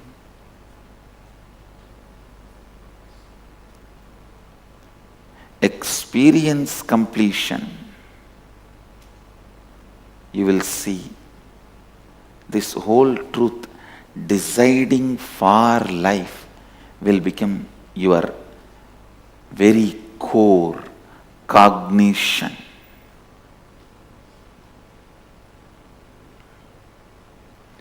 Kuruvan neveha karmani jijivishechadagum samaha evam tvayinanyate tosti na karma lipyate nare. Understand? There is no other way by which a man can free himself from the bondage created by the deeds. This is the only way you can free yourself from all your past karma. Now decide for life, work for life. I tell you. People ask me, Swamiji, in the past I have done a lot of violence. I have eaten all the animals. I have killed so many animals. I have harassed so many people. How can I get rid of the karma? The only way, Upanishad says, decide for life. Enriching is the greatest decision for life you will take. When you enrich somebody with wealth, your karma, your decision against wealth, your karma related wealth will go away. You will be free. When you enrich somebody with food, your karma, your decision against food, that will go away. You will be free from it. When you enrich somebody with a spiritual knowledge and enlightenment, all your past karma, decisions against life, bondage created by all the past deeds, all the karma will go away. You will be free from all the karmas. You will become a Jivan Mukta. You will live Advaita. Every problem you face is your decision taken in the past. Every obstacle you face in your life is your decision you took in the past, knowingly or unknowingly.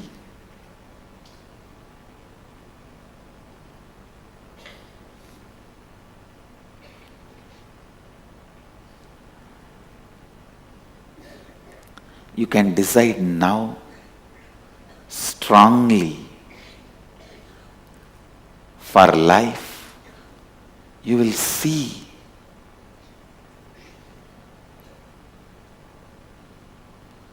everything, all the best things of life expressing itself. All the best things of life radiating itself. Upanishads are so clear. They are declaring there is no other way.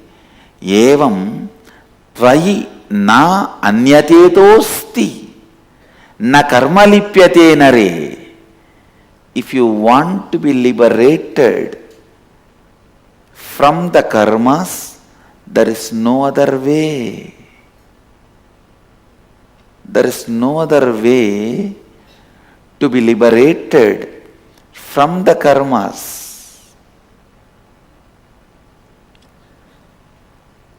There is no other way man can free himself from the bondage created by the deeds. Kurvan neveha karmani jijivishecha daggo samaha evam tvayinanyatetosti na karma lipyate nare.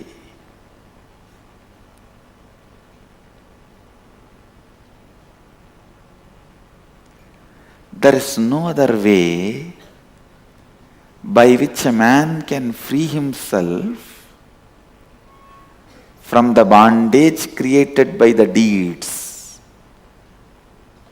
Understand, if your decisions and actions have created certain bondage, only by deciding for life and acting, you will be free from those bondages. One more thing you need to know, even a laziness is an action by you out of your decision against life.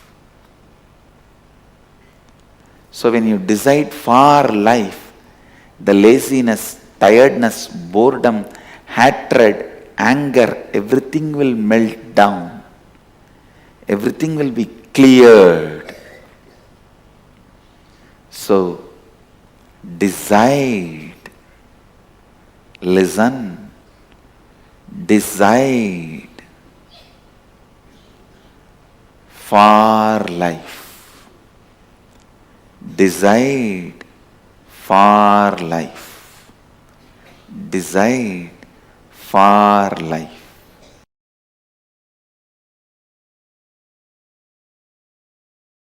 Life is rhythmic continuum. If you avoid this boss in this life, it's not that you are going to be liberated. You will project the same boss in your life continuously till you come to completion with the pattern why you are projecting the same type of people in your life. Karma sabalyam is janma sabalyam.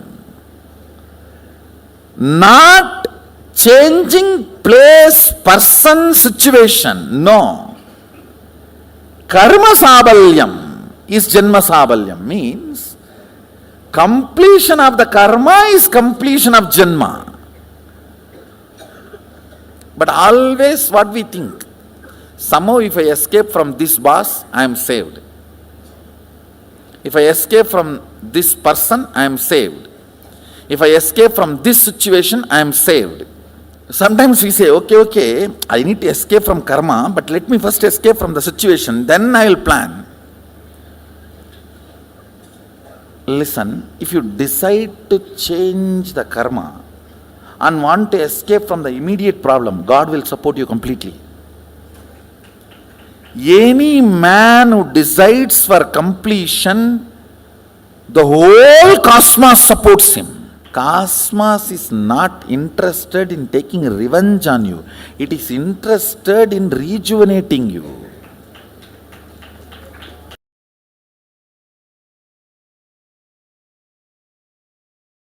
Please understand, it is the friendliness that is essence of life. It is friendliness that is essence of life. Friendliness is nothing but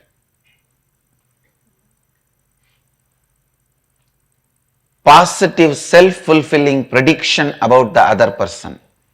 Listen, I am defining. Whenever you have a self-fulfilling negative prediction about the other person, you are waiting to break it. When you are waiting to break it, all your attitude, everything will be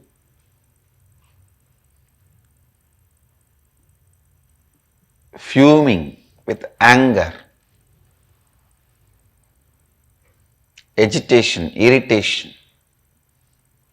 Friendliness is self-fulfilling positive prophecy about the other person. All your prophecies are powerful enough for self-fulfilling. Means if you decide today your day is going to be a very bad day in the morning, it is going to be bad day. Because you know how to pick up the bad things and assemble and see. Today is a bad day. You are capable of it. You will even make it and do it. There are some blackmailing media in India does just for the news. If they want to show somebody as bad, they make news as bad and portray that person as bad. If you decide today is going to be a good day, you know how to make good day. Even if there is something wrong, you will stand and struggle, and that struggle you will make it as a, see how I responded, so it's a good day. You know how to make a good day or bad day. Any prophecy you create, it is powerful enough to fulfill itself. All prophecies are self-fulfilling. Listen, ध्यान से सुनिए. When you see a person,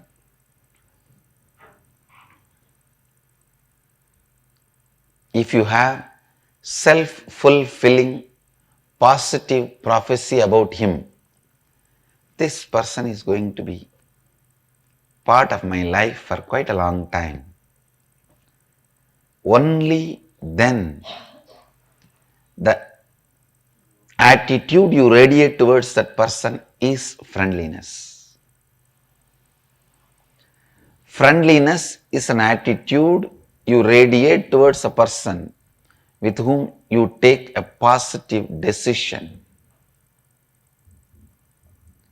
Completion makes you take positive decision towards whole life. Understand?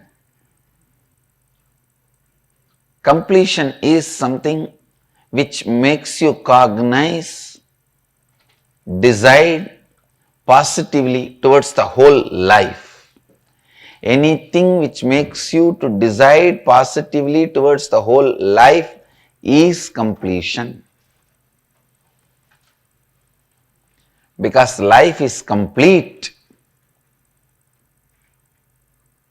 Completion makes you decide for life. Listen, because life is complete, completion makes you to decide for life. Because life is complete, completion makes you decide for life. All of us have this one big pattern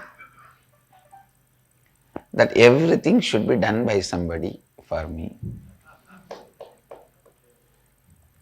Whether it is pushing inside or pulling outside. brushing the teeth or taking bath.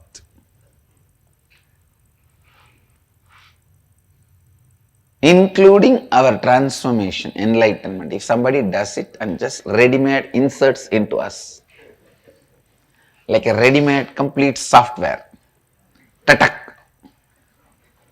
And then you open your eyes and see, yes, I am enlightened. What happened? I went to that Nithyananda Swami's program. Yesterday he touched me and I became.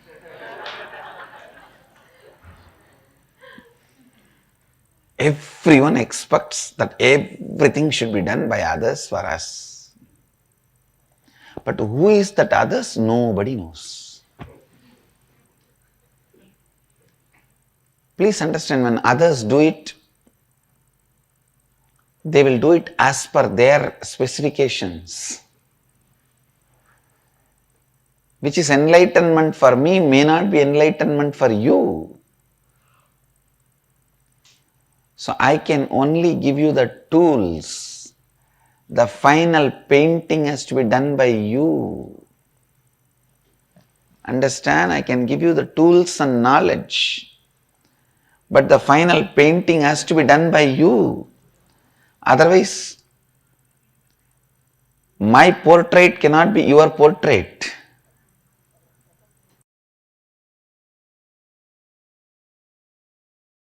Most beautiful components of relationship, feeling empowered by the other person.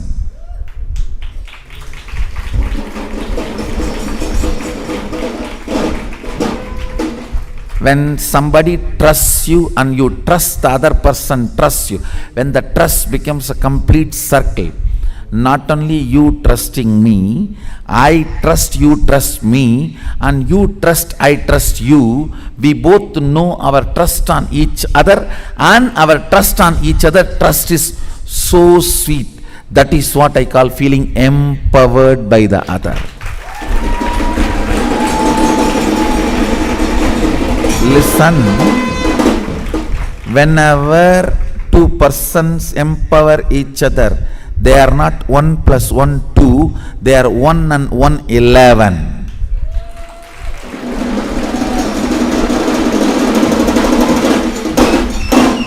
When three persons trust each other intensely, they are not 1 plus 1 plus 1, 3, no, 1, 1, 1, 111.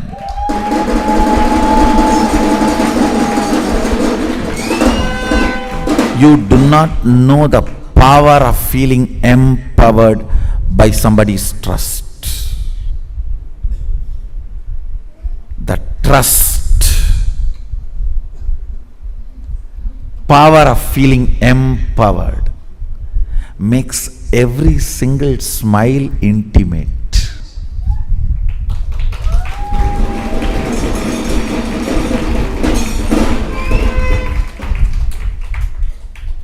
Listen, listen. All the beautiful things of relationship, tremendous friendliness, tremendous sweetness of togetherness, just sipping a cup of coffee together, just sitting together with a cup of tea,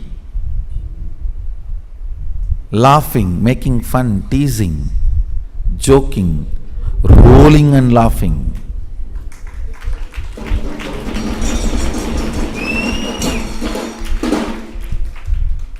Most beautiful components of relationships gets brutally murdered when the sex intervenes like a wolf inside the sweet home.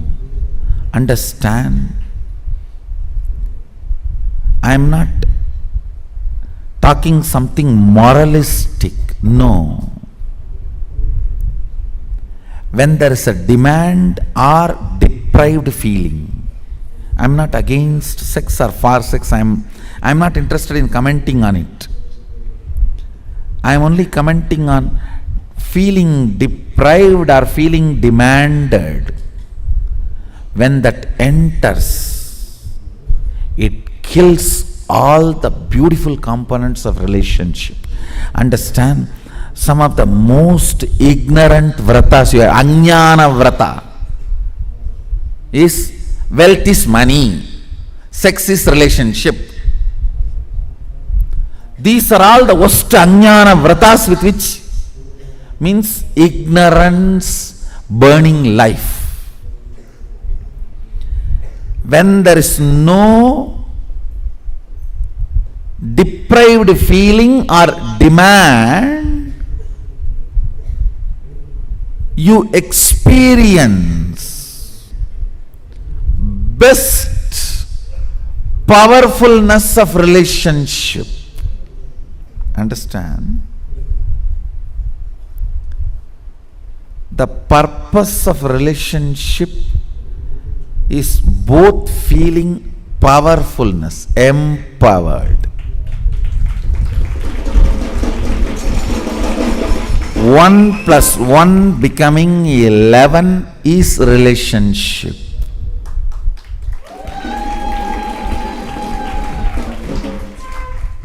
That is why the statement I make looks very paradoxical.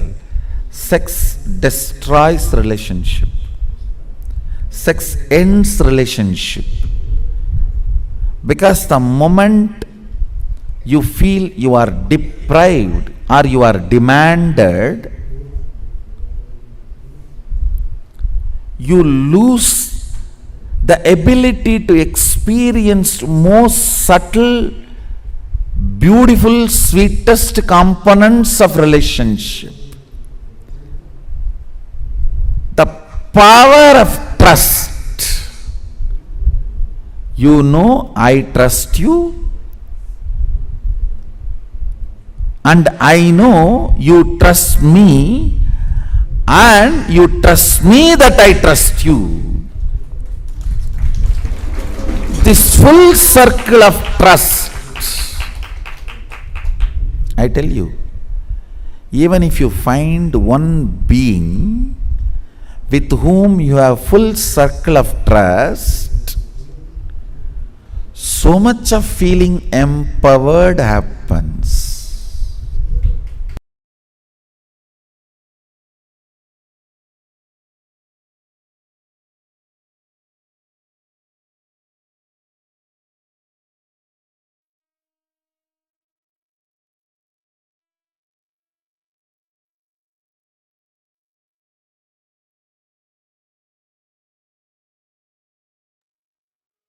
This one beautiful formula that Swamiji revealed, how 1 plus 1 will not be 2 if there's a complete circle of trust, but 1 plus 1 will become 11.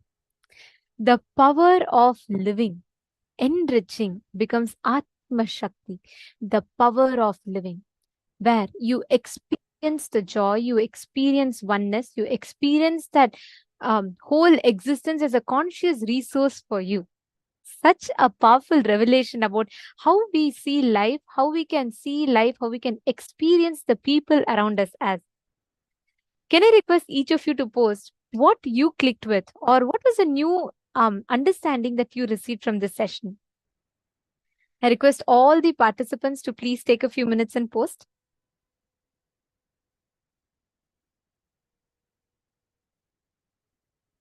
Today, so many of us have received such amazing truths about, be it about karma or be it about now what Swamiji is revealing about enriching.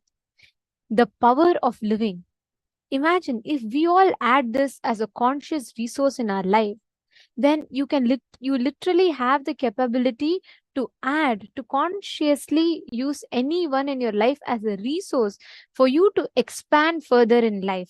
And same way, be a resource for them to expand further in life as well.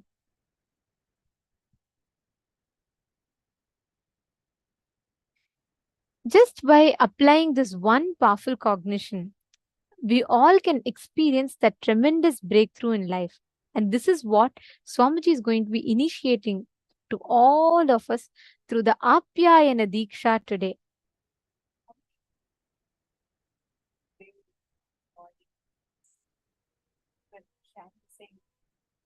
extraordinary clicks we are having, we are experiencing when Swamiji revealed to us about what is karma and how karma is not the action. Cosmos does not just CCTV recording, but this audio recording of what's happening inside us.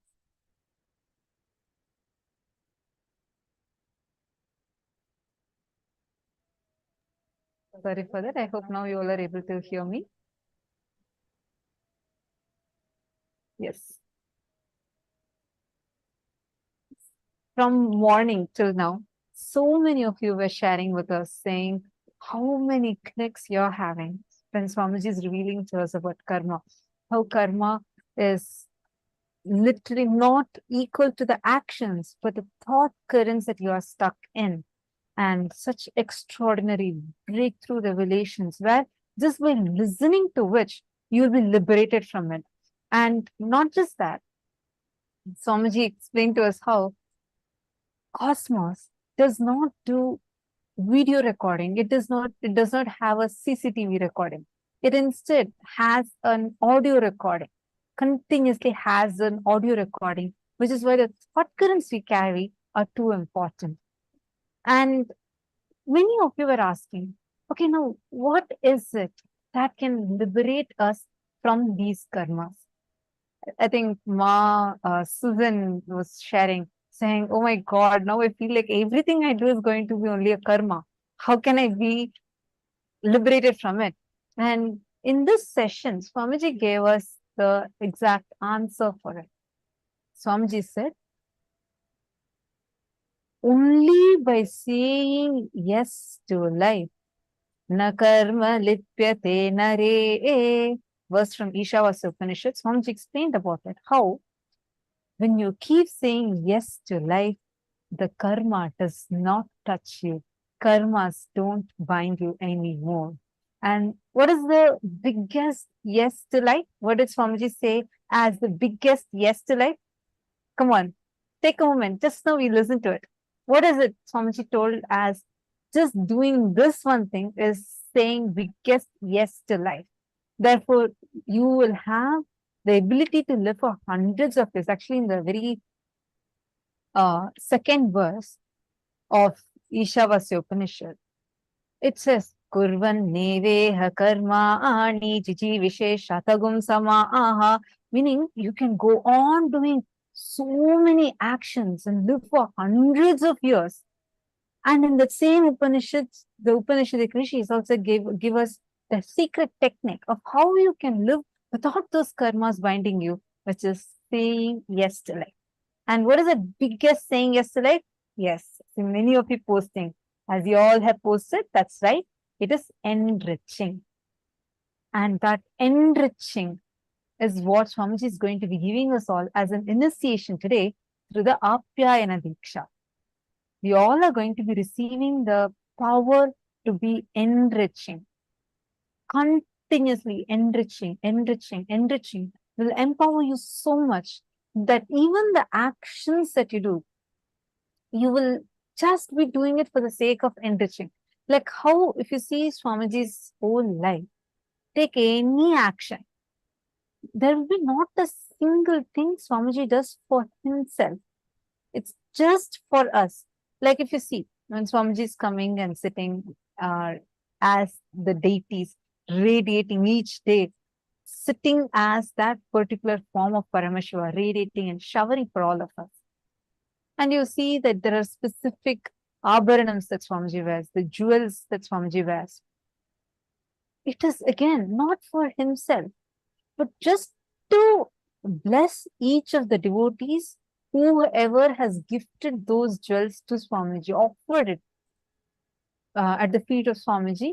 Those jewels are just to see the smile on the devotee's face and to enrich, because every moment, if actually all those who have given any offering to Swamiji that you wanted Swamiji to wear, we have so many of you who have offered like gold bangles or diamond necklaces, all these things, any offering like this which you wanted to do it as a offering for the Nijavatara, Swamiji himself, to wear it physically.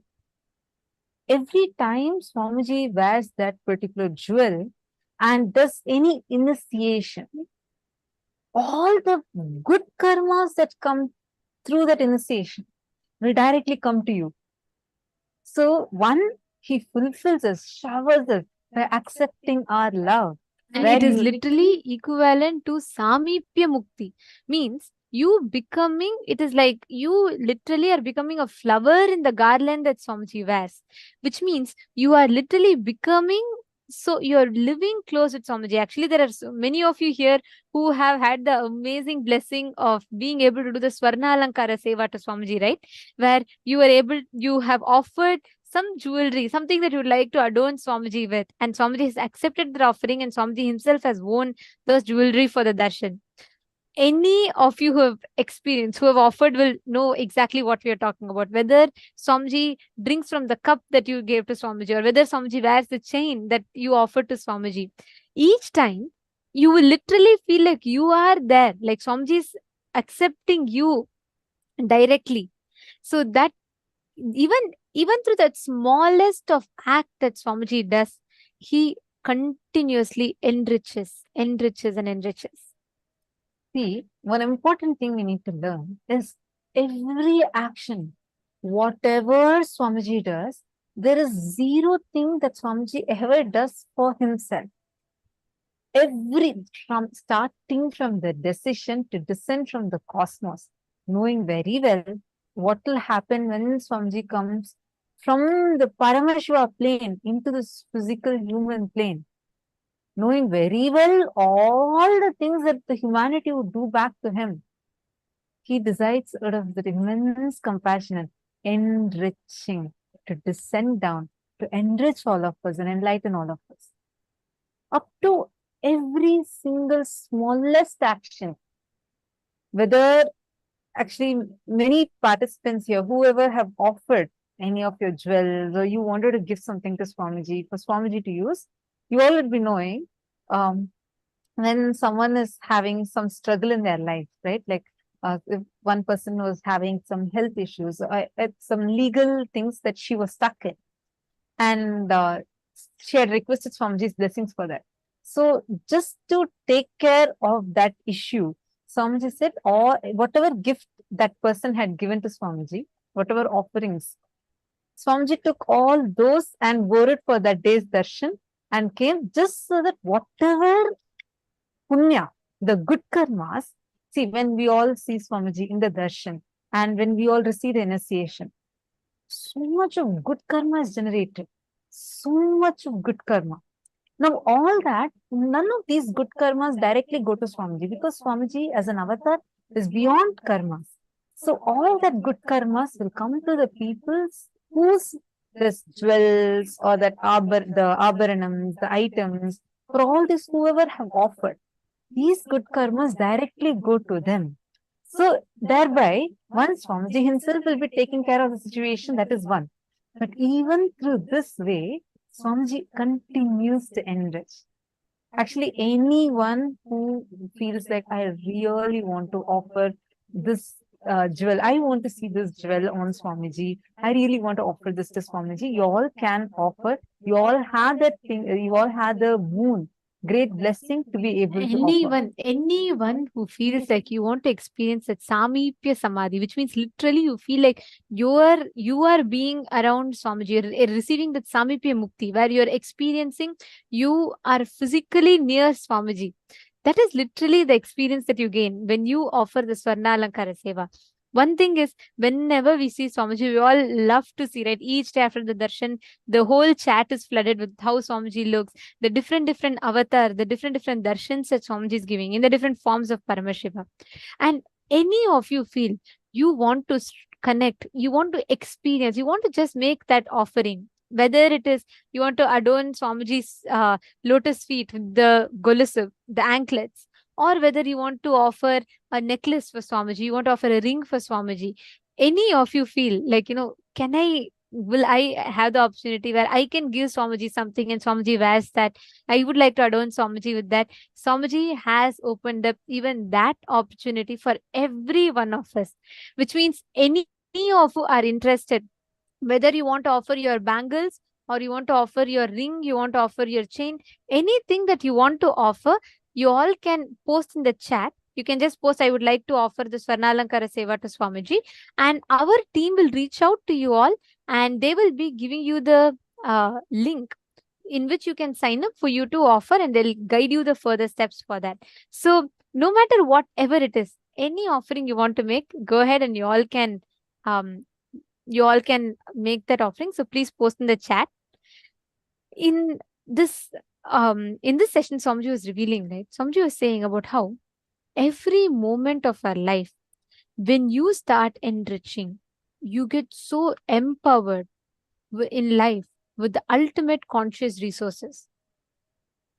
If you just experience enriching, whatever, any which way that you can, if you just decide to go on enriching, you will see the happening. Every situation in life will give you that exact experience. Today's darshan of Bhikshadana Murti, the form of Paramashiva, Bhikshadana Murti, Shardulahara Murti, forms of Paramashiva. All of these forms of Paramashiva signify exactly this happening. The ultimate enriching. Paramashiva himself comes down to enrich. So we will now be chanting the Dhyana Shloka of this form of Paramashiva. We request every one of you to sit straight with your head, neck and spine in a straight line. These Dhyana Shloka are the sacred mantras that describes that particular form or that particular manifestation of Paramashiva in a language that we can understand. We will now be chanting the Dhyana Shloka. Chaturbhujam trinetram cha nagnam chaiva smritananam bhasma dhigdam vidrumabham katyam pannaga samvratam avratalankrato bhrungi padam paduka samyutam dakshinam tatkaragram tu harinasyanugam bhavet dakshine parahaste tu damarum chaiva karayet vame tvatparahaste tu trishulam pinchadarinam kunchitam dakshinam padam vamapadam tu samsthitam samabhangam sthanakam cha gamanonmukharupakam kapalopetahastam cha vrashanabhisamam bhavet evam bhikshatanah proktam gundodharamatho shrunu devasya vama parshve tu gundodharamatasthitam hastadvaya samayuktam kapalam shirasinyaset bhutakar samayuktam kundale karnayornaset damshrakara vaktram cha purvoktam lakshananvitam. This particular form of Paramashiva, where he graces the whole world with the ultimate auspiciousness, and the ultimate blessings of enriching. He himself comes down, causes the reality of all the rishis, bestowing them with enlightenment. Today, all of us are going to be receiving this initiation into experiencing enriching. We request all the participants to please bring a white thread, as we had announced yesterday. Please bring a white thread and make sure that you have applied turmeric on it. You don't need to wear it right now. During the darshan, Swamiji himself, once Swamiji initiates, Swamiji himself will be blessing us, and Swamiji will be telling us to wear. At that time, you can put the at that time you can put the thread on your wrist. Also, Swamiji very beautifully explains, when you wear the thread, every time your pulse beats, that is why you have to wear it on your left wrist. Swamiji tells, when you tie the thread on your left wrist, Every time your heart beats, which means whenever life is pulsating in you, and it will remind you that you have to enrich. It will remind you that life is for enriching. That is why today's initiation, during the initiation, when Swamiji himself will actually announce. So you all can tie the thread when Swamiji announces it around your wrist, and you will this forever, as long as the thread remains, it will keep reminding you every time the heart beats, it will remind you are living to enrich, you're living to enrich, you're living to enrich. So that is a beautiful initiation that we are going to be receiving today. I request every one of you to take a few minutes and please keep the thread in front of your camera. Keep it ready. You do not have to wear it now. Yes, you can just keep it ready and you can wear it during the initiation. And I also wanted to share, see, today the darshan you all are going to be receiving is this form of Paramashiva as Bhikshatana Murti. The form is so beautiful, as we all saw in the Dhyana Shloka, and we saw the picture, right, of the deity right behind Swamiji. You will notice that in one hand, Paramashiva is carrying the Brahma Kapala, literally the begging bowl. And in one more hand, he'll actually be feeding a deer. It represents perfect enriching of Paramashiva. Literally, when he comes with a begging bowl, he takes away all the karmas that they have through the Brahma Kapala, swallows your karmas and burns your karmas, liberates us from the karmas. And to the other hand, when he is giving the grass to the deer, through which he is continuously showering us, and showering us, removing all the negative karmas away and showering us all with so much of auspiciousness. Understand? Today, anybody, whoever wants to offer anything, you can offer to Swamiji today. It is a very, very, very auspicious day. And anybody who wants to offer Pratyaksha Pada Puja to Swamiji, and all your karmas will just get burnt away just by offering Pratyaksha Pada Puja at Lotus Feet of Swamiji. You will see the power of today's darshan. All of a sudden, the patterns you've been struggling with, the thought currents that you've been struggling, feeling stuck with, will be suddenly losing its power over you. You'll feel like, oh my God, something just disappeared from me. I feel so light. And also, Swamiji was revealing today in the session, right? Any